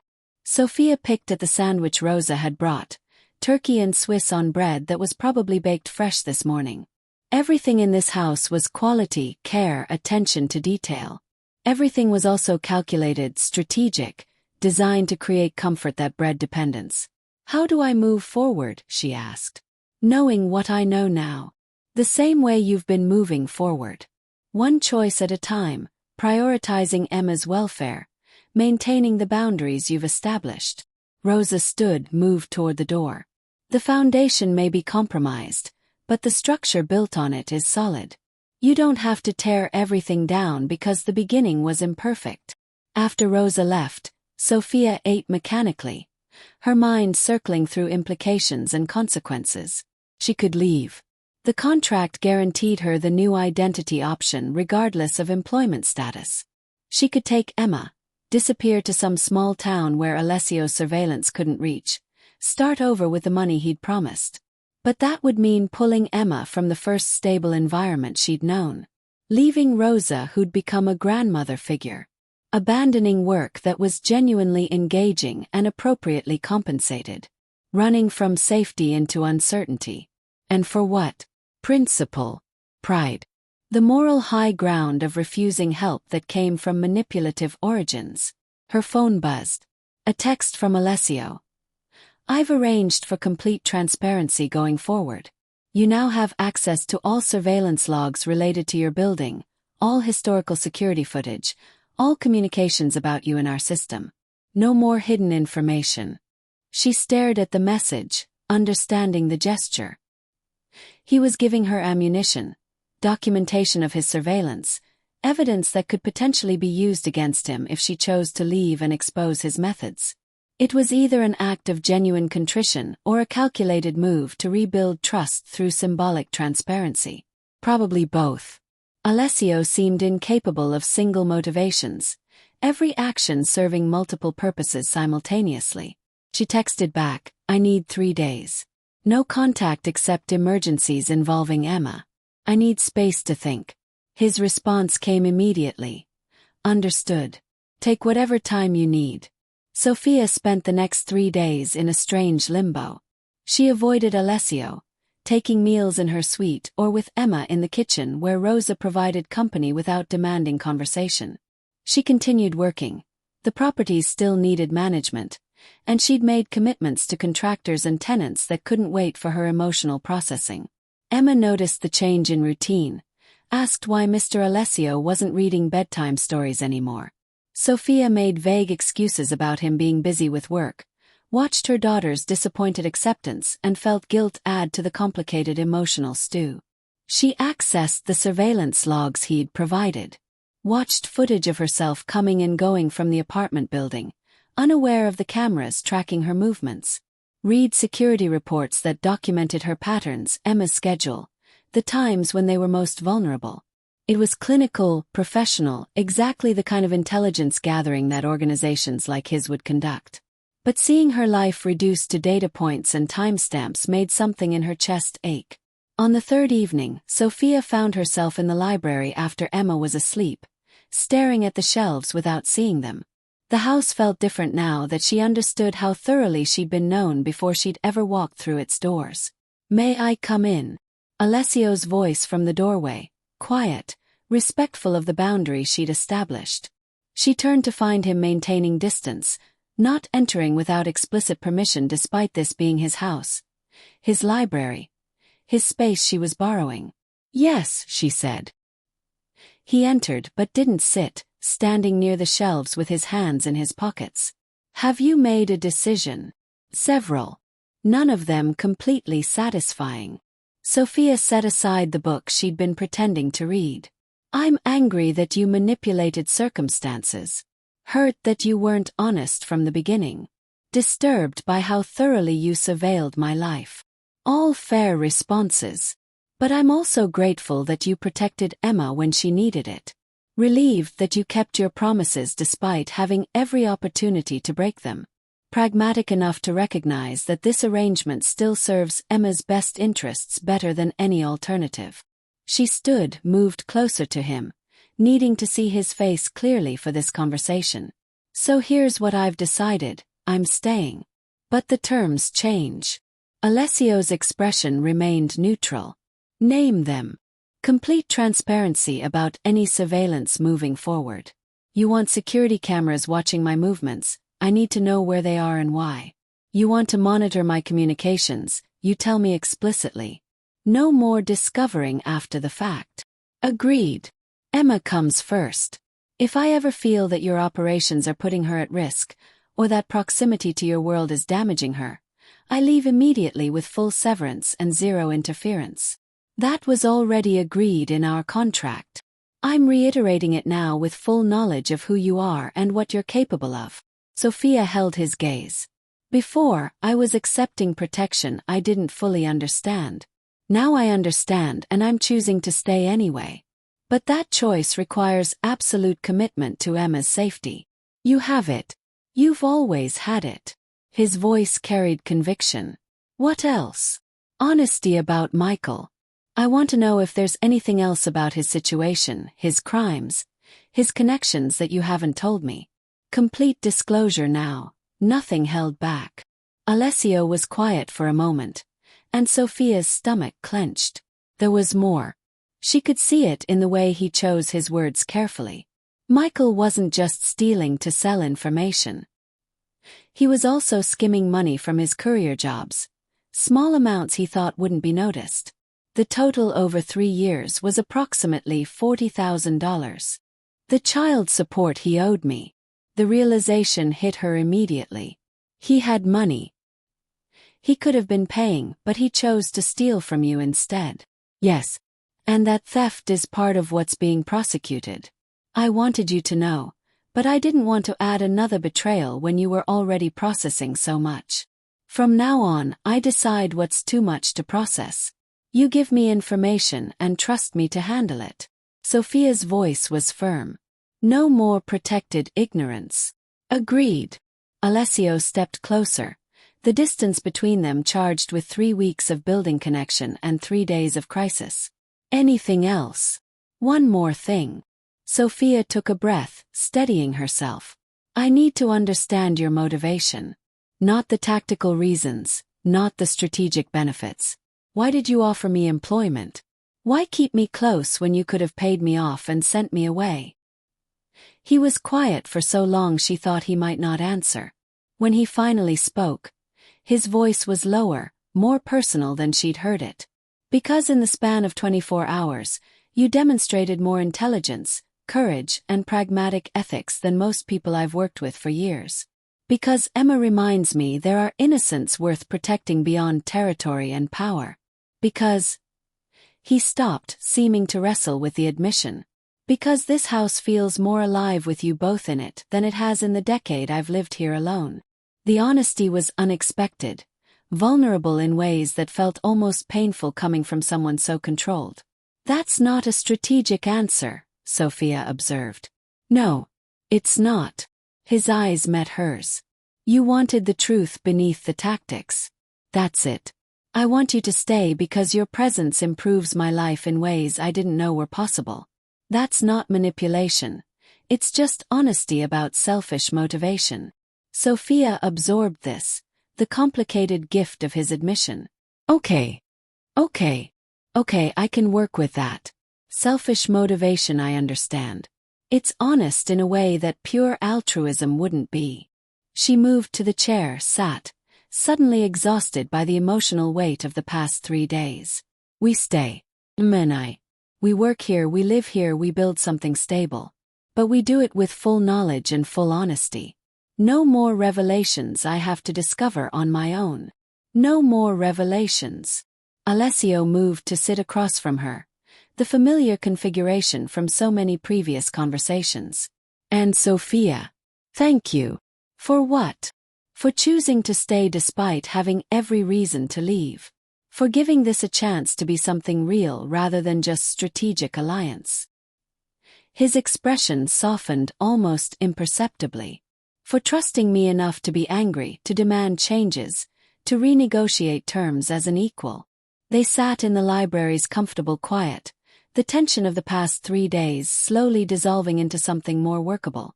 Not perfect understanding, not uncomplicated trust, but honest acknowledgement of what they were building and how imperfect its foundations were. Outside, winter was settling in fully, the last leaves finally falling from trees. Inside, Emma slept peacefully in her bed. Rosa was probably reading in her quarters, and the house continued its routines around them. Sophia had made her choice. Not blindly, not out of desperation, but with full knowledge of the compromises it required. She was staying. And somehow, knowing the worst and choosing it anyway felt more solid than accepting protection she hadn't understood. Tomorrow they'd continue building something complicated and real. Tonight she could finally breathe. Chapter 10, The Third Player. Federal prosecutor Sarah Knox returned to the mansion on a gray December morning, exactly 1 week after Sophia's confrontation with Alessio about the surveillance. This time she didn't come alone. Sophia was reviewing quarterly reports in the study when Rosa announced the visitors. Knox and a man introduced as Agent Marcus Chen, FBI. They settled into the chairs Alessio had arranged. Knox's sharp suit and sharper expression unchanged from their first meeting, Chen more casual in slacks and a button-down that suggested he'd come from actual fieldwork rather than a downtown office. "Thank you for seeing us on short notice," Knox began, her tone professional but warmer than their previous interaction. "Agent Chen has some additional questions related to Michael Donovan's case." Sophia set aside her work, noting that Alessio had positioned himself near the window, present for the meeting as he'd promised, but giving her space to handle it herself. His protective instinct balanced against respect for her autonomy. "Of course. How can I help?" Chen pulled out a tablet, navigated to a document. "We've been building our case against Mr. Donovan, and in the process, we've uncovered some concerning patterns about how he acquired the information he stole." "What kind of patterns?" "He had help." Chen turned the tablet to show her a series of photographs. Mike with people she didn't recognize, meeting in restaurants, parking lots, places that suggested covert coordination. Someone on the inside was providing him access to information he shouldn't have had. Someone with clearance to sensitive materials. Sophia's stomach clenched. "You think there's a mole in Alessio's organization?" "We know there is." Knox leaned forward. "What we don't know is who. And that's where you might be able to help us." "I don't understand. I don't work in Alessio's criminal operations. I manage legitimate properties.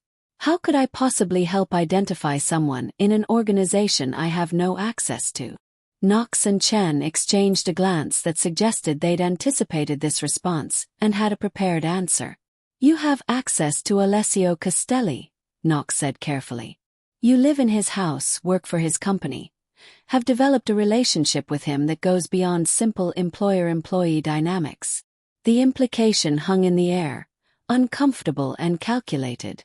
They wanted her to spy, to use her proximity to gather intelligence they couldn't obtain through conventional methods. "No." Sophia's answer was immediate, unequivocal. "I'm not going to betray his trust by feeding you information, even if that information could prevent future crimes. Could save lives." Chen's voice was reasonable, persuasive. "Ms. Ellis, we're not asking you to manufacture evidence or lie. Just to be aware. To notice patterns. To share observations about who Castelli meets with, what conversations happen in his home." "You're asking me to be an informant." "We're offering you an alternative to your current situation," Knox corrected. "One that comes with federal protection, legitimacy, a clean break from criminal associations." Sophia looked at Alessio, who'd remained silent during this exchange, his expression unreadable.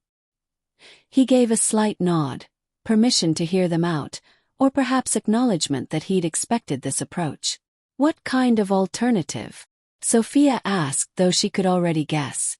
Knox pulled out her own folder, slid it across the desk. "Witness security program. Full protection for you and Emma, new identities, relocation to anywhere in the country you choose. Financial support during transition, job placement assistance, ongoing security monitoring. In exchange for testifying against Alessio. In exchange for providing information about his criminal operations that we can use to build a RICO case." Knox's precision was clinical. "Your testimony about Michael would still be valuable, but what we really need is someone on the inside who can help us understand the structure of the organization." Sophia opened the folder, scanning the documents. Everything Knox had described was there, laid out in official federal language with impressive attention to detail. Housing stipends, relocation assistance, education funding for Emma through college. The kind of security that came from government resources rather than criminal protection. "I'd have to testify in open court. Against Alessio specifically." "Eventually, yes. But initially, you just provide information to help us build the case." meetings, conversations, financial transactions you observe. We'd protect your identity as a confidential informant for as long as possible. And when I testified, I'd be painting a target on myself from every criminal organization that wants to send a message about cooperation with federal authorities. Chin shifted. The witness security program has an excellent track record. Proper protocol reduces risk to nearly zero. Nearly zero isn't zero. Sophia closed the folder. And more importantly, what you're asking would require me to betray someone who's kept every promise he made to me, who's provided genuine safety for my daughter, who's been more reliable than any official system ever was. Knox's expression hardened slightly. Someone who runs a criminal organization, who profits from illegal activities, who's built his empire on violence and intimidation. Someone who's also reading bedtime stories to my 4-year-old and making sure she has access to healthcare I could never afford alone. Sophia met Knox's eyes directly. I'm not defending his criminal activities. But I'm also not pretending that federal protection is automatically more trustworthy than what I have now. Ms. Ellis. Knox began. Sophia. Alessio spoke for the first time since the meeting began. His voice quiet but cutting. They're offering you a way out. Legitimacy, distance from my world. You should consider it seriously. She turned to look at him, surprised by this intervention. He met her gaze steadily, and she saw something complex in his expression. Not relief at potential escape, but genuine consideration of what might be best for her regardless of how it affected him. You want me to take their offer? She asked. I want you to make the choice that serves Emma's best interests, even if that choice means testifying against me. His words were measured, careful.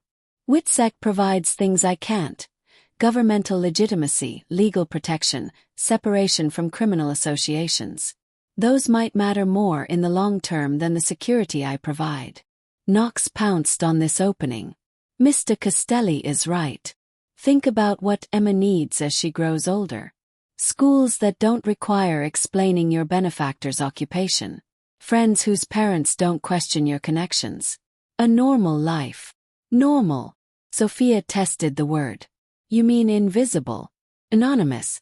Constantly worried that someone will discover who we used to be, who we were connected to. Looking over our shoulders for the rest of our lives. As opposed to looking over your shoulder here. Chin challenged. How long before Castelli's enemies target you because of your proximity to him? How long before Emma gets caught in crossfire meant for someone else? That's a risk managed through security protocols that have proven effective. Alessio's interjection surprised Knox and Chen both. I don't minimize the danger, but I also don't pretend federal protection is risk-free. People in WITSEC have been found, have been compromised. The safety is better than nothing, but it's not absolute. You're arguing against your own interests, Knox observed. I'm providing balanced information so Sophia can make an informed decision. Alessio moved from the window, positioned himself where he could see all of them. If she chooses WITSEC, I'll facilitate the transition. If she stays, I'll continue providing protection. Either way, her choice should be based on complete understanding rather than fear or obligation. Sophia absorbed this. The strange tableau of a federal prosecutor and an FBI agent sitting in a criminal study while he encouraged the woman they were trying to recruit to genuinely consider betraying him. I need specifics, Sophia said, focusing on Knox. If I agreed to this, and I'm not saying I am, what exactly would you need from me? What kind of information, what level of involvement? Knox pulled out another document. Initially, just observations. Who visits the house? What businesses Castelli discusses? Any conversations about illegal activities you overhear? We'd meet weekly at a secure location for debriefing. And later, as the case develops, we might need more active cooperation. Wearing a wire during conversations, documenting specific meetings, potentially testifying about observed criminal activities before a grand jury. Wearing a wire. Sophia looked at Alessio. Recording conversations with someone who's shown me nothing but honesty and protection. Honesty within limits, Knox reminded her. He's admitted to surveillance, to manipulation. How do you know what else he's not telling you? It was a fair question, and one Sophia had wrestled with over the past week. The answer she'd arrived at felt insufficient but true. She didn't know what else Alessio might be hiding. But she knew how he'd behaved when confronted with discovery, how he'd responded to her demands for transparency, how he'd given her ammunition against him rather than tightening control. "How long do I have to decide?" Sophia asked. "No formal deadline," Chen said. "But the longer you wait, the more difficult extrication becomes. Emotional attachments deepen, dependencies develop. It gets harder to walk away." "That's a feature, not a bug," Knox added. "Castelli is very good at making people feel obligated, cared for, protected. It's how he maintains loyalty. Don't mistake strategic relationship building for genuine concern." Sophia glanced at Alessio, who remained silent, letting Knox make her case without contradiction. She thought about the past month. Emma's laughter in the garden, Rosa's patient teaching, the comfortable rhythms of a life that felt stable for the first time in years. Strategic relationship building, perhaps. But also genuine care, or at least the best approximation someone in Alessio's position could offer. "I'll think about it," Sophia said finally. "But I'm not making any commitments today." Knox looked dissatisfied but nodded. "We'll check back in a week. In the meantime, here's my direct number." She handed over a business card. "Call any time, day or night, if you change your mind or if circumstances change in ways that make you uncomfortable." After they left, Sophia sat in the study's heavy silence, the WITSEC folder still open on the desk, Knox's business card beside it. Alessio remained by the window, giving her space to process. "You really meant it," Sophia said finally. "About facilitating the transition if I choose WITSEC?" "Yes. Why?" "Most people in your position would be threatening me, ensuring my silence through fear." Alessio turned from the window. "Because Emma's safety matters more than my convenience. Because you've earned the right to make this choice freely. And because—" He paused, seeming to weigh his words. "Because whatever we're building here only works if you choose it. Coerced loyalty isn't loyalty. It's just delayed rebellion. You'd really let me walk away knowing everything I know about your operations. You don't know as much as Knox thinks you do. Your work is genuinely legitimate, your exposure to criminal activities minimal." He moved closer. "But yes, even knowing what you know, I'd let you walk away. That's the promise I made. Autonomy includes the right to leave." Sophia picked up the business card, turned it over in her fingers. "They're not wrong about the risks. About Emma being exposed to danger because of proximity to you. No, they're not wrong." He didn't minimize or deflect. "But they're also not being entirely honest about WITSEC risks. I have contacts, resources, information networks that could potentially identify someone in the program if I wanted to badly enough. So do my competitors. So do federal employees who've been corrupted. No protection is absolute. So I'm choosing between imperfect securities. Yours or theirs. You're choosing between known complications and unknown ones. Between protection from someone who's demonstrated reliability and protection from a system that's proven inconsistent." Alessio sat down across from her. "Either choice could be right. Either could be wrong. But the choice is genuinely yours." Emma's voice carried from the hallway, asking Rosa where Mama was, whether they could go see the fish before lunch. The sound of ordinary childhood, ordinary concerns, happening in this extraordinary house. "If I stay," Sophia said slowly, "Knox will keep approaching me. Will keep offering WITSEC. Will keep trying to recruit me as an informant." "Yes, that's how they work. Persistent, patient, willing to wait for the moment when you're vulnerable enough to say yes. And if I go, if I take their offer, then you disappear into the program, and Emma grows up in whatever new identity they create. Safe from my world, but also separated from Rosa, from this house, from the stability you've built here." The weight of the choice pressed down on Sophia's shoulders. Stay with demonstrated protection that came from criminal sources, or accept governmental legitimacy that required betrayal and permanent separation from everything they'd established. "I need to talk to Emma," Sophia said. Age-appropriately but honestly. "She deserves input on decisions that affect her life." "Agreed." Alessio stood. "Take whatever time you need. Knox's deadline pressure is tactical. You don't have to decide today or this week or this month." After he left, Sophia sat with the WITSEC folder and Knox's business card, thinking about the life being offered. Anonymous safety in some small town, a house purchased with federal funds, a job arranged through government connections. Emma in a regular school with a manufactured history. Sophia working some administrative position under a name that wasn't hers. Clean. Legal. Disconnected from criminal associations. Also lonely. Isolated. Built on lies rather than complicated truths. She thought about the alternative. Staying here, continuing work that engaged her skills, watching Emma thrive under Rosa's care and Alessio's surprising gentleness.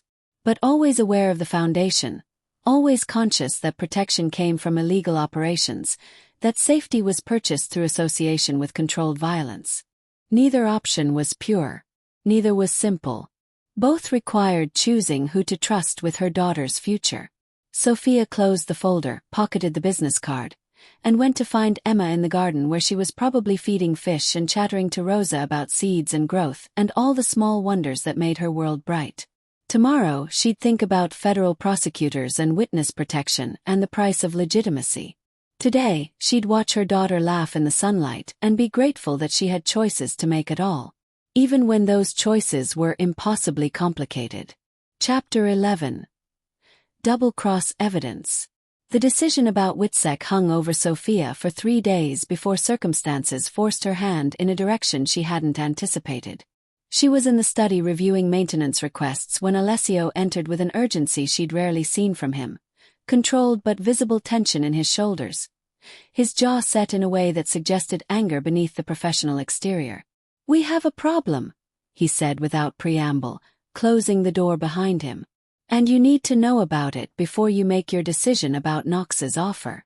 Sophia set aside her work, her stomach tightening. "What kind of problem?" He pulled out his phone, navigated to a series of photographs, and handed it to her. The images showed Mike, not in Prison Orange as she'd expected, but in what looked like a federal facilities interview room, sitting across from Agent Chan and another man she didn't recognize. "These were taken 2 days ago," Alessio said. "Michael is cooperating with the FBI. Extensively. I thought he was already cooperating. Knox said they had enough evidence for conviction." "They do. But Michael is providing more than just testimony about his own crimes." Alessio's expression hardened. "He's offering information about my operations. Details he shouldn't know, access he shouldn't have had." Sophia scrolled through more images. Mike gesturing animatedly, clearly comfortable with these federal agents. Documents spread across the table between them. What kind of details? Financial routing information. Names of people in my organization. Locations of properties I use for storage and meetings. Alessio took the phone back, pulled up a different file. "He's been debriefed 4 times in the past week. Each session revealing information that confirms what Chen told you. Someone on the inside was feeding him access he didn't earn. The mole you suspected. Not suspected. Confirmed." He showed her another image. A man she recognized from around the house, one of the security team who'd been present during her first days here. "Dominic Russo. He's worked for me for 6 years. Trusted with sensitive information. Given access to secure locations. Apparently selling that access to Michael for the past 8 months." The betrayal in Alessio's voice was subtle but present. This was personal, not just business. "Have you confronted him?" "He's being questioned now. By people more skilled in extraction than federal agents." Alessio's tone left no doubt about what "questioned" meant in his world. "But the damage is done. Michael has information, the FBI has Michael's cooperation, and Knox is building a case that goes far beyond simple theft." Sophia processed this, understanding dawning. That's why Knox came back. Not just to recruit me, but because they already have a cooperating witness. They wanted to see if I'd corroborate Mike's testimony. Exactly. And if you choose Witsec now, you'll be walking into a situation where you're expected to validate information provided by the man who planned to kidnap your daughter. He sat down heavily. I wanted you to know that before making your decision. Does Knox know about the mole? About Russo? She knows someone provided Michael with access. She doesn't know who.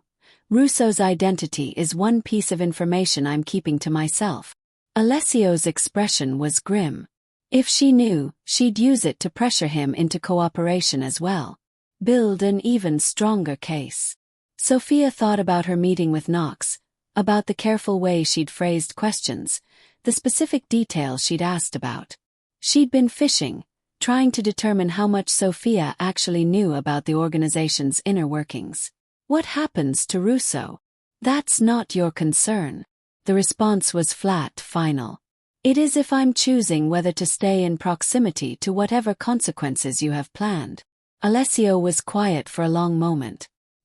He'll face justice proportional to his betrayal. Not federal justice, my justice. And then he'll disappear in ways that ensure he can't testify, can't corroborate Michael's claims, can't provide further information to authorities. The euphemism was thin enough that Sophia understood the implication. Russo would die. Probably had already died, based on Alessio's use of future tense that felt performative rather than literal. You're telling me this to influence my decision, Sophia observed. To make me see the FBI as opportunistic, as willing to use Mike's testimony despite knowing he's a liar and manipulator. I'm telling you this so you understand the full context. Alessio leaned forward. If you go into Witsec, you'll be asked to corroborate a narrative built partially on Michael's testimony. You'll be lending credibility to a man who planned to use your daughter as a human shield. And Knox won't care about that irony as long as it serves her case. But she'd be right that you run a criminal organization, that people like Russo facilitate illegal activities, that you just admitted to planning to kill someone rather than let them face legal justice. Yes, all of that is true. He didn't deflect or minimize. The question is whether you want to be the person who helps dismantle that organization by aligning yourself with federal agents who'll use Mike's lies alongside your truth, or whether you want to stay separate from all of it. Sophia stood, moved to the window where she could see Emma in the garden with Rosa, both of them bundled against December cold, examining something in the dormant flowerbeds. Her daughter looked happy, engaged, healthy in ways she hadn't been in their old life of struggle and scarcity. There's a third option, she said quietly. Which is? I refuse Knox's offer, but I also refuse to be complicit in covering up your operations. She turned to face him. I stay, I work, I protect Emma. But I don't lie for you. If I'm ever questioned under oath about things I've actually witnessed, I answer honestly. Alessio considered this. That could put you in legal jeopardy. Accessory charges, obstruction of justice. Only if I've actually witnessed criminal activity, which you've been careful to keep separated from my work. She held his gaze. This is the boundary I need. I'll accept your protection. I'll work for your legitimate businesses. I'll be grateful for Emma's stability. But I won't perjure myself to protect you. Fair enough. His acceptance came without hesitation.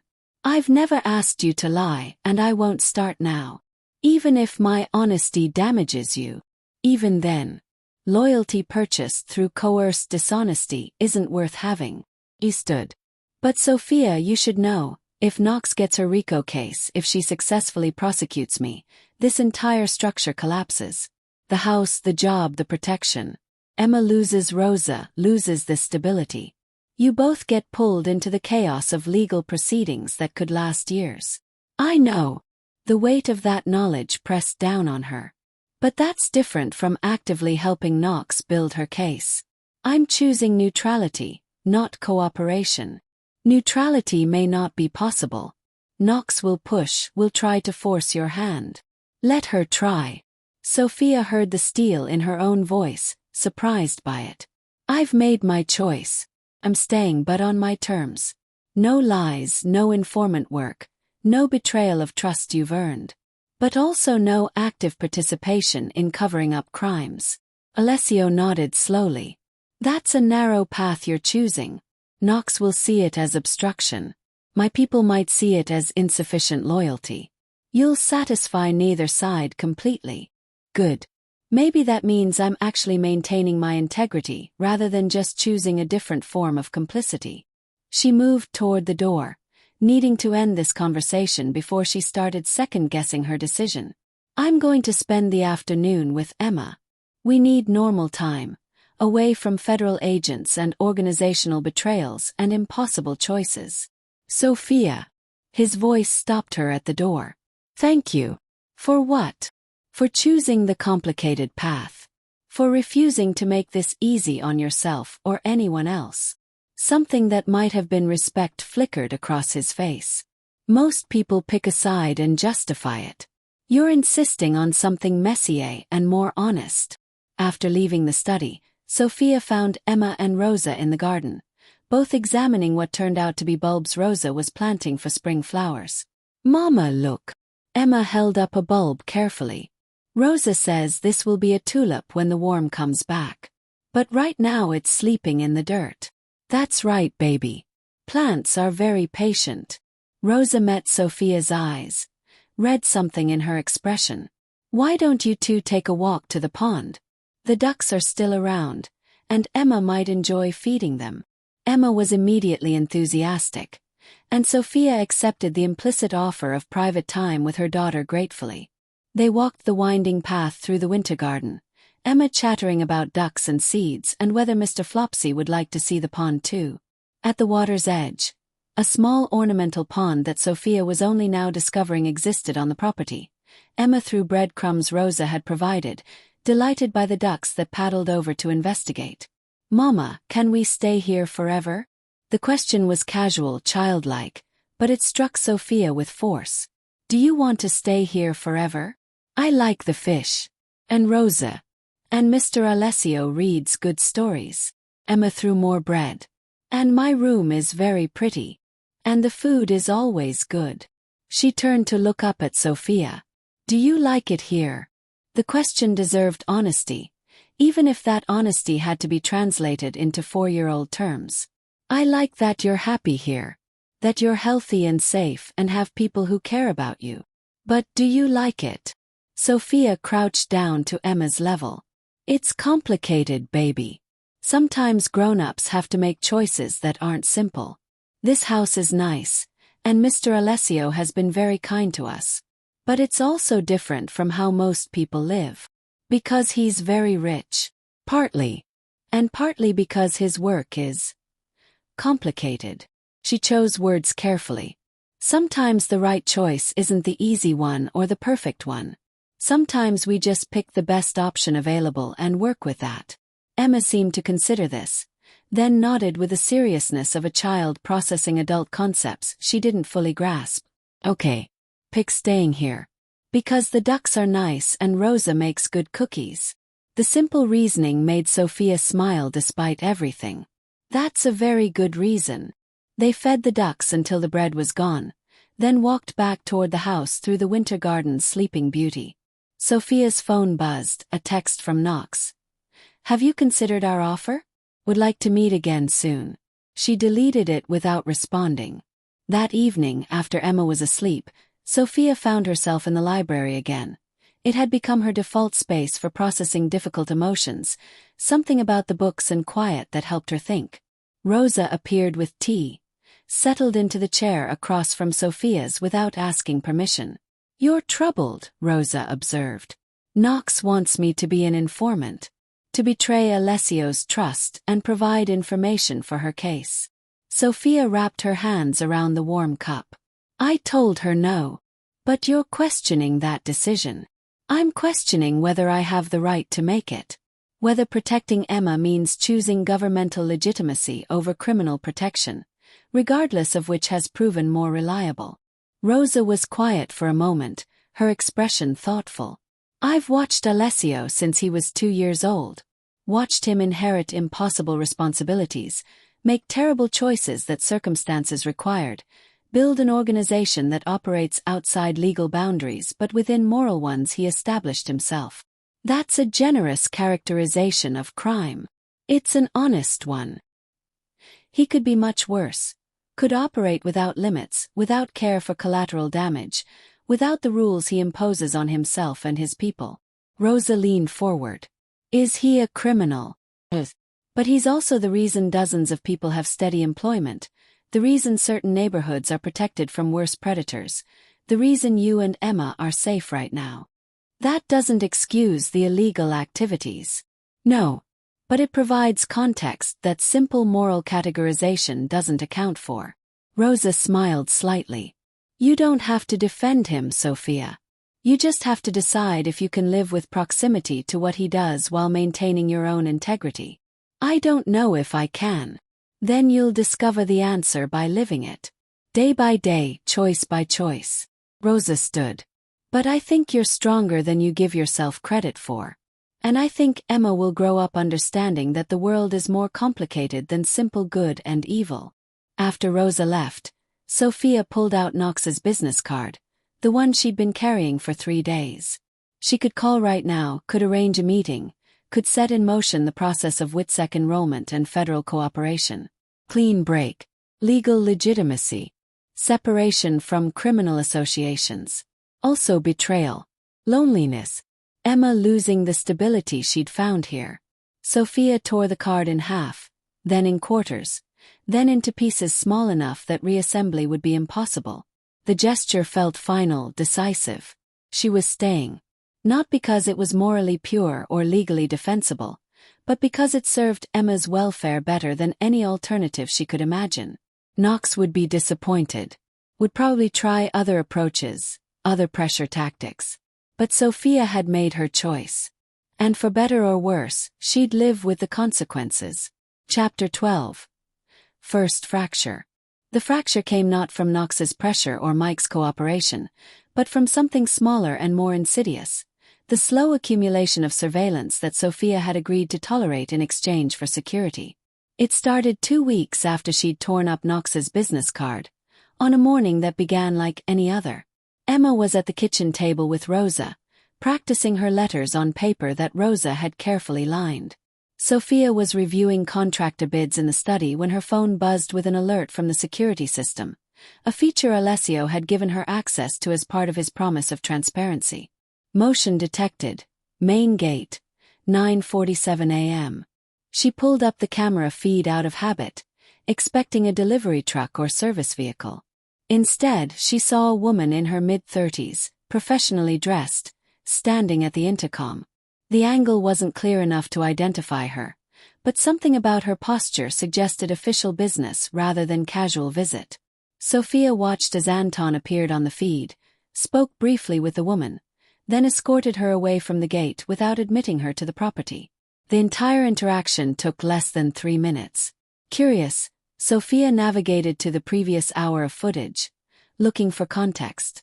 What she found made her stomach drop. The same woman had been parked across from the mansion for 45 minutes before approaching the gate. And during that time, the camera had captured her taking photographs of the property, making notes, clearly conducting surveillance of her own. Sophia zoomed in on one frame where the woman's credentials were partially visible. FBI. Not Agent Chen. Someone new. Someone who'd been watching the house without Knox's knowledge, or perhaps with it but without informing Alessio. She was still staring at the feed when Alessio entered the study. You saw her, he said, not a question. Who is she? Agent Melissa Torres. Financial Crimes Division. He moved to look at the monitor over Sophia's shoulder. She's been investigating my legitimate businesses for the past 6 months. Looking for evidence of money laundering, tax evasion, anything that could support a parallel prosecution. Knox didn't mention her. Because Knox is building a RICO case based on criminal operations. Torres is building a white-collar case based on the businesses you actually work for. Alessio's voice was tight with controlled frustration. They're coordinating now, apparently. Combining approaches. Sophia felt cold spread through her chest. The properties I manage. The expense reports I review. Torres thinks those are fronts for money laundering. She thinks some of them might be. She's not entirely wrong. 3 of the properties are used for layering funds from illegal operations through legitimate transactions. He met her eyes. Properties you don't have access to. I was careful about that. But I work for the same company. I sign documents with the Castelli Holdings letterhead. If Torres builds a case, I could be implicated as part of the conspiracy. Not if you cooperate with her investigation. Provide testimony that you genuinely didn't know about the illegal aspects, that your work was confined to legitimate operations. His expression was carefully neutral. Which is exactly what Knox has been trying to get you to do. The trap closed around Sophia with sudden clarity. She'd thought refusing to be an informant meant staying neutral, keeping her hands clean. But neutrality wasn't possible when federal agents were investigating the company she worked for, when her signature was on documents that might be used as evidence, when her employment itself could be characterized as participation in criminal conspiracy. You knew this was coming, she said, hearing the accusation in her own voice. When you offered me the job, when you gave me access to records and systems, you knew federal investigators would eventually come looking. I knew it was possible. I didn't know the timeline or the specific approach. He didn't apologize, didn't soften it. But yes, I understood that employing you created potential legal complications for you. And you offered it anyway. Because the alternative was you struggling alone with no protection and no resources. Because I believed the risk was manageable if we were careful about your actual exposure. His jaw tightened. And because I wanted you close enough to protect, even if that created other vulnerabilities. Sophia stood, needing distance, needing space to process this betrayal that somehow felt worse than the surveillance revelation had. That had been about privacy. This was about her legal safety. About potentially criminal liability for work she'd been doing in good faith. You used me, she said flatly. Put my name on legitimate documents to make them look more legitimate. To make it harder for investigators to prove which operations were clean and which weren't. No. His denial was firm. Your work is genuinely legitimate. The properties you manage are actually profitable, actually compliant with regulations. You're not a front. You're doing real work that needed doing. But my presence makes the whole company look more legitimate. Makes investigators like Torres have to work harder to separate legal operations from illegal ones. Yes, he admitted. That's a secondary benefit of your employment. But it's not the primary reason I hired you. How am I supposed to believe that? Alessio moved closer. His expression more open than she'd seen it since their argument about surveillance. Because I could have hired anyone for that purpose. I specifically hired you because you're competent, because Emma needed stability, because I wanted you protected. The other benefits were secondary. Sophia wanted to believe him. The past 6 weeks had built trust, had created routines and relationships that felt genuine. But this revelation, that her employment carried legal risks she hadn't fully understood, made everything feel calculated again. What do I do? She asked, hating how small her voice sounded. Torres is investigating the company I work for.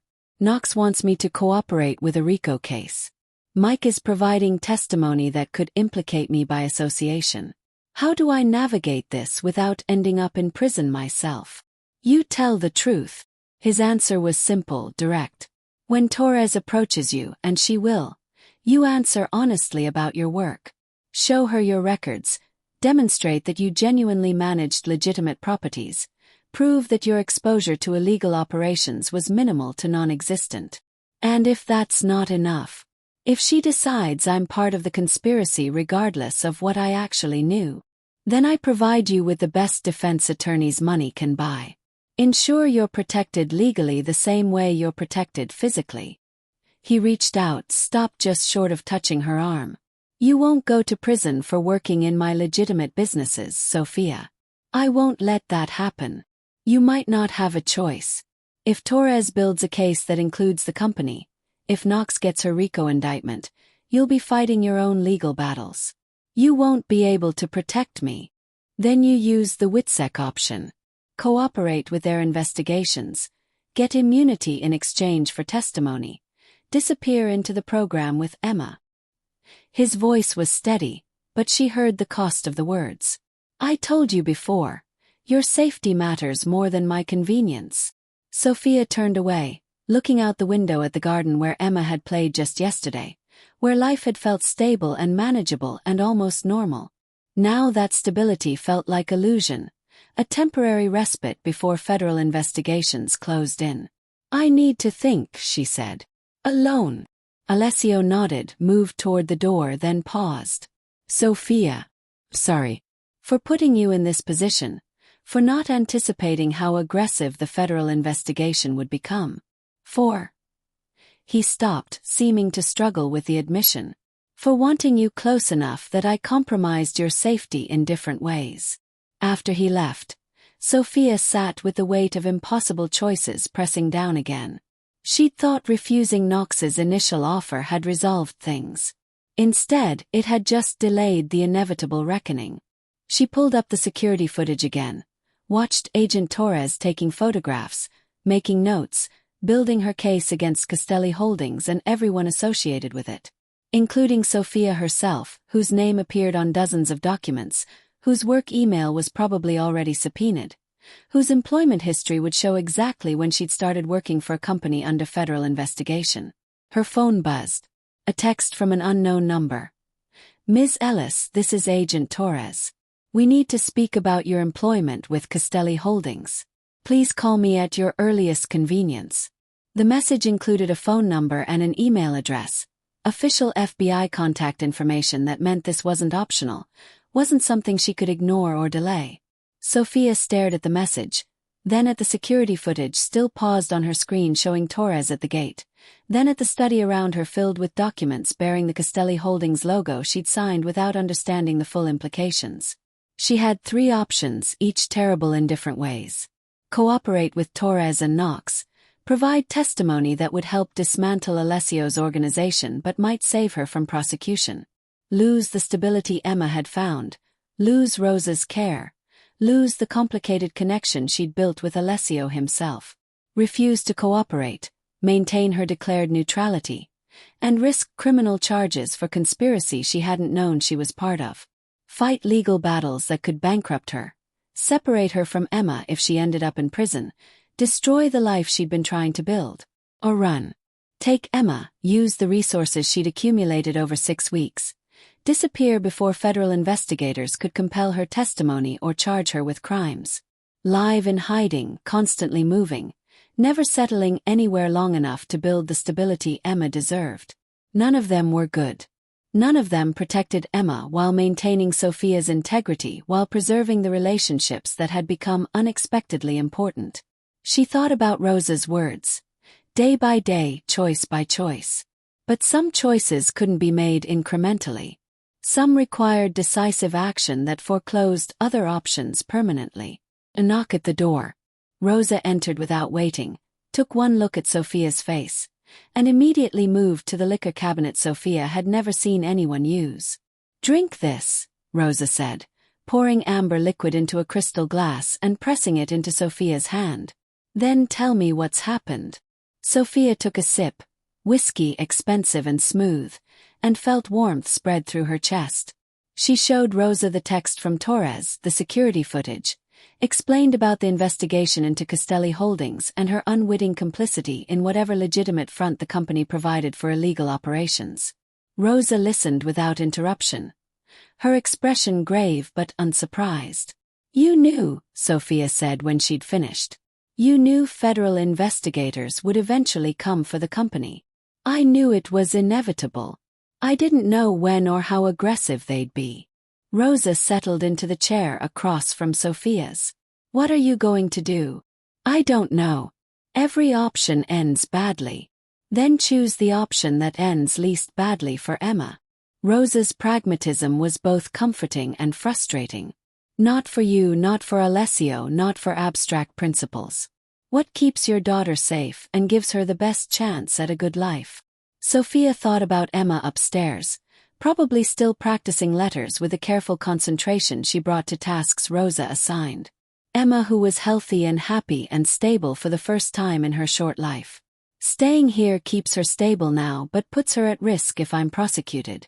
Witsec takes her away from stability but protects her from my legal troubles. Running means constant instability and fear. Sophia drained the whiskey. There's no good answer. Then there's only the least bad one. And only you can determine which that is. Rosa stood. But Sophia, whatever you choose, know that Emma will survive it. Children are resilient. They adapt to circumstances we can't imagine. Your job isn't to make perfect choices. It's to make the best choices you can with imperfect information. After Rosa left, Sophia sat alone with Torres's text message and her own turbulent thoughts. She needed to respond, needed to make contact before Torres escalated to showing up at the house with a warrant and questions Sophia wasn't prepared to answer. She typed out a response. Agent Torres, I'm willing to speak with you. But I need to consult with an attorney first. I'll contact you within 48 hours to arrange a meeting. The reply came within minutes. Understood. I look forward to our conversation. Please be aware that time is a factor in this investigation. Translation. Cooperate quickly or face consequences. Sophia closed her phone and sat in the study's quiet, watching winter afternoon light fade toward evening, thinking about all the ways her attempt to protect Emma had created new dangers she hadn't anticipated. Tomorrow, she'd need to tell Alessio she was contacting an attorney. Would need to decide if that attorney would help her cooperate with federal investigations or defend her against them. Tonight, she'd read Emma bedtime stories and pretend that everything was fine, that the world wasn't closing in around them again, that choices made in desperation weeks ago weren't coming due with interest she couldn't afford to pay. The fracture had appeared in what she'd thought was solid ground. And Sophia had no idea if the foundation could be repaired or if everything would collapse. Chapter 13: The Breach. The breach came at 3:17 a.m. on a Wednesday morning, shattering the mansion's careful security with a kind of precision that spoke of insider knowledge and professional execution. Sophia woke to silence. Wrong silence, the kind where ambient sounds that should exist simply don't. No hum from the security system. No soft whir from the climate control. The house holding its breath in the darkness. She was out of bed before conscious thought caught up, moving on pure instinct toward Emma's room. The hallway emergency lights were dark. The security panel by the stairs showed nothing, its screen black and dead. Someone had killed the power. All of it, including backup systems that should have been redundant and isolated. Emma's door was open. Well, Sophia always closed it at night. Had developed that habit from their apartment days when thin walls meant any noise could wake her daughter. She pushed through the doorway, her heart hammering so hard she could hear it in her ears. The night light was dark. The room was shadows and shapes that could be anything. Emma! Her voice came out hoarse. Movement from the bed. Small and sleepy. Mama! Why is it so dark? Relief flooded through Sophia so intensely it made her knees weak. She crossed to the bed, gathered Emma into her arms. The power went out, baby. It's okay. Stay with me.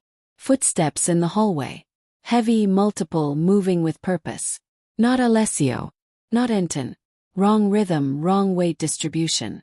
Sophia's mind raced through options with a kind of clarity that only pure fear could bring. The window too high, no fire escape. The closet, obvious hiding place, first place they'd check. Under the bed, same problem. The footsteps were getting closer. She grabbed Mr. Flopsy, pressed Emma's face against her shoulder to muffle any sound, and moved to the bathroom. Locked the door with shaking hands, knowing it would only slow them down by seconds. Pulled out her phone. No signal, which meant they had jammers. The bedroom door crashed open. Multiple voices speaking in Russian, confirming what Sophia had already guessed. Petrov's people. Somehow inside the mansion, inside the security perimeter Alessio had promised was impenetrable. Emma whimpered against Sophia's shoulder. Sophia pressed her hand gently over her daughter's mouth, whispered directly into her ear. We're playing the quiet game, remember? The one Rosa taught you. Don't make any sounds until I say the game is over. Emma nodded, her small body trembling but compliant. 4 years old and already learning to be silent when danger demanded it. The bathroom door handle rattled. A voice in accented English. Come out. We know you're in there. We just want to talk. Sophia's breath came shallow and fast. She looked around the bathroom for anything that could be used as a weapon. Towel bar too flimsy. Toilet tank lid. Too heavy to wield effectively with Emma in her arms. Hair dryer useless. If you don't come out, we break down the door. Frightens the child more. He wasn't wrong. The door was substantial but not meant to withstand serious force. And Emma was already shaking. Her silence maintained only through sheer will and training Rosa had provided for emergencies Sophia had hoped would never come. Sophia made a decision. Set Emma down carefully. Looked directly into her eyes. Stay here. Stay quiet. No matter what happens, don't come out until you hear my voice or Rosa's voice saying your full name. Understand? Mama. Do you understand, Emma?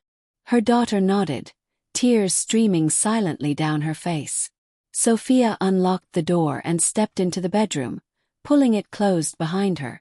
3 men stood in Emma's room, all armed, all focused on her with a kind of attention that suggested professional training. The one who'd spoken was older, graying, with a scar that bisected his left eyebrow. The other 2 were younger, harder, radiating controlled violence. Sophia Ellis.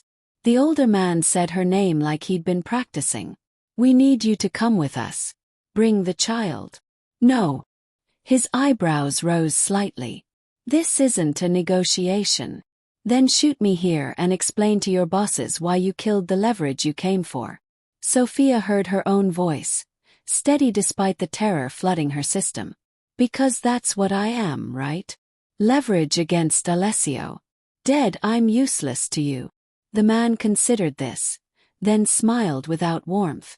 Smart. But there are ways to motivate cooperation that don't require killing. Your daughter, for instance, is under federal protection. Sophia lied with absolute conviction. FBI has been watching this house. You grabbed me, you're interfering with a federal witness. You hurt my daughter, that's assaulting a minor under government custody. The charges stack up fast. It was complete fabrication, but delivered with enough confidence that the man hesitated. In that moment, Sophia understood that these weren't Petrov's elite operatives. They were mid-level contractors, hired muscle who'd been given a task but not complete information. The power grid failure triggered silent alarms, she continued, improvising frantically. Federal agents are already en route. You've got maybe 5 minutes before this place is swarming with FBI. Another lie. But the man's expression suggested he was at least considering the possibility. Yuri, one of the younger men said in Russian, then continued in rapid speech Sophia couldn't follow.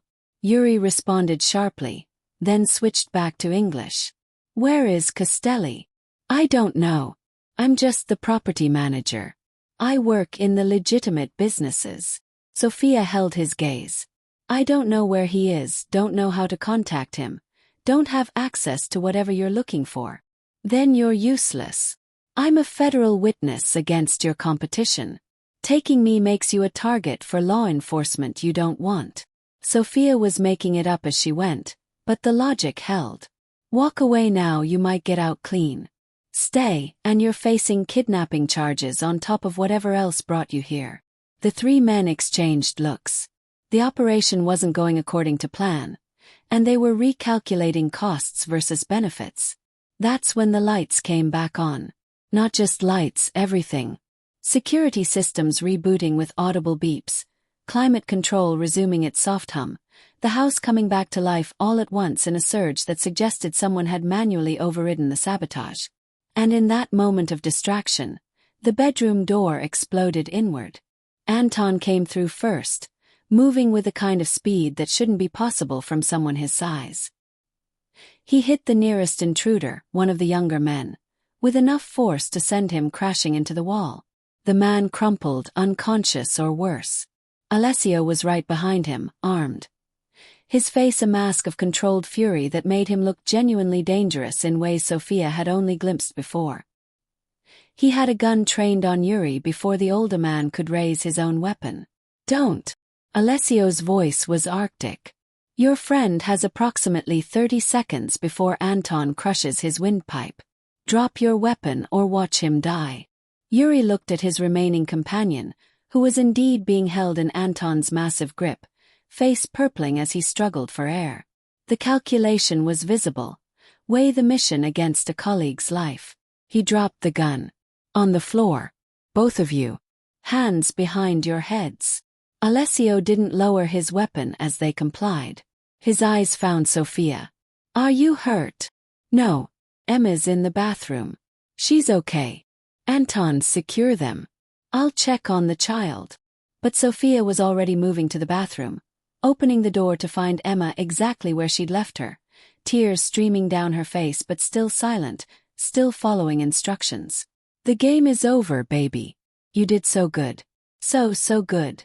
Sophia scooped her up, felt Emma's arms lock around her neck with desperate strength. "Mama, I was scared." "I know. I was scared too. But we're safe now." Alessio appeared in the bathroom doorway, his expression shifting from fury to something gentler when he saw Emma. "Let me take you both somewhere secure. Anton will handle the cleanup."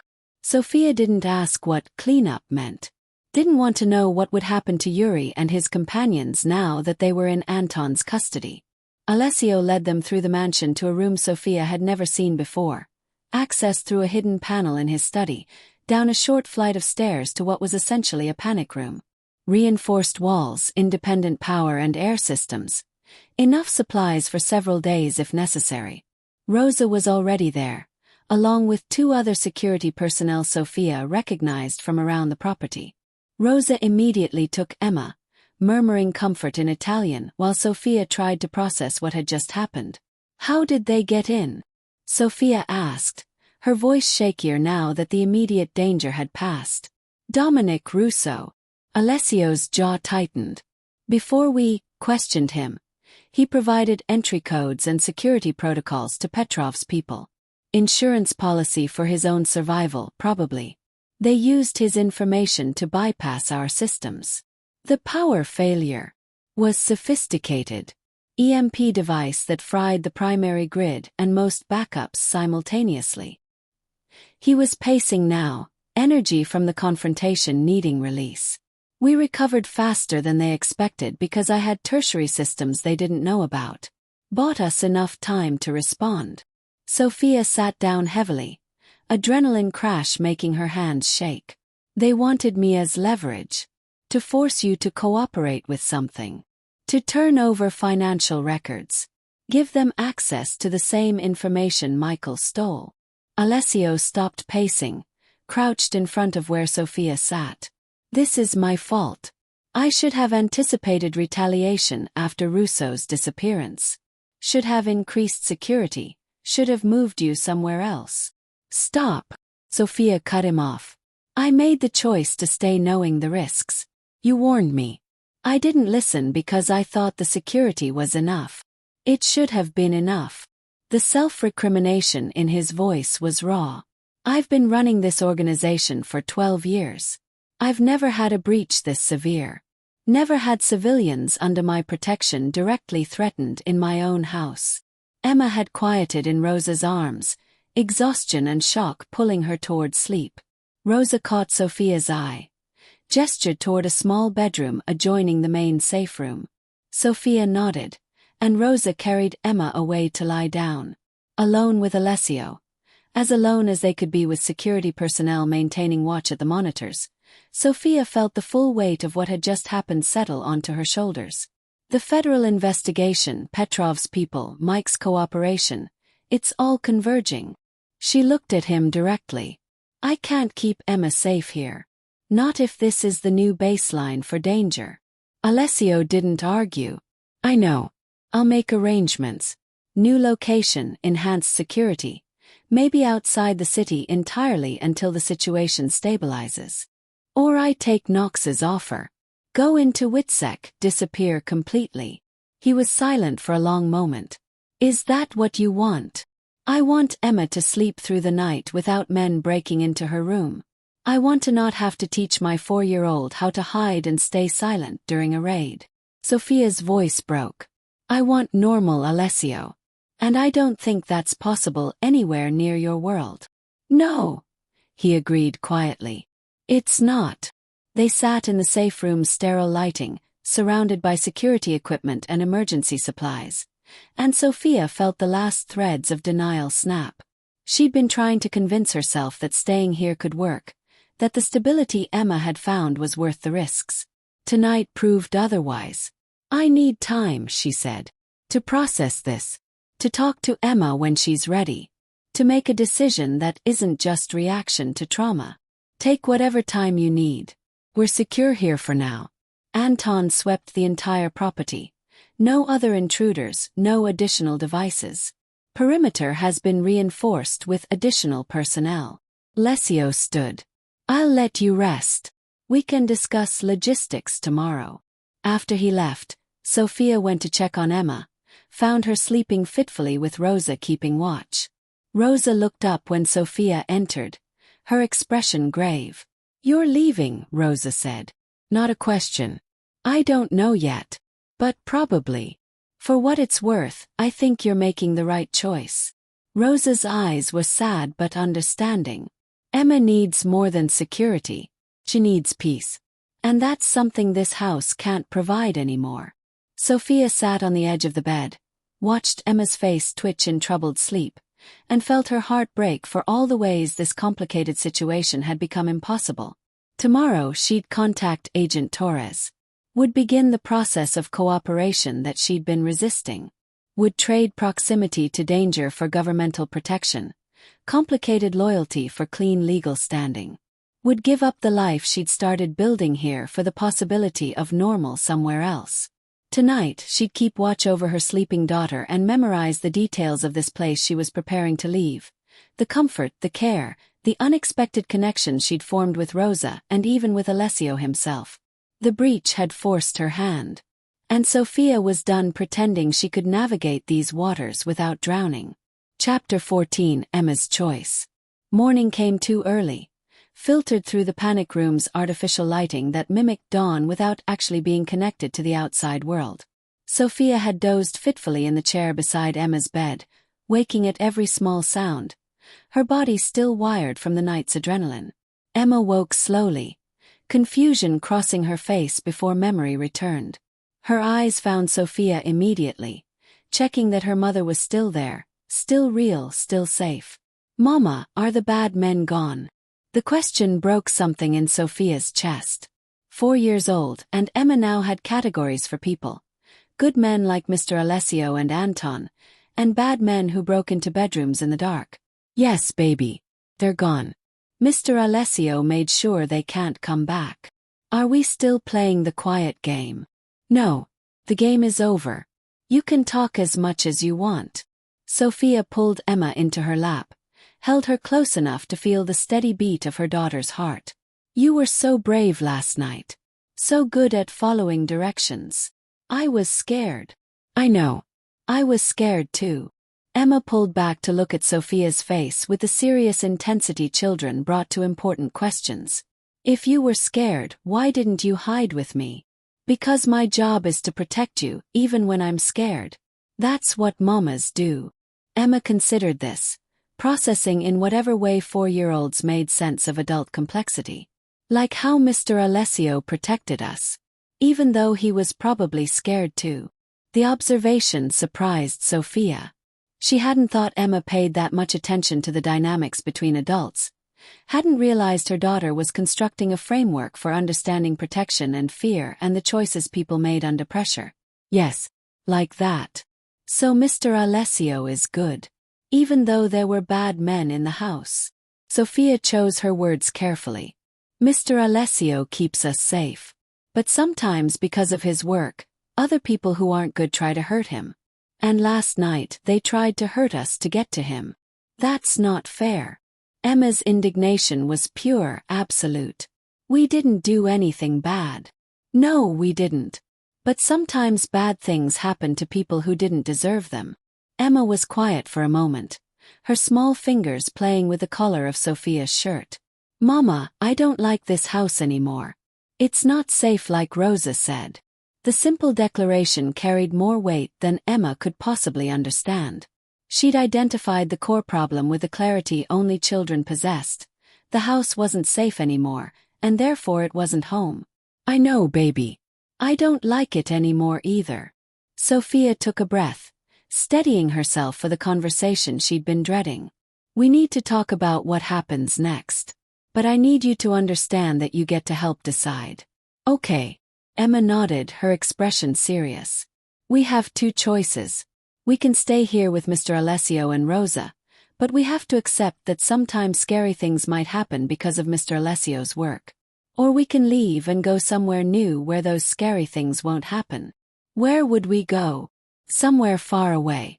A different city, maybe a different state. We'd have new names, a new house, you'd go to a new school. Sophia watched Emma's face carefully. But we wouldn't see Rosa anymore. Or Mr. Alessio. Or this garden with the fish. Emma's eyes filled with tears. I don't want to leave Rosa. She teaches me good things. I know. I don't want to leave her either. And Mr. Alessio reads the best stories. And the fish know me now. Rosa said they recognize me when I come to feed them. Emma's voice was breaking, the weight of the choice becoming real. But I also don't want bad men to come in the dark anymore. Sophia felt tears prick her own eyes. Those are both very good reasons. And you're right, it's not fair that you have to choose. What do you want, Mama? The question was so direct, so trusting, that Sophia had to take a moment to compose herself. I want you to be safe and happy, and to sleep through the night without being scared. Can we be safe and happy here? I don't think so. Not anymore. The admission hurt more than Sophia had expected. Mr. Alessio tries very hard to keep us safe, and so does Anton and all the security people. But last night showed that sometimes trying hard isn't enough. Emma climbed out of Sophia's lap, walked to the small table where someone had left coloring supplies. Rosa, probably, anticipating that Emma would need distraction when she woke. She picked up a purple crayon, held it without using it. If we leave, will we ever come back to visit? No, baby. That's part of what makes us safe in the new place. No one can know where we are, not even people we care about. That's the saddest thing. Emma's assessment was simple and devastating. Even sadder than leaving. Yes, it is. Mama, I think we have to go to the new place. Emma turned to look at her. Because you were really scared last night. I could tell even though you were being brave. And if we stay, you'll be scared all the time, and that's not good for mamas. The wisdom in her daughter's logic made Sophia's throat tighten. Emma was choosing not based on her own preference, which clearly leaned toward staying with Rosa and the fish and the familiar, but based on Sophia's welfare. 4 years old and already learning to prioritize others' needs over her own wants. Come here, baby. Sophia held out her arms, and Emma came immediately, curling into her lap like she used to when she was smaller. You're right. I'm scared. And I would be scared all the time if we stayed. But I also want you to know this is our choice together. You don't have to take care of me. That's not your job. But I want to. You always take care of me. And I always will. But you're still my baby and you get to just be a kid. You don't have to make grown-up decisions about my feelings. Emma was quiet against Sophia's chest, breathing in the rhythm that meant she was thinking hard about something. Finally, can I say goodbye to Rosa? And Mr. Alessio? And the fish? Yes, we'll say proper goodbyes before we leave. And can I bring Mr. Flopsy? Of course. Mr. Flopsy goes wherever you go. Okay. Emma sat up, wiped her eyes with the back of her hand.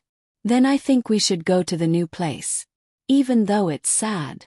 Sophia held her daughter, feeling the weight of this choice settle into permanence. Emma had spoken, had exercised whatever agency a 4-year-old could have in impossible circumstances, and Sophia would honor that decision. Soft knock at the door. Rosa's voice. "May I come in?" "Yes," Sophia called. Rosa entered carrying a breakfast tray. Pancakes shaped like animals, the kind of whimsical touch she brought to Emma's meals. She set it down, looked between Sophia and Emma with eyes that had probably already guessed what decision had been made. "You're leaving," Rosa said quietly. Emma nodded. "But Mama says I can say goodbye first. And I can bring Mr. Flopsy. Those are both very important things." Rosa sat down, her movements careful, controlled. "Emma, would you like to have breakfast while your Mama and I talk? Then maybe we can go to the garden one more time, just the two of us." Emma looked to Sophia for permission. Sophia nodded, and Emma went to the table where the animal pancakes waited, suddenly very interested in which one to eat first. Rosa turned to Sophia, her expression showing more emotion than usual. "When?" "As soon as I can arrange it. Today, tomorrow. Whenever the federal agents can move us." "You're going into witness protection." "Yes. It's the only option that makes sense now. Emma needs stability I can't provide here, and I need legal protection from multiple investigations." Sophia kept her voice low. "I'm sorry. I know this isn't what you wanted. What I want is irrelevant. What matters is Emma's welfare, and you're making the right choice for her." Rosa's voice was steady but sad. "I've grown very fond of that little one. More than I anticipated. She loves you. You've been more of a grandmother to her in 6 weeks than anyone else in her entire life. Then I've been blessed to have that time." Rosa stood, moved to where Emma was eating, smoothed her hair gently. "Piccola, when you finish eating we'll go see the fish. And I'll teach you something special about how to remember people even when they're far away." After Rosa took Emma to the garden, Sophia sat alone in the panic room that had become simultaneously refuge and prison. She pulled out her phone, signal restored now that they were back in normal conditions, and found Agent Torres's number. The call connected on the second ring. "Ms. Ellis. I'm glad you're calling. I'm ready to cooperate. Fully. Whatever you need regarding Castelli Holdings, regarding the organization, regarding everything I've observed." Sophia's voice was steady. "In exchange, I need immediate enrollment in witness protection for myself and my daughter." There was a brief pause. "What changed?" "Someone broke into the house last night. Armed men in my daughter's bedroom. That's what changed." Sophia closed her eyes. "I can't keep her safe here. And I can't risk criminal liability for my employment with a company under investigation. So I'm cooperating. Complete cooperation in exchange for complete protection. I'll need to coordinate with Prosecutor Knox. This affects both investigations, mine and her RICO case." Torres's voice carried satisfaction. "Can you meet today? Somewhere outside Castelli's property. I'm in a secure location within the property right now. Send agents to collect me. I'll provide detailed testimony about everything I've seen and everything I know." "Understood. We'll have people there within 2 hours." "Is Castelli aware you're making this call?" "Not yet. But I'll tell him before I leave." Sophia owed him that much. "And Agent Torres. I have conditions." "What conditions?" "My daughter doesn't testify, doesn't get dragged into court, doesn't become part of the public narrative. She's 4. She stays out of this completely." "Agreed. We have no interest in involving a minor. And my employment was genuinely legitimate. I want that documented clearly. I managed real properties, did real work. I wasn't knowingly part of criminal operations. If that's true, and if you cooperate fully, we can document your lack of criminal intent." Torres paused. "Anything else?" "Expedited relocation. Emma's been through trauma. I want her settled somewhere safe and stable as quickly as possible. We can make that happen. 2 hours, Ms. Ellis. Be ready." After disconnecting, Sophia sat with the phone in her hand, feeling the finality of what she'd just set in motion. In 2 hours, federal agents would arrive. She'd leave with Emma, would begin the process of disappearing into witness protection. Would testify against Alessio, against the organization that had protected her, against people who'd kept their promises even when it cost them. The betrayal sat heavy in her chest, but so did the memory of Emma's terrified face in the dark, of armed men in her bedroom, of the constant low-grade fear that had been building since she'd discovered the surveillance and the investigations. She couldn't do this anymore. Couldn't balance moral complexity against practical safety. Couldn't keep Emma in proximity to danger just because the people creating that danger also provided care and comfort. Sophia went to find Alessio, needing to tell him before the agents arrived. He was in his study, working at his computer with a focused intensity that meant he was managing crisis in whatever way required his attention. He looked up when she entered, saw something in her face, and his expression shifted. "You're leaving?" "Yes. Federal agents are coming in 2 hours. I've agreed to full cooperation in exchange for witness protection." Alessio didn't argue, didn't try to change her mind. He simply nodded, closed his laptop. What prompted this? Beyond the obvious trauma of last night. "Emma." She said this house wasn't safe anymore, and she was right. "And I realized I've been prioritizing stability over safety, comfort over actual protection." Sophia moved to the window, looked out at the garden where Rosa and Emma were visible near the fountain. "I can't keep her here. Not after last night." "No, you can't."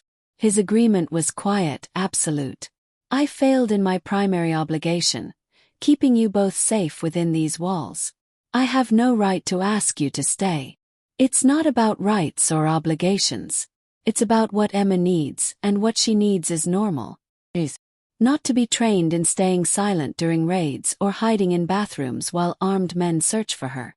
Alessio stood, moved to stand beside her at the window.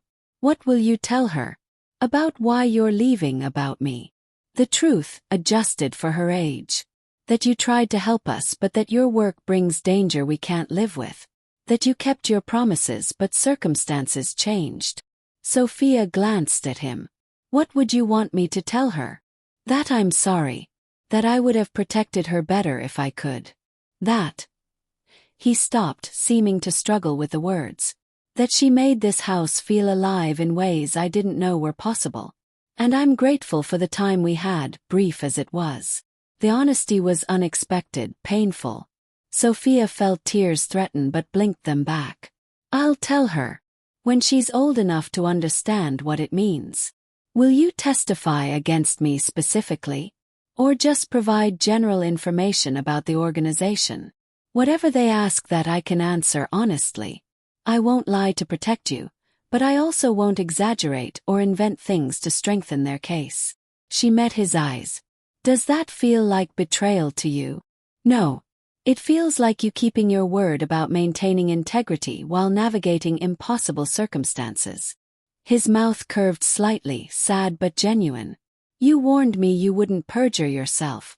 I accepted that condition. Now you're following through." They stood together in the study's quiet, watching Emma laugh at something Rosa said, watching this last morning of their strange shared life unfold in the winter garden. "I'll have Rosa pack Emma's things," Alessio said finally. "Her clothes, her toys, anything that will make the transition easier. And I'll arrange a financial transfer, not connected to me, completely clean money that can't be traced. Enough for stability in whatever new life you build." "You don't have to do that." "I know. But I'm doing it anyway." He turned from the window. 2 hours.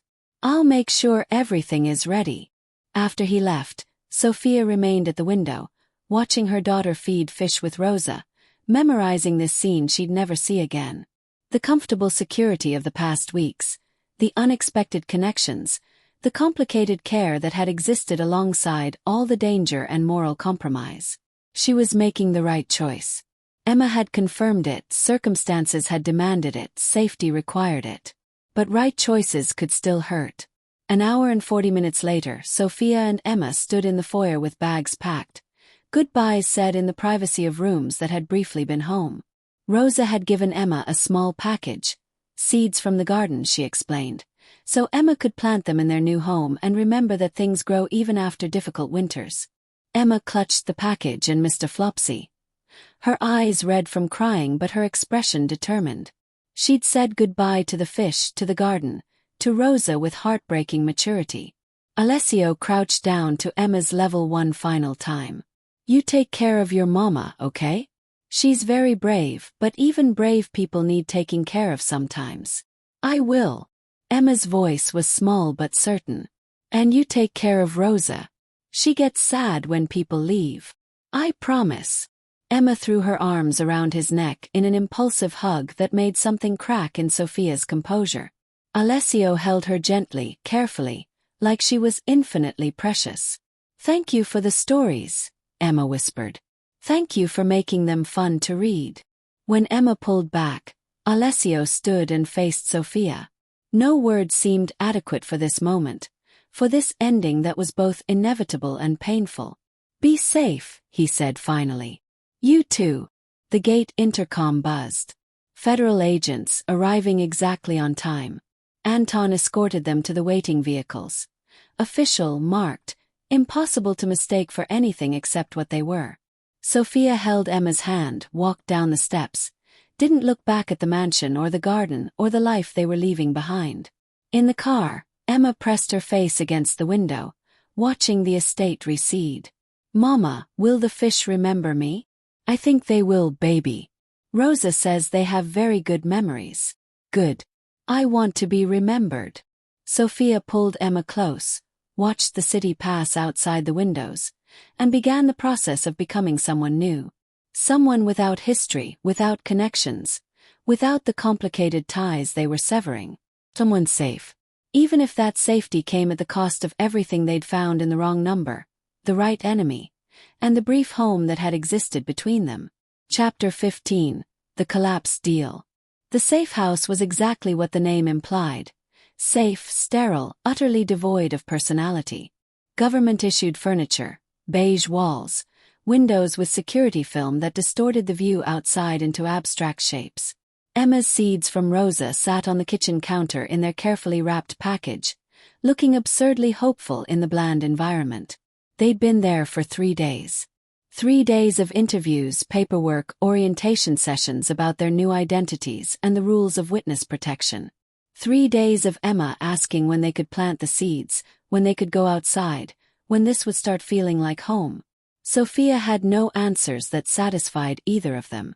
Agent Torres visited daily, always professional, always focused on extracting maximum information about Castelli Holdings and the organizational structure Sophia had observed. Prosecutor Knox came less frequently but with sharper questions, building her RICO case piece by piece. Sophia answered honestly, as she'd promised herself she would.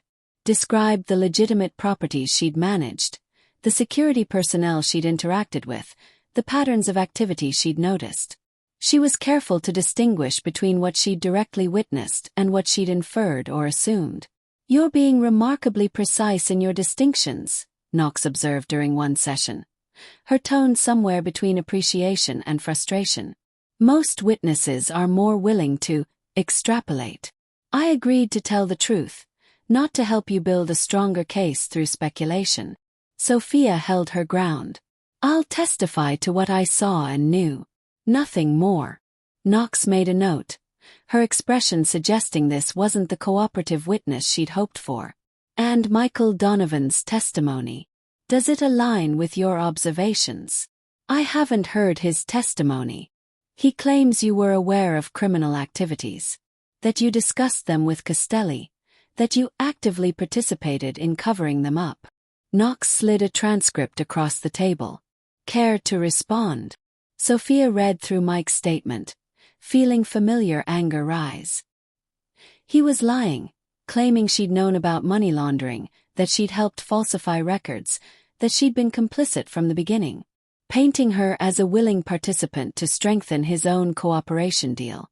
This is false. All of it. She pushed the transcript back. I managed legitimate properties. I never falsified records, never knowingly participated in illegal activities. So Michael Donovan is lying. Michael Donovan is a liar. That's his defining characteristic. Sophia met Knox's eyes. But you already knew that. You're using his testimony anyway because it serves your case.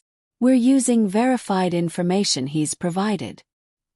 His personal credibility is less relevant when documents and financial records corroborate his claims. Knox leaned back. The question is whether you're willing to corroborate them as well. I'm willing to testify to the truth. If that doesn't align with Mike's version, that's his problem, not mine. The interview ended shortly after, Knox clearly dissatisfied with Sophia's refusal to be more accommodating. That evening, Emma was particularly restless. The safe house had no garden, no fish, no Rosa to create structured activities that made learning feel like play. Just a small backyard with dead grass and a chain-link fence that made the space feel more like a prison yard than a place for children. "Mama, when can we plant the seeds?" Emma asked for the third time that day. "Soon, baby. When we get to our permanent home." "When is that?" "I don't know yet. A few more weeks, maybe." Emma's face crumpled. "I don't like it here. It's not pretty like the other house." "I know. But it's safe." "The other house was safe too. Until the bad men came." Emma's logic was unassailable and painful. "And now we don't have Rosa or Mr. Alessio or the fish. So we have less nice things and the same amount of scary." Sophia pulled Emma into her lap, held her while her daughter cried for the losses she was only beginning to understand. 4 years old and already learning that safety came at a price, that choices meant giving up things you wanted, that the world was more complicated than it should be. On the 4th day, Agent Chen arrived with news that made Sophia's carefully maintained composure crack. "We have a problem with your witness protection enrollment," he said, settling into the safe house's uncomfortable couch with a manila folder. "Michael Donovan's defense attorney has filed a motion to compel your testimony in his trial." Sophia's stomach dropped. "What does that mean?" "It means Mike's lawyer claims your testimony is essential to his defense. That you can provide exculpatory evidence about his character, his intentions, his relationship with Emma." Chen's expression was apologetic. The judge granted the motion. "You're being subpoenaed. But I'm in witness protection. Doesn't that provide immunity from subpoenas?" "It provides protection from being found easily. It doesn't provide immunity from legal obligations." He opened the folder, showed her official documents. "You'll have to testify. In open court. Which means Mike will see you, will know you're cooperating with federal investigations. And his associates will know. And Petrov's people. And anyone else interested in leveraging information about Castelli's operations." Sophia felt the trap closing. "You're saying witness protection is compromised before it even fully begins. We can take additional precautions. Court testimony under protective procedures, sealed records, enhanced security during and after." But Chen's voice lacked conviction. "It's not ideal, but it's manageable. When is the trial?" 6 weeks. Jury selection starts in 4. 6 weeks before her face would be in a courtroom, her cooperation made public, her new identity potentially exposed to exactly the people she'd entered protection to escape. Sophia thought about Emma's restless nights in this sterile house, about the seeds waiting to be planted, about the promise of normal life that was receding faster than she could chase it. What happens if I refuse to testify? Contempt charges. Possible jail time until you comply. Chen's expression was sympathetic but firm. You don't really have a choice here, Ms. Ellis. After he left, Sophia sat in the safe house's depressing living room and felt the weight of cascading consequences. She'd left the mansion for safety and stability. Instead, she'd found bureaucratic purgatory and new legal complications that put her back in exactly the danger she'd been trying to escape. Her phone buzzed, the secure device federal agents had provided. A text from an unknown number. The seeds need good soil and sun. Safe houses have neither. Or Rosa. Somehow Rosa had gotten this number. Had found a way to make contact that federal security should have prevented. Before Sophia could process the implications, another text. Your testimony won't be required if the defendant accepts a plea deal. I have resources that could encourage such acceptance. Say the word. Alessio. Also with access to her supposedly secure phone. Also offering solutions that existed outside legal channels. Sophia stared at the messages, understanding what they were really saying. Come back. We can protect you better than they can. We can solve problems they can't. It was tempting. God, it was tempting. But it was also exactly the cycle she'd been trying to break. Accepting protection from people who operated outside the law, who solved problems through coercion and violence, who made her complicit in methods she couldn't defend. She deleted both messages without responding. That night, Emma couldn't sleep. Nightmares about bad men in the dark, about hiding in bathrooms, about all the trauma she was trying to process in a 4-year-old's limited framework. Sophia held her, sang songs Rosa had taught them, promised safety she couldn't guarantee. Mama, can we go back? Emma asked in the exhausted space between nightmares. Back where, baby? To the house with the fish. Where Rosa was. Where it was pretty and Mr. Alessio read stories. Emma's voice was small, breaking. I know bad men came there, but bad dreams come here too. And here we're sad and there we were happy sometimes. The logic was devastating in its simplicity. Emma was right. They'd traded one kind of fear for another, and in the process lost all the good things that had made the fear bearable. I don't know if we can go back, Sophia said honestly. That might not be possible anymore.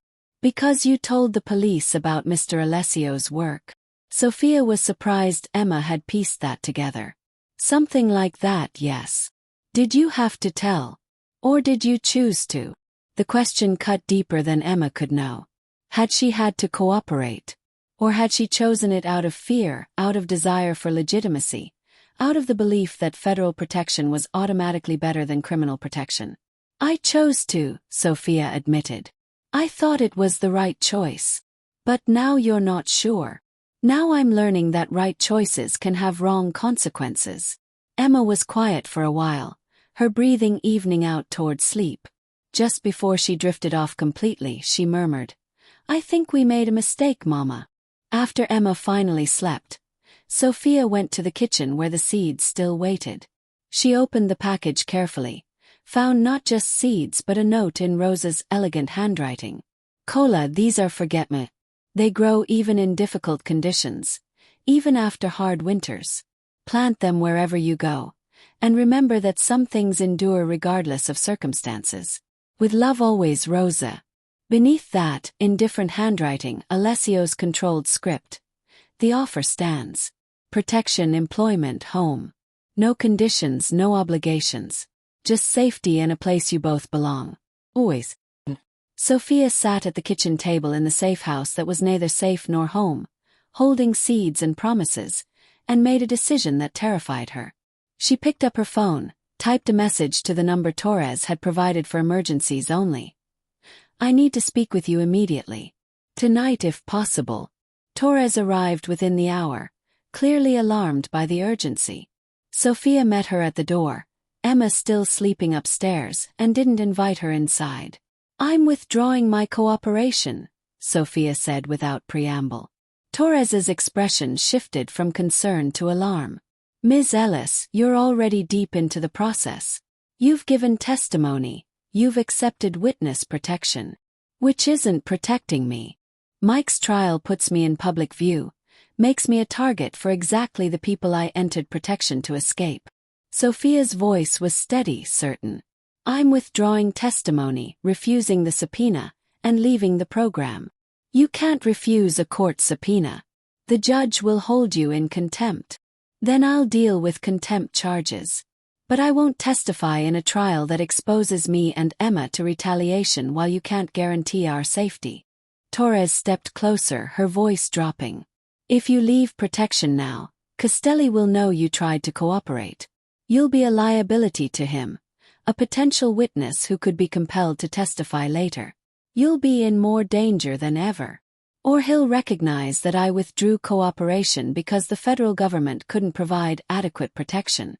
That I chose his security over yours because his has proven more reliable. Sophia met Torres's eyes. I'm done being caught between competing protections that both put Emma at risk. I'm choosing the option that's actually kept us safe. You're making a mistake. Maybe. But it's my mistake to make. Sophia stepped back toward the door. I'll be out of this safe house by morning.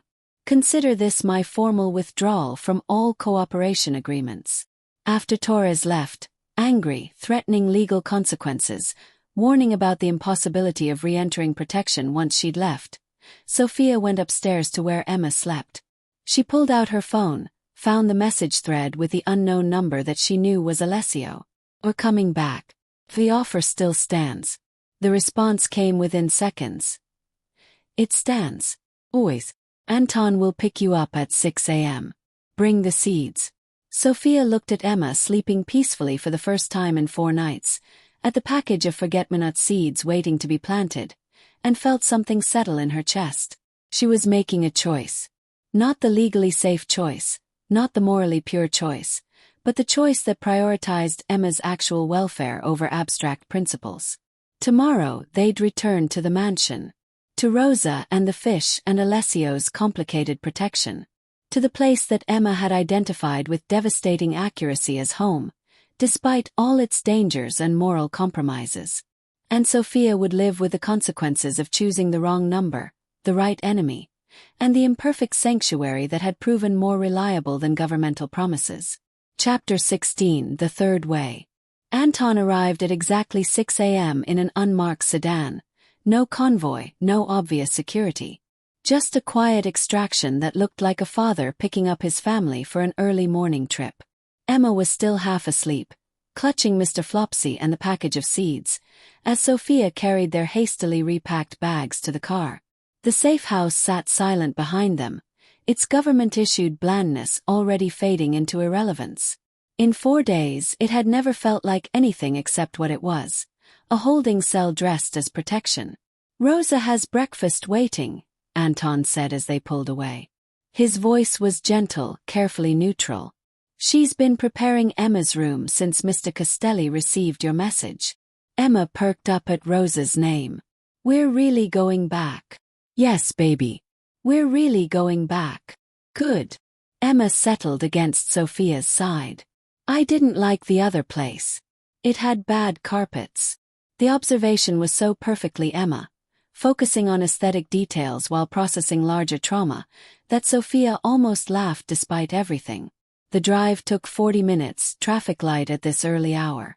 As they approached the estate, Sophia noticed changes immediately. Additional security personnel at intervals along the perimeter. New cameras. Reinforced fencing that looked decorative but was clearly functional. Alessio had responded to the breach by making the property even more fortified.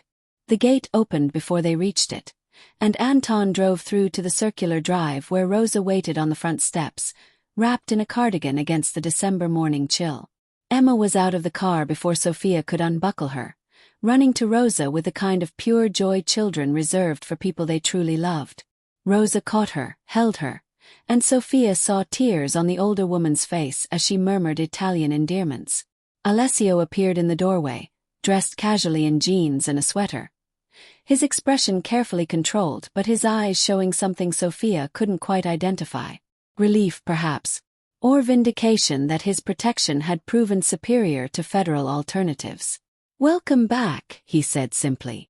Sophia climbed out of the car, suddenly uncertain now that she was here. We need to talk. About terms. About what this means going forward. Of course. But first let Emma and Rosa have their reunion. And you should eat something. You look exhausted.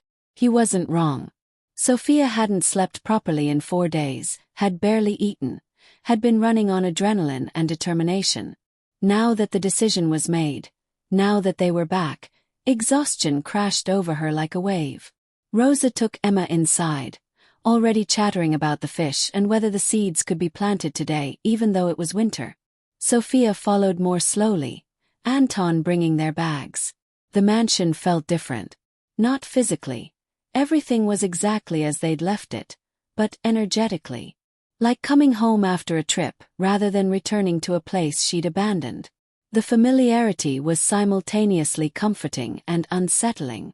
Breakfast was waiting in the informal dining room. Coffee, fresh pastries, fruit, eggs prepared the way Sophia preferred. Rosa had Emma settled with hot chocolate and animal-shaped pancakes, already falling back into their established routine. Alessio sat across from Sophia, gave her space to eat and gather her thoughts before speaking. "Agent Torres called me," he said finally. "After you withdrew cooperation.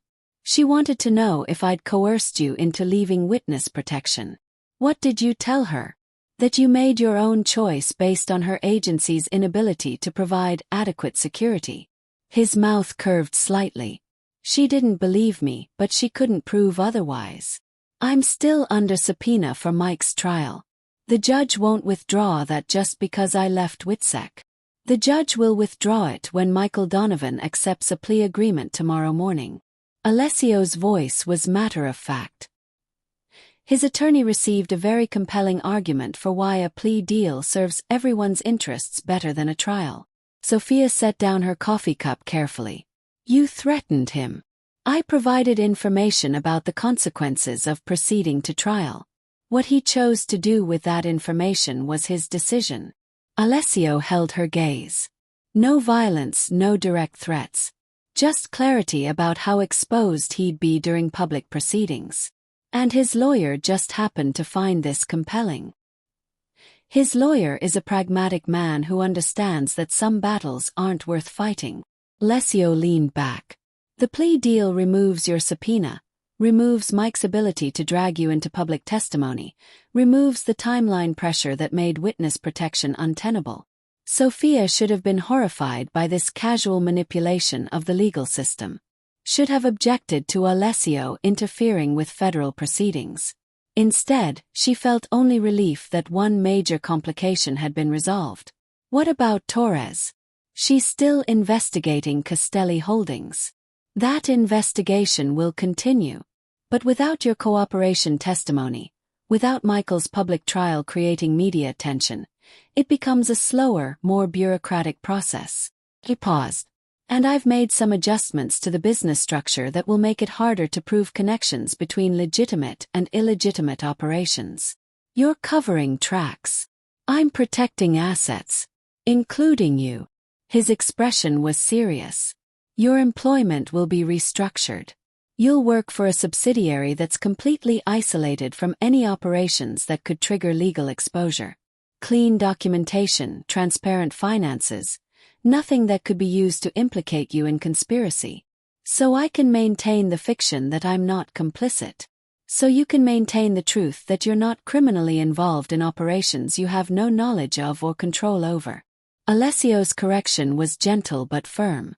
"Sophia, I'm not asking you to lie. I'm ensuring that your work is genuinely legitimate so you never have to." Emma's laughter carried from the other room where Rosa was showing her something. The sound was lighter, freer than it had been in days. "We need new terms," Sophia said. "Not the contract we signed before. Something that reflects what this actually is now." "What is it now?" "A partnership. Not employer-employee with me as the junior party. Not protector-protected with me as the passive recipient." She met his eyes directly. "Equal stakes, equal voice in decisions that affect Emma and me." Alessio considered this. "What specifically are you proposing?" "I stay, I work, Emma grows up here. But I'm not just accepting protection. I'm contributing to security planning, to risk assessment, to decisions about what threats are acceptable and which require changing our circumstances." Sophia's voice was steady. "You respect my expertise in evaluating what Emma needs, and I respect your expertise in managing external threats. We collaborate rather than you dictating terms. That's a significant shift in dynamic." "The dynamic shifted when I chose to come back. I'm not a refugee anymore, Alessio. I'm someone making an informed choice to accept imperfect protection because I've evaluated the alternatives and found them wanting." She leaned forward. "That means I get a voice. A real one, not just token consultation." He was quiet for a long moment, studying her face. "Anything else?"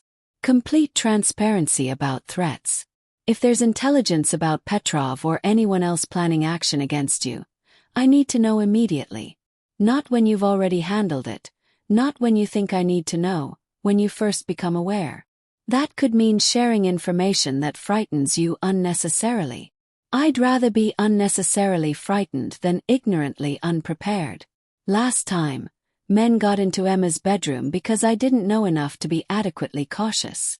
Her voice hardened. Never again. Agreed. His acceptance was immediate. What about your work? Same role or something different? Same role, but with the structural isolation you mentioned. And I want regular audits by independent accountants to verify that the properties I manage are genuinely clean. Sophia held his gaze. Not because I don't trust you, but because I need to maintain my own integrity. I need external validation that I'm not unknowingly participating in criminal activity. That could create vulnerabilities. Outsiders examining our operations. Then be very sure the operations I'm involved with are actually legitimate. She didn't flinch. This is non-negotiable. I won't work blind, and I won't rely solely on your assurances. Alessio nodded slowly. Fair. I'll arrange quarterly audits by a firm that has no connections to me. They'll report directly to you. And Emma's education. When she's old enough for school, I want options.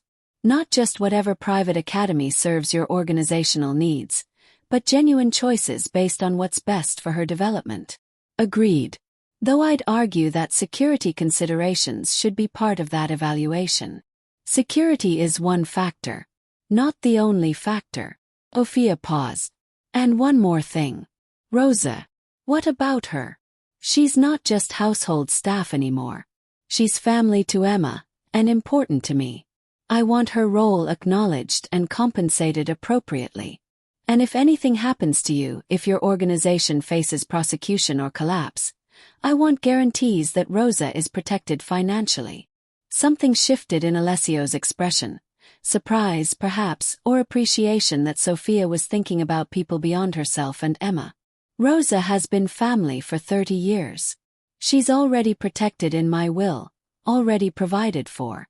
But I'll make those arrangements more explicit and ensure you're aware of them. Thank you. They sat in the quiet dining room, the morning sun now fully illuminating the space, and Sophia felt the weight of negotiation settle into something more solid than their previous agreements. You're asking for partnership, Alessio said. Real collaboration, shared decision-making. That's not how I typically operate. I know. But it's the only way this works going forward. Sophia's voice was firm. I tried accepting protection on your terms. I tried federal protection on government terms. Neither worked because both required me to be passive, to trust systems I couldn't verify, to accept decisions made without my input. And you think this will be different? I think it has a chance of being different. Because you've proven you can be flexible, can adjust to circumstances, can respect boundaries when they're clearly established. You pause. And because I'm not asking you to change your entire operation, just the parts that involve me and Emma. Alessio stood, moved to the window overlooking the garden where Emma and Rosa were now visible, already outside despite the cold, examining the winter flowerbeds. I want to show you something.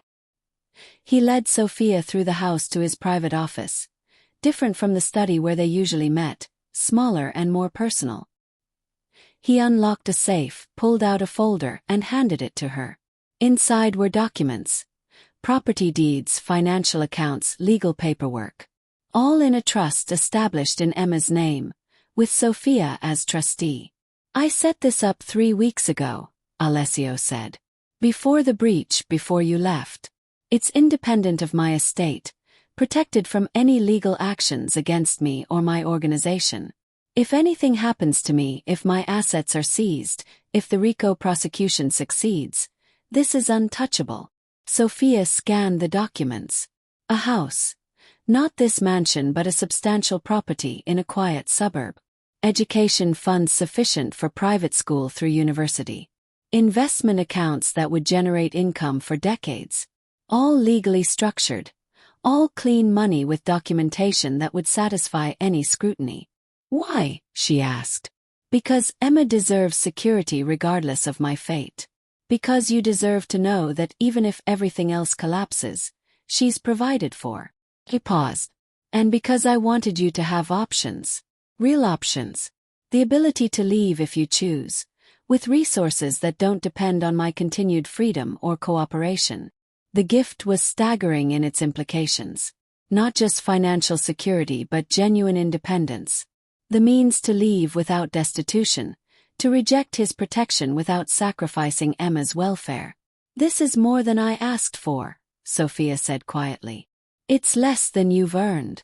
You came into my home as leverage against your ex-boyfriend. You've become. He stopped, seeming to search for words. You've become important. You and Emma both. This is my way of acknowledging that importance while also respecting your autonomy. Sophia looked at the documents, at the careful legal structure that protected Emma's future, and felt something shift in her understanding of what Alessio was offering. Not control. Not ownership. Not even simple protection. Partnership. With financial backing, legal structure, and respect for her agency. I accept your terms, Alessio said. All of them. Partnership, transparency, shared decision-making about Emma's welfare, independent audits, protection for Rosa. I'll have new contracts drawn up reflecting these arrangements.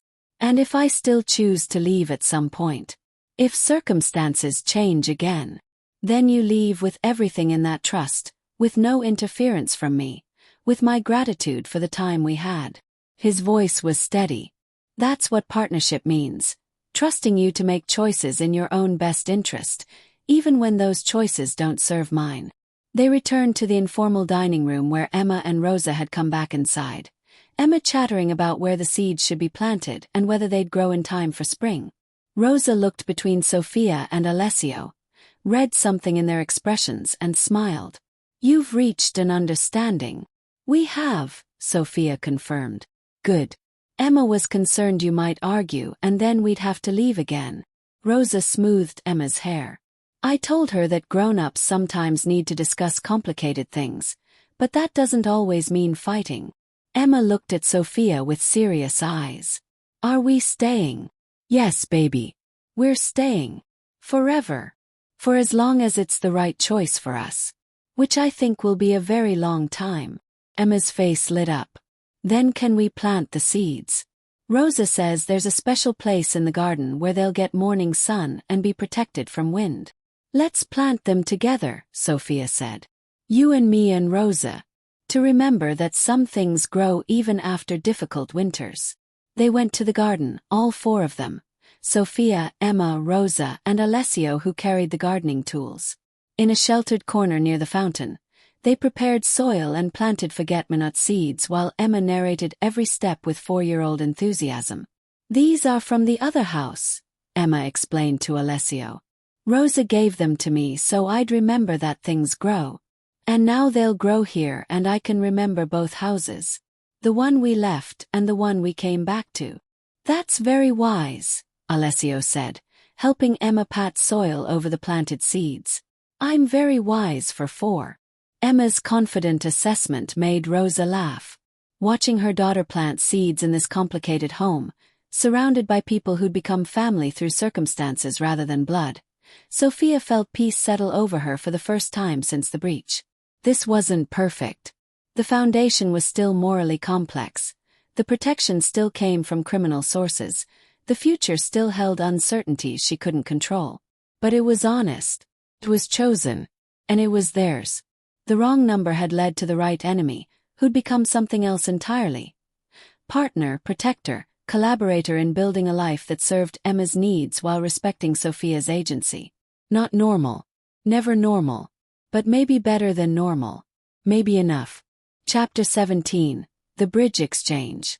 The threat came not from Petrov or federal investigators, but from an unexpected quarter.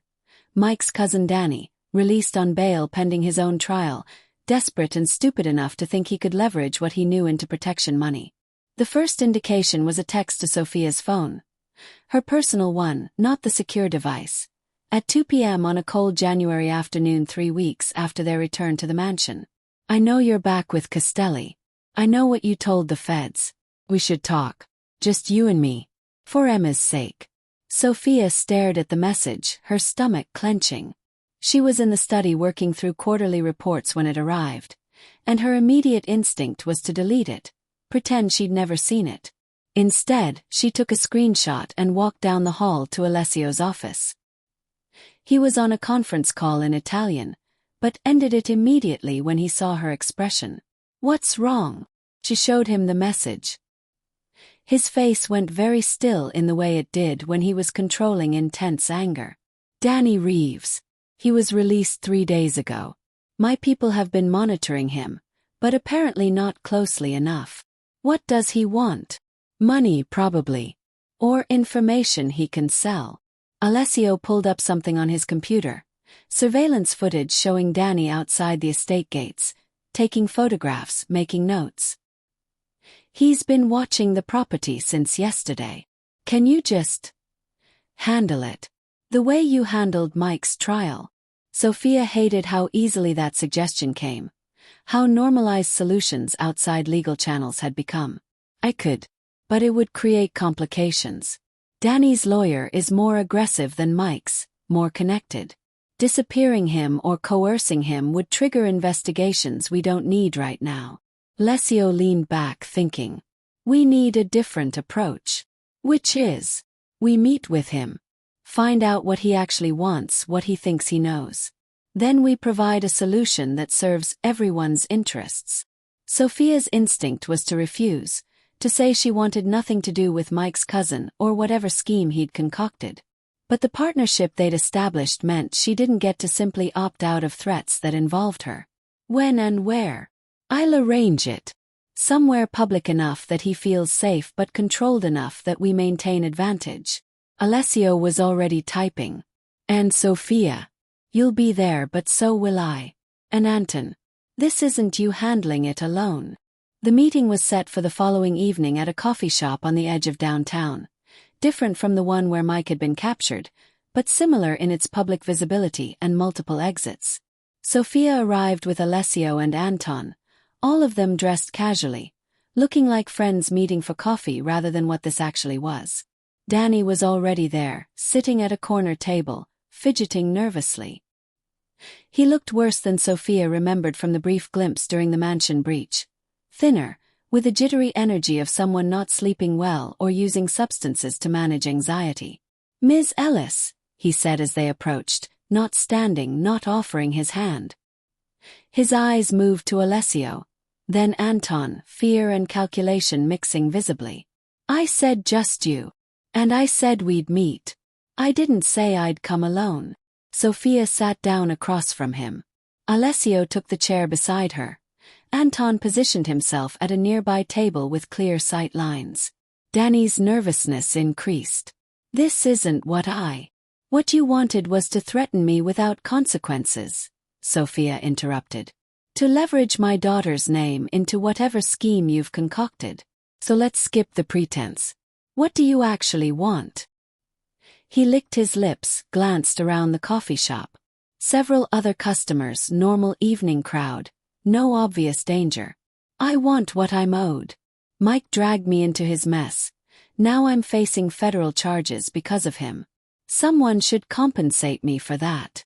Mike dragged you into his mess by lying to you, Alessio said, his voice calm and cold. You thought you were providing security for a domestic dispute. You didn't know about the theft or the organizations involved. That was established during questioning.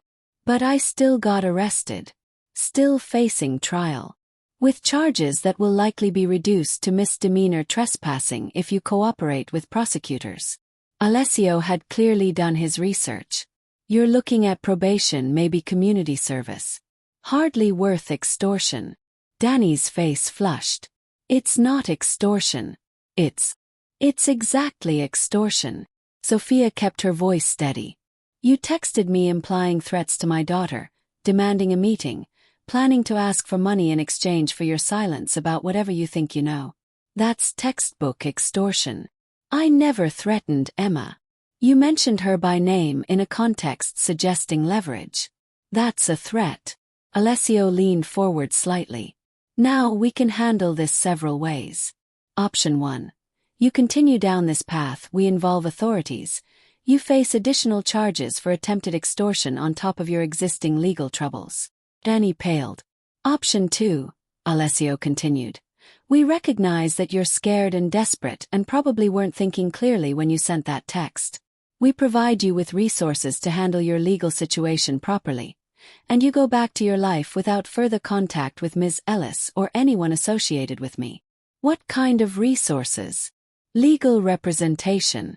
A competent attorney who'll ensure you get the reduced charges you're eligible for. Employment assistance after your case resolves, helping you find legitimate work. Alessio's tone was businesslike, unemotional. A fresh start, essentially. In exchange for your complete discretion about anything you think you witnessed or know. Danny looked between them, clearly trying to determine if this was genuine offer or elaborate trap. Why would you help me? Because it's more efficient than the alternatives, Alessio said bluntly. And because Sophia has advocated for resolving conflicts without violence when possible. This is me honoring that preference. Sophia felt the truth of that.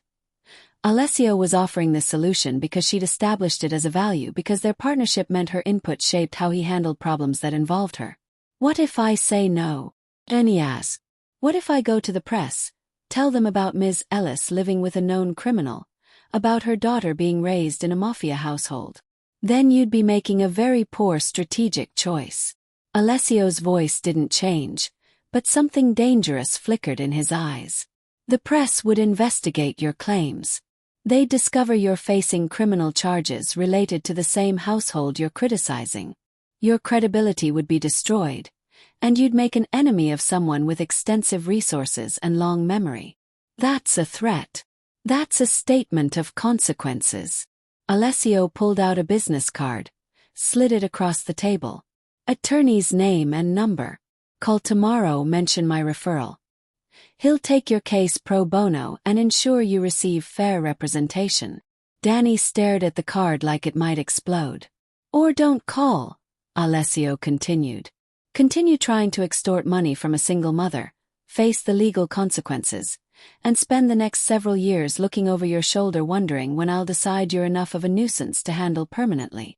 The threat was explicit now, unmistakable. Danny took the card with shaking hands. If I take your help, if I use this attorney, I never contact Ms. Ellis again. Never mention what I saw. Never, Alessio confirmed. You go back to your life, handle your legal troubles, find honest work. We never interact again. You get a fresh start, I get your silence. Fair trade. And if I break that agreement, then we revisit option 1. And you discover exactly how comprehensive my resources actually are. Alessio stood. 24 hours to decide. Call the attorney or don't. But if you contact Ms. Ellis again, if you approach the press, if you attempt any other leverage, the offer expires and we move to less pleasant solutions. They left Danny sitting at the table, still holding the business card. His face ashen with the realization of how badly his extortion attempt had backfired. In the car, Emma safely at home with Rosa, Sophia finally allowed herself to process what had just happened. You meant it, she said. About the permanent solution if he doesn't cooperate. I did. Alessio didn't apologize for it. But I also meant the offer of help. He's not a bad person, just desperate and stupid. If he takes the intelligent path, he gets a genuinely fresh start. And if he doesn't, then I handle it in ways that ensure Emma's safety and your peace of mind. He glanced at her. Does that bother you? Knowing I'd kill someone to protect you? Sophia thought about it honestly. A month ago, the answer would have been an automatic yes. Horror at the casual discussion of murder. Now, with Emma's safety hanging in the balance, with first-hand experience of how inadequate legal protections could be. It should bother me more than it does, she admitted. But I keep coming back to the fact that Danny chose to threaten my daughter. That he looked at a 4-year-old and saw leverage. And people who do that forfeit certain protections, Alessio finished. Yes. They drove in silence for a while, the city lights blurring past the tinted windows. "Do you think he'll take the offer?" Sophia asked. 90% certainty. "He's scared he's facing legal troubles, and I've provided an easy solution." Most people choose the easy solution when it's offered. Alessio's confidence was matter of fact. "But we'll monitor him either way. If he makes contact with press or attempts further leverage, we'll know immediately. And then Anton handles it quietly, and Danny becomes another cautionary tale about the consequences of threatening people under my protection." The casual delivery of potential murder should have horrified Sophia. Instead, she found herself nodding, accepting this as part of the reality they inhabited. Emma's safety was non-negotiable, and if that meant occasional violence against people who threatened her, well, Sophia had made peace with that calculus. When they arrived back at the mansion, Emma was already asleep, Rosa keeping watch from the chair beside her bed. She looked up when Sophia entered, read something in her expression. "Handled?" Rosa asked quietly. "Handled," Sophia confirmed. "Good. The little one was asking for you earlier. I told her you were taking care of grown-up business." Rosa stood stretched. "She's sleeping peacefully now. No nightmares tonight." After Rosa left, Sophia sat beside Emma's bed, watching her daughter's peaceful face in the soft nightlight glow. This child who'd been mentioned as leverage by her father's cousin, who'd been used as a tool in adult conflicts she had no part in creating. Protecting her meant accepting Alessio's methods. Meant acknowledging that legal solutions didn't always work, that sometimes threat of violence was necessary deterrent, that living in this world required compromises Sophia had never imagined making. But Emma was safe. Sleeping without fear, growing up with resources and care and people who genuinely valued her welfare. That had to be enough. It was enough. 2 days later, Alessio confirmed that Danny had called the attorney, had accepted representation, was cooperating with prosecutors for reduced charges. The threat was neutralized without violence. Danny's fresh start purchased through legal assistance rather than elimination. "See," Alessio said when he shared the news. "Sometimes people choose the intelligent path. And if he hadn't, then we wouldn't be having this conversation, and you wouldn't have to know the details." His eyes held hers. "That's part of the partnership too. I handle the darkness so you don't have to carry it." Sophia understood what he was offering. Plausible deniability, protection from the weight of knowing exactly what methods were used to keep them safe. Part of her wanted that distance, wanted to maintain the fiction that violence happened somewhere else, committed by someone else, not connected to her choices. But the other part, the part that had grown stronger over the past weeks, needed honesty more than comfort. "No," she said firmly.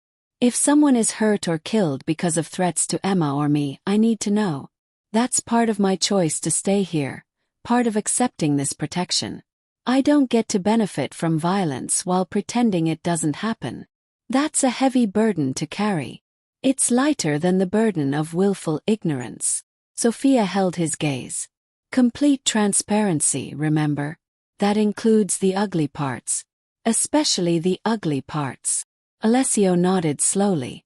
"Then you have my word. If I ever have to resort to lethal solutions to protect you or Emma, you'll know. Details and all." It was a grim promise, but an honest one. That night, Sophia checked on Emma one final time before bed, found her daughter sleeping peacefully with Mr. Flopsy and the drawing she'd made earlier of the forget-me-not seeds they'd planted. In the garden, those seeds lay dormant in winter soil, waiting for spring warmth to trigger growth. By the time they bloomed, Emma would be 5 years old, settled into routines and relationships that had become normal through repetition and care. She'd grow up in this house of complicated morality, protected by people who balanced genuine affection with calculated violence, learning that the world was more nuanced than simple categories of good and evil.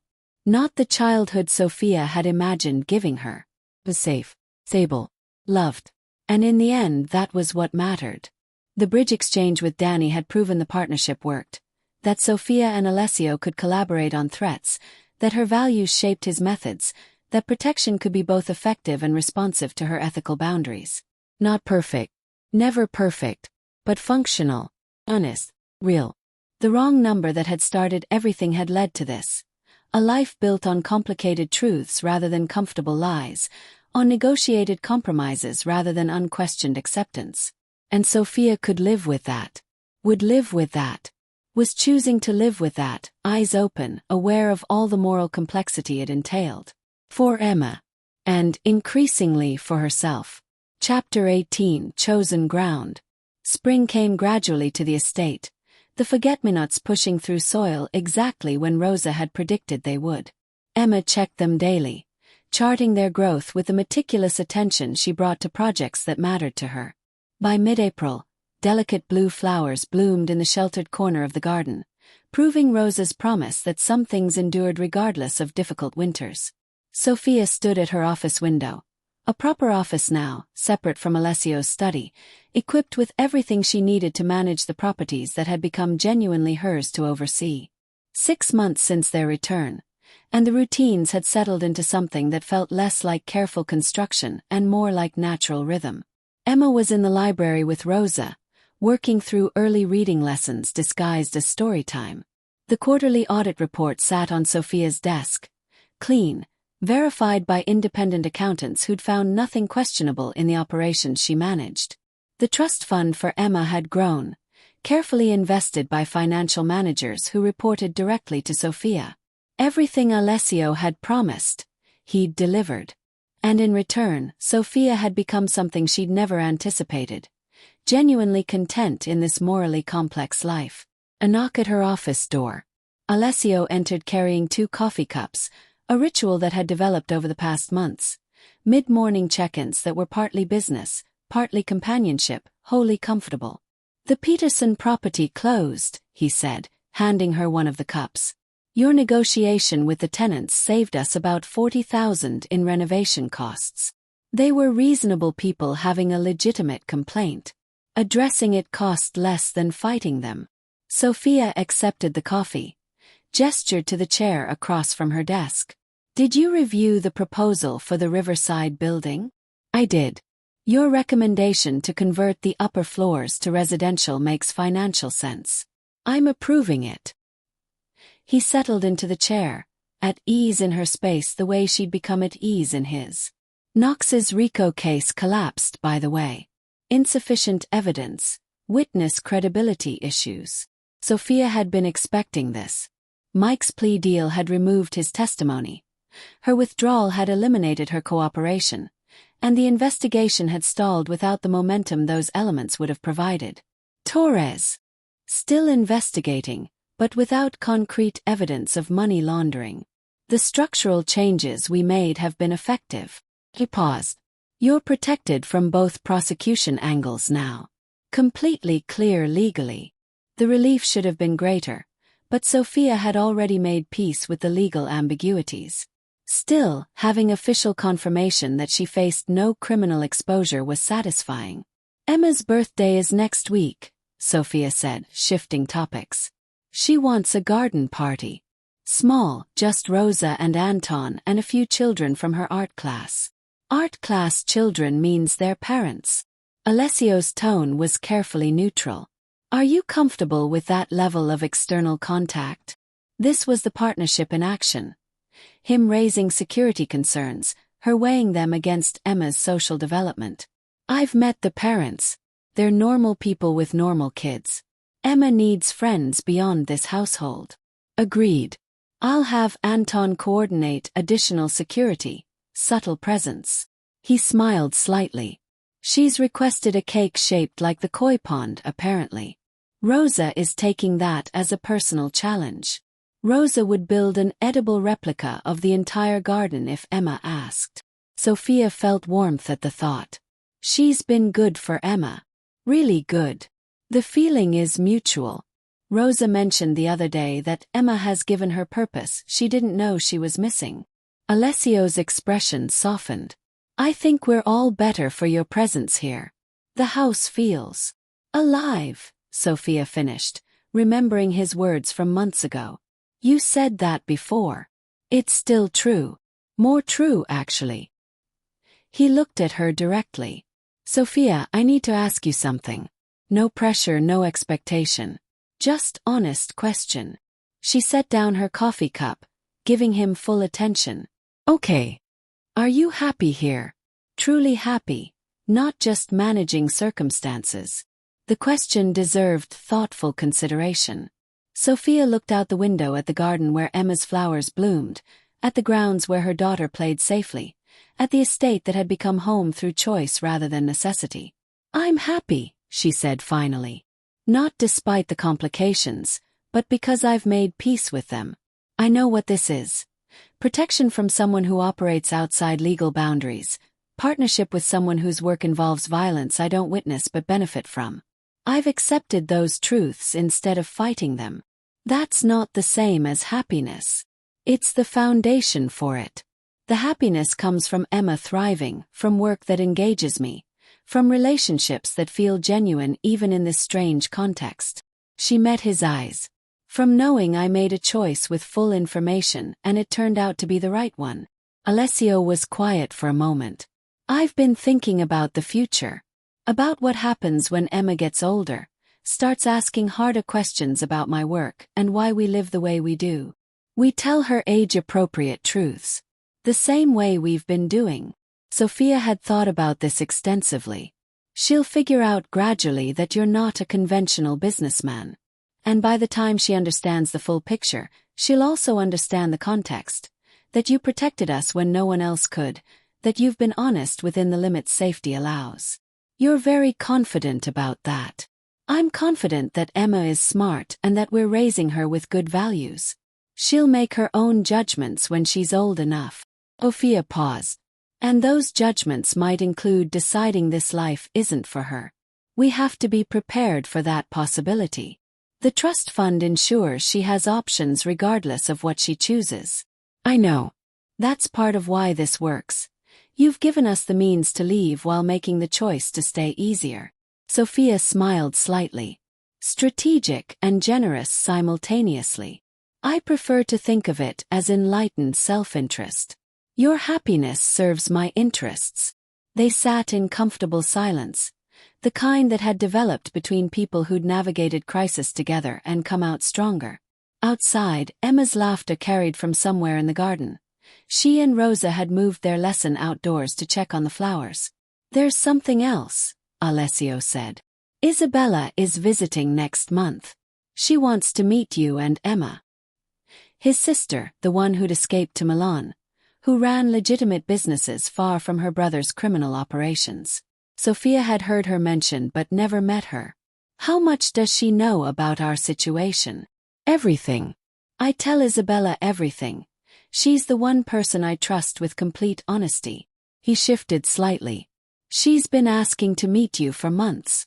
I wanted to wait until circumstances were stable. And now they are. As stable as they're likely to get. Alessio's mouth curved. She's curious about the woman who negotiated partnership terms with me. Said it's the first time she's seen me treat someone as a genuine equal. I'd like to meet her, Sophia decided. Emma should know her aunt, regardless of geography. Isabella will spoil her mercilessly. Fair warning. Rosa already spoils her. What's one more indulgent adult? Sophia stood, moved to the window. I should go check on Emma. She gets impatient with reading lessons after about 20 minutes. Alessio stood as well, but didn't immediately leave. Sophia. Thank you. For what? For staying. For choosing this despite having every reason to choose differently. For making this house feel like home instead of just secure property.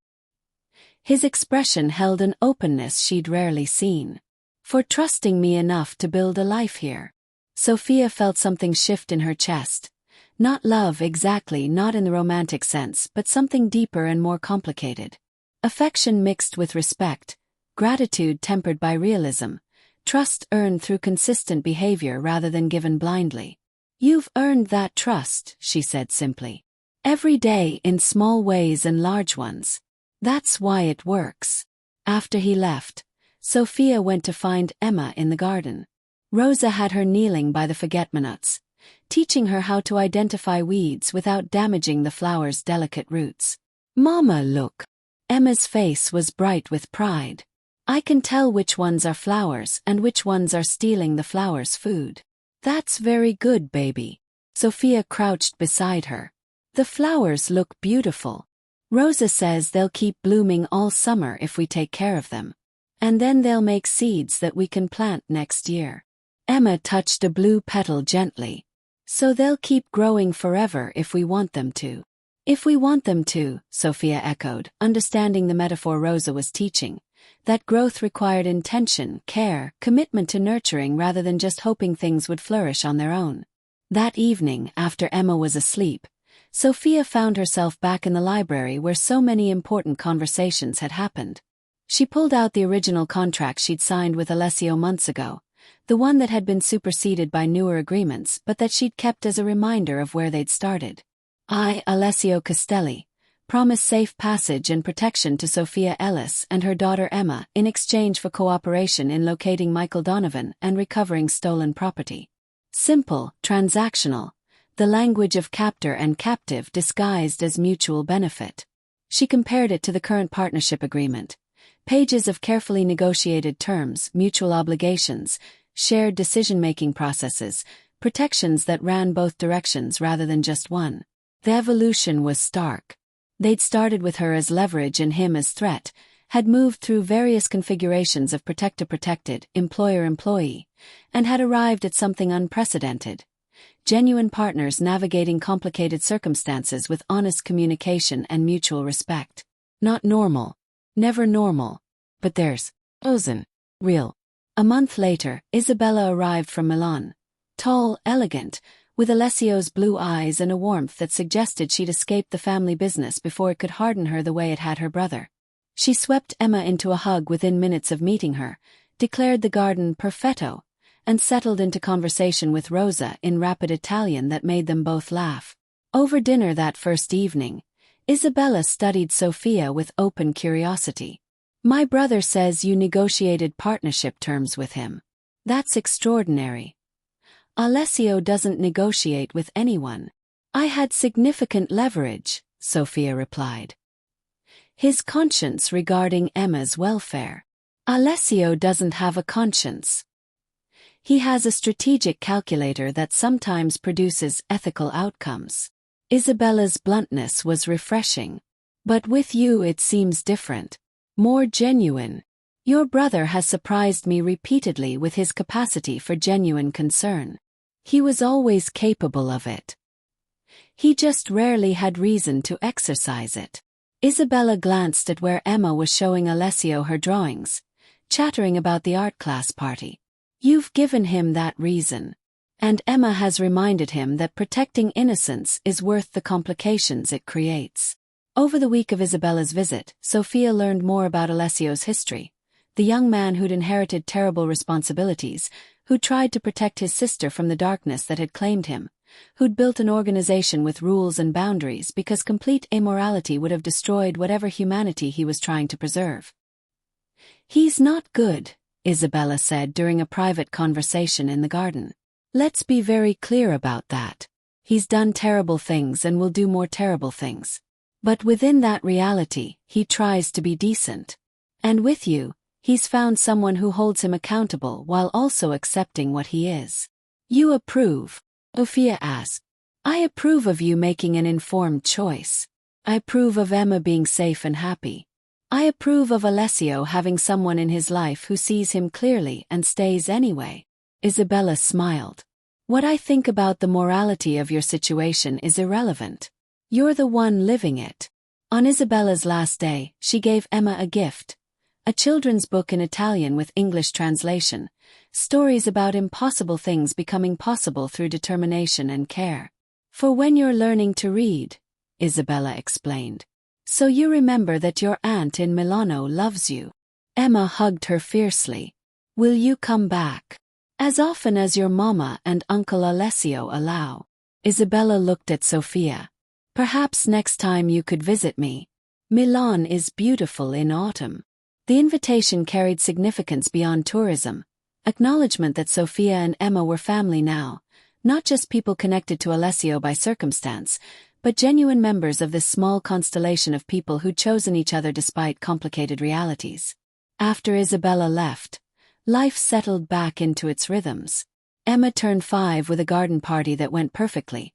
Rosa's koi pond cake earning enthusiastic appreciation from children who'd never seen anything like it. The art class parents were polite, curious about the estate but respectful of privacy, and Emma gained 2 genuine friends who came over occasionally for supervised playdates. Summer arrived, the forget-me-nots blooming in waves of blue that Emma tended with devoted care. Sophia's work expanded to managing 8 properties now, all verified clean by quarterly audits, all genuinely profitable and compliant. And Alessio became something Sophia had never expected. Not lover, not father figure, not employer or protector in the traditional sense, but partner in the fullest meaning of the word. Someone who respected her intelligence, valued her input, adjusted his methods to accommodate her ethics within the limits his world allowed. Someone who'd proven trustworthy through consistent behavior rather than pretty promises.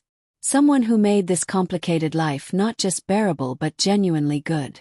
One evening in late June, Sophia found him in the garden at dusk, watching the koi fish with a contemplative expression that meant he was processing something complex. "Emma asked me today if I was her uncle," he said as Sophia joined him. "Like Isabella is her aunt. What did you tell her?" "That I was something like that. Family she'd chosen, even if the connection wasn't official." He glanced at Sophia. "Was that appropriate?" "It was honest and age-appropriate." "Perfect." Sophia sat on the fountain's edge. She's starting to understand that families can look different from what books and television show her. "Does that bother you? That she's growing up with such unusual family structures?" "It would bother me more if she was growing up in instability and fear. This is unusual but it's stable. And the people in it genuinely care about her." Sophia watched the fish surface for evening feeding. "I've made peace with unusual." Alessio sat beside her, close enough that their shoulders almost touched. "I never imagined this when you first appeared at my door. Frightened, desperate, clutching your daughter's hand. And I never imagined I'd be sitting here 6 months later, genuinely content in the home of the man who invaded my apartment and upended my life. Life is strange. Life is complicated. We've just chosen to embrace the complications rather than fight them." They sat in the garden's twilight, watching Emma's flowers bloom in the distance, listening to the fountain's gentle splash, existing in the peaceful space they'd built through negotiation and compromise and unexpected connection. The wrong number had led to the right enemy, who'd become the right partner, who'd helped build the right life from improbable circumstances. Not perfect. Never perfect. But chosen. Built. And that was enough. More than enough. It was home. Epilogue. 1 year later. The kindergarten orientation handbook sat on Sophia's desk, thoroughly annotated with her notes about curriculum, security protocols, and the background checks she'd personally verified on all staff members. Emma would start school in 3 weeks. Real school, with other children and structured learning, and the first major step into a world beyond the estate's protected boundaries. "You're overthinking it," Alessio observed from the doorway of her office. 1.5 years since that first terrified night, and he'd learned to read her anxiety in the set of her shoulders, the way she reread the same pages multiple times. "I'm appropriately thinking it. There's a difference." Sophia set down the handbook. "This is Emma's first time in an environment we don't control, where people will ask questions about her family, about where she lives, about why Anton drives her to school in an armored vehicle. Regular vehicle. Just very well maintained." His correction was gentle. "And we've discussed how to handle questions. Emma knows she can say you work in property management, and I'm a family friend who helps with security. A family friend who lives in the same house and reads her bedtime stories and taught her to play chess." Sophia smiled despite her worry. "She's going to confuse people. Children from unconventional families always confuse people. She'll be fine." Alessio moved into the office, picked up the school photo they'd had taken last week. Emma in her chosen first-day outfit, grinning with the confidence of a child who'd never doubted her place in the world. She's resilient, intelligent, and loved. That's more than most children have. He was right, Sophia knew. Emma had thrived over the past year, growing taller, more articulate, developing interests in art and nature, and the stories Alessio read with dramatic voices that made her laugh. The nightmares from the breach had faded, replaced by ordinary childhood dreams about flying and talking animals. The forget-me-nots had reseeded themselves, spreading further through the garden than their original planting. Rosa said it was a sign of good soil, proper care, conditions that supported growth rather than just survival. Sophia thought it was a metaphor for their entire situation. Knox resigned from the prosecutor's office, Alessio mentioned, settling into the chair across from her desk, a configuration that had become their default for daily check-ins. Taking a position with a private firm. Her RICO case collapse apparently damaged her career trajectory. Sophia felt a complicated mix of satisfaction and guilt. Knox had been trying to do her job, to prosecute criminals who deserved prosecution. That she'd failed because Sophia withdrew cooperation was, well, it was a consequence of choices Sophia had made consciously. And Torres. Still investigating, but the trail has gone cold. The restructuring I did after you came back has been effective. He paused. You're completely clear, Sophia. No federal interest, no legal exposure. You can stop checking over your shoulder. Old habits. But she smiled, acknowledging that the hypervigilance had faded over the past year. Mike's out of prison next year on good behavior. Have you been monitoring that? Of course. He'll be on parole, restricted from contacting you or Emma, required to stay in a different state. And I've made arrangements to ensure his parole officer is particularly attentive to compliance. Alessio's voice carried the weight of influence exercised quietly. He won't be a problem. Emma appeared in the doorway, carrying the book Isabella had sent for her birthday last month, a collection of Italian folk tales that Emma insisted on hearing despite understanding maybe half the words. Uncle Alessio, you promised to read the one about the clever fox before dinner. She'd started calling him uncle around her 5th birthday, and the title had stuck through sheer persistence. And Mama, Rosa says dinner is in 10 minutes and you need to close your computer now. Rosa is very bossy, Sophia observed, but she was already shutting down her laptop. Rosa is very right, Emma corrected with 5-year-old certainty. She says if you work too much your brain gets tired and makes bad decisions. Rosa is wise beyond measure, Alessio agreed solemnly, taking the book from Emma. Shall we read in the library before dinner? Yes. And Mama has to come too because she needs to rest her brain. Sophia followed them to the library, watching Emma climb into the oversized chair that she'd claimed as her reading spot, watching Alessio settle beside her with the ease of someone who'd read to children hundreds of times rather than just one particular child over 18 months. They'd fallen into this rhythm naturally. This domestic configuration that wasn't quite traditional family but functioned like one in all the ways that mattered. Alessio read in animated Italian, while Emma listened with rapt attention and Sophia curled into the adjacent chair with her own book, creating a quiet evening scene that could have belonged to any family anywhere. Except most families didn't have enhanced security systems, didn't live on estates with armed perimeter patrols, didn't have a patriarch who ran criminal operations alongside legitimate businesses. But those details had faded into background noise. Emma knew Uncle Alessio had complicated work that sometimes required serious conversations with serious people. She knew Mama's job was managing buildings. She knew Rosa had been taking care of their family since before Emma was born, a creative interpretation of timeline that was easier than explaining the full truth. She knew she was loved, safe, and valued. The rest was adult complexity she'd understand gradually. At dinner, Rosa had prepared Emma's favorite, pasta with butter and cheese that Emma insisted on calling butter noodles, despite Rosa's gentle attempts to teach her proper Italian culinary terms. They ate in the informal dining room, conversation ranging from Emma's excitement about school to Rosa's concerns about the fall garden preparations to Alessio's carefully edited updates about business dealings. After dinner, Emma's bedtime routine involved bath time, during which she tried to negotiate for just one more book with predictable futility, teeth brushing with a purple toothbrush Aunt Isabella had sent from Milan, and finally the evening story. Tonight, Sophia took reading duty, letting Alessio handle the security check he did every evening, walking the perimeter, reviewing camera feeds, ensuring the systems that protected them remained functional. She read Emma 3 chapters from their current book, watched her daughter's eyes grow heavy, her breathing even out into the rhythm of sleep. Mr. Flopsy lay clutched against her chest, worn from years of constant companionship, but still Emma's essential comfort object. "Mama." Emma's voice was drowsy, already half in dreams. "Yes, baby. Are we staying here forever? In this house with Rosa and Uncle Alessio?" The question deserved honesty. "We're staying as long as it's the right place for us. Which I think will be a very long time."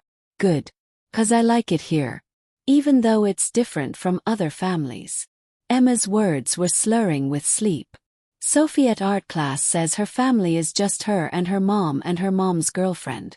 And Marcus has 2 dads. And I have you and Rosa and Uncle Alessio. So everybody's different, right?" "Right. Families come in all shapes. Our shape is good." Emma's final pronouncement before sleep claimed her completely.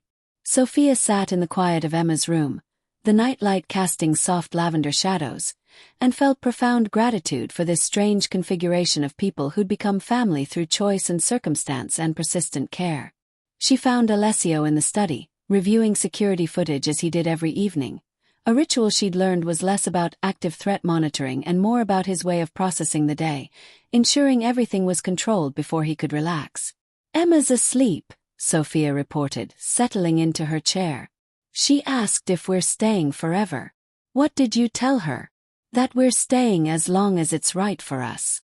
Sophia watched him close the security application. She seemed satisfied with that answer. "Are you satisfied with staying?" His question was gentle, genuine curiosity rather than need for reassurance. Sophia considered it honestly. A year and a half ago, she'd been desperate, frightened, backed into impossible corners by circumstances she couldn't control. She'd made choices from necessity, accepted protection because alternatives were worse. Now she chose this life deliberately, with full knowledge of its complexities and compromises. She stayed because Emma was thriving, because the work engaged her, because the relationship she'd built here, with Rosa, with Alessio, even with Anton and the security staff who'd become familiar presences, were genuine and valuable. She stayed because this was home, strange as that still felt sometimes. "Yes," she said simply. "I'm satisfied with staying. With the life we've built here. Even knowing what you know about my work. About the methods I use to maintain security. Especially knowing. Because ignorance would mean willful blindness. And I've never been good at that." Sophia met his eyes. "I know what you are, Alessio. I know what you've done and what you're capable of doing. And I've chosen to build a life adjacent to that reality because the protection it provides, Emma, is worth the moral complexity it requires from me." He was quiet for a long moment. "I never want you to feel trapped here. Never want you to stay out of obligation or fear. I don't. The trust fund you established gives me options. The quarterly audits verify my work is legitimate. The partnership we've built means I have real voice in decisions that affect me." She smiled. "I stay because I want to, not because I have to. That's the whole point." Alessio stood, moved to the window where he could see the garden lights illuminating Emma's flowers, now well into their second summer of bloom. Rosa mentioned Emma asked about siblings, whether she might have a brother or sister. Sophia's heart skipped.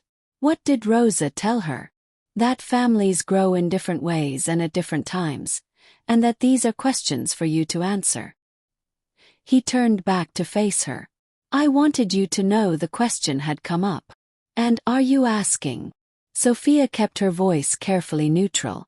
"I'm telling you Emma asked, and letting you decide what that means, if anything." Alessio's expression was open. "This isn't a proposal or a proposition. Just information you might want when making future decisions." The complexity of what he wasn't saying hung in the air between them. Their relationship was partnership, friendship, something resembling family. It wasn't romantic, wasn't sexual. Existed in a category that had no clear definition. But if Emma wanted siblings, if Sophia wanted more children someday, if this life continued to be stable and good, well, those were conversations for future consideration. Not pressured, not demanded, just possible. "I'll think about it," Sophia said. "But not tonight. Tonight I just want to enjoy the stability we've built without introducing new variables." "Fair enough." Alessio returned to his chair. "Isabella is visiting next month. She wants to take Emma to the Children's Museum in the city. Thought you might want advance notice for security planning." And just like that, they moved back to logistics and schedules, the comfortable routine of partners managing shared responsibilities. Later, after Alessio had retreated to his wing of the house and Rosa had settled in her quarters, Sophia walked the garden paths in the summer darkness. The koi fish were barely visible in the fountain's illuminated water. The forget-me-nots were closed for the night, but the space still held the peace of a place tended with care. She thought about the text she'd sent 18 months ago. The desperate message to the wrong number that had changed everything. How that single mistake had led to this. To safety and stability and a family constellation she never could have imagined wanting. If she could go back, would she make the same choices? The question was hypothetical but worth considering. Would she open that door again, knowing what it would lead to? Would she accept Alessio's protection, negotiate partnership, stay in this morally complicated life? Without hesitation, yes. 'Cause Emma was thriving. Because Sophia herself had found work that engaged her abilities, relationships that valued her input, a life that respected her agency while providing security she couldn't have built alone. Because sometimes the wrong number led exactly where you needed to go. Inside the house, lights glowed in windows. Rosa probably reading before sleep, Alessio working late as he often did, Emma dreaming peacefully in her beautiful room. The estate hummed with the quiet life of people who'd chosen each other despite improbable circumstances. Sophia's phone buzzed with a reminder about tomorrow's property inspection. She smiled, acknowledged it, and headed back inside to her home. Not the home she'd expected to have. Not the life she'd planned to build. But hers chosen real. And in the end that was enough. More than enough. It was everything. The end.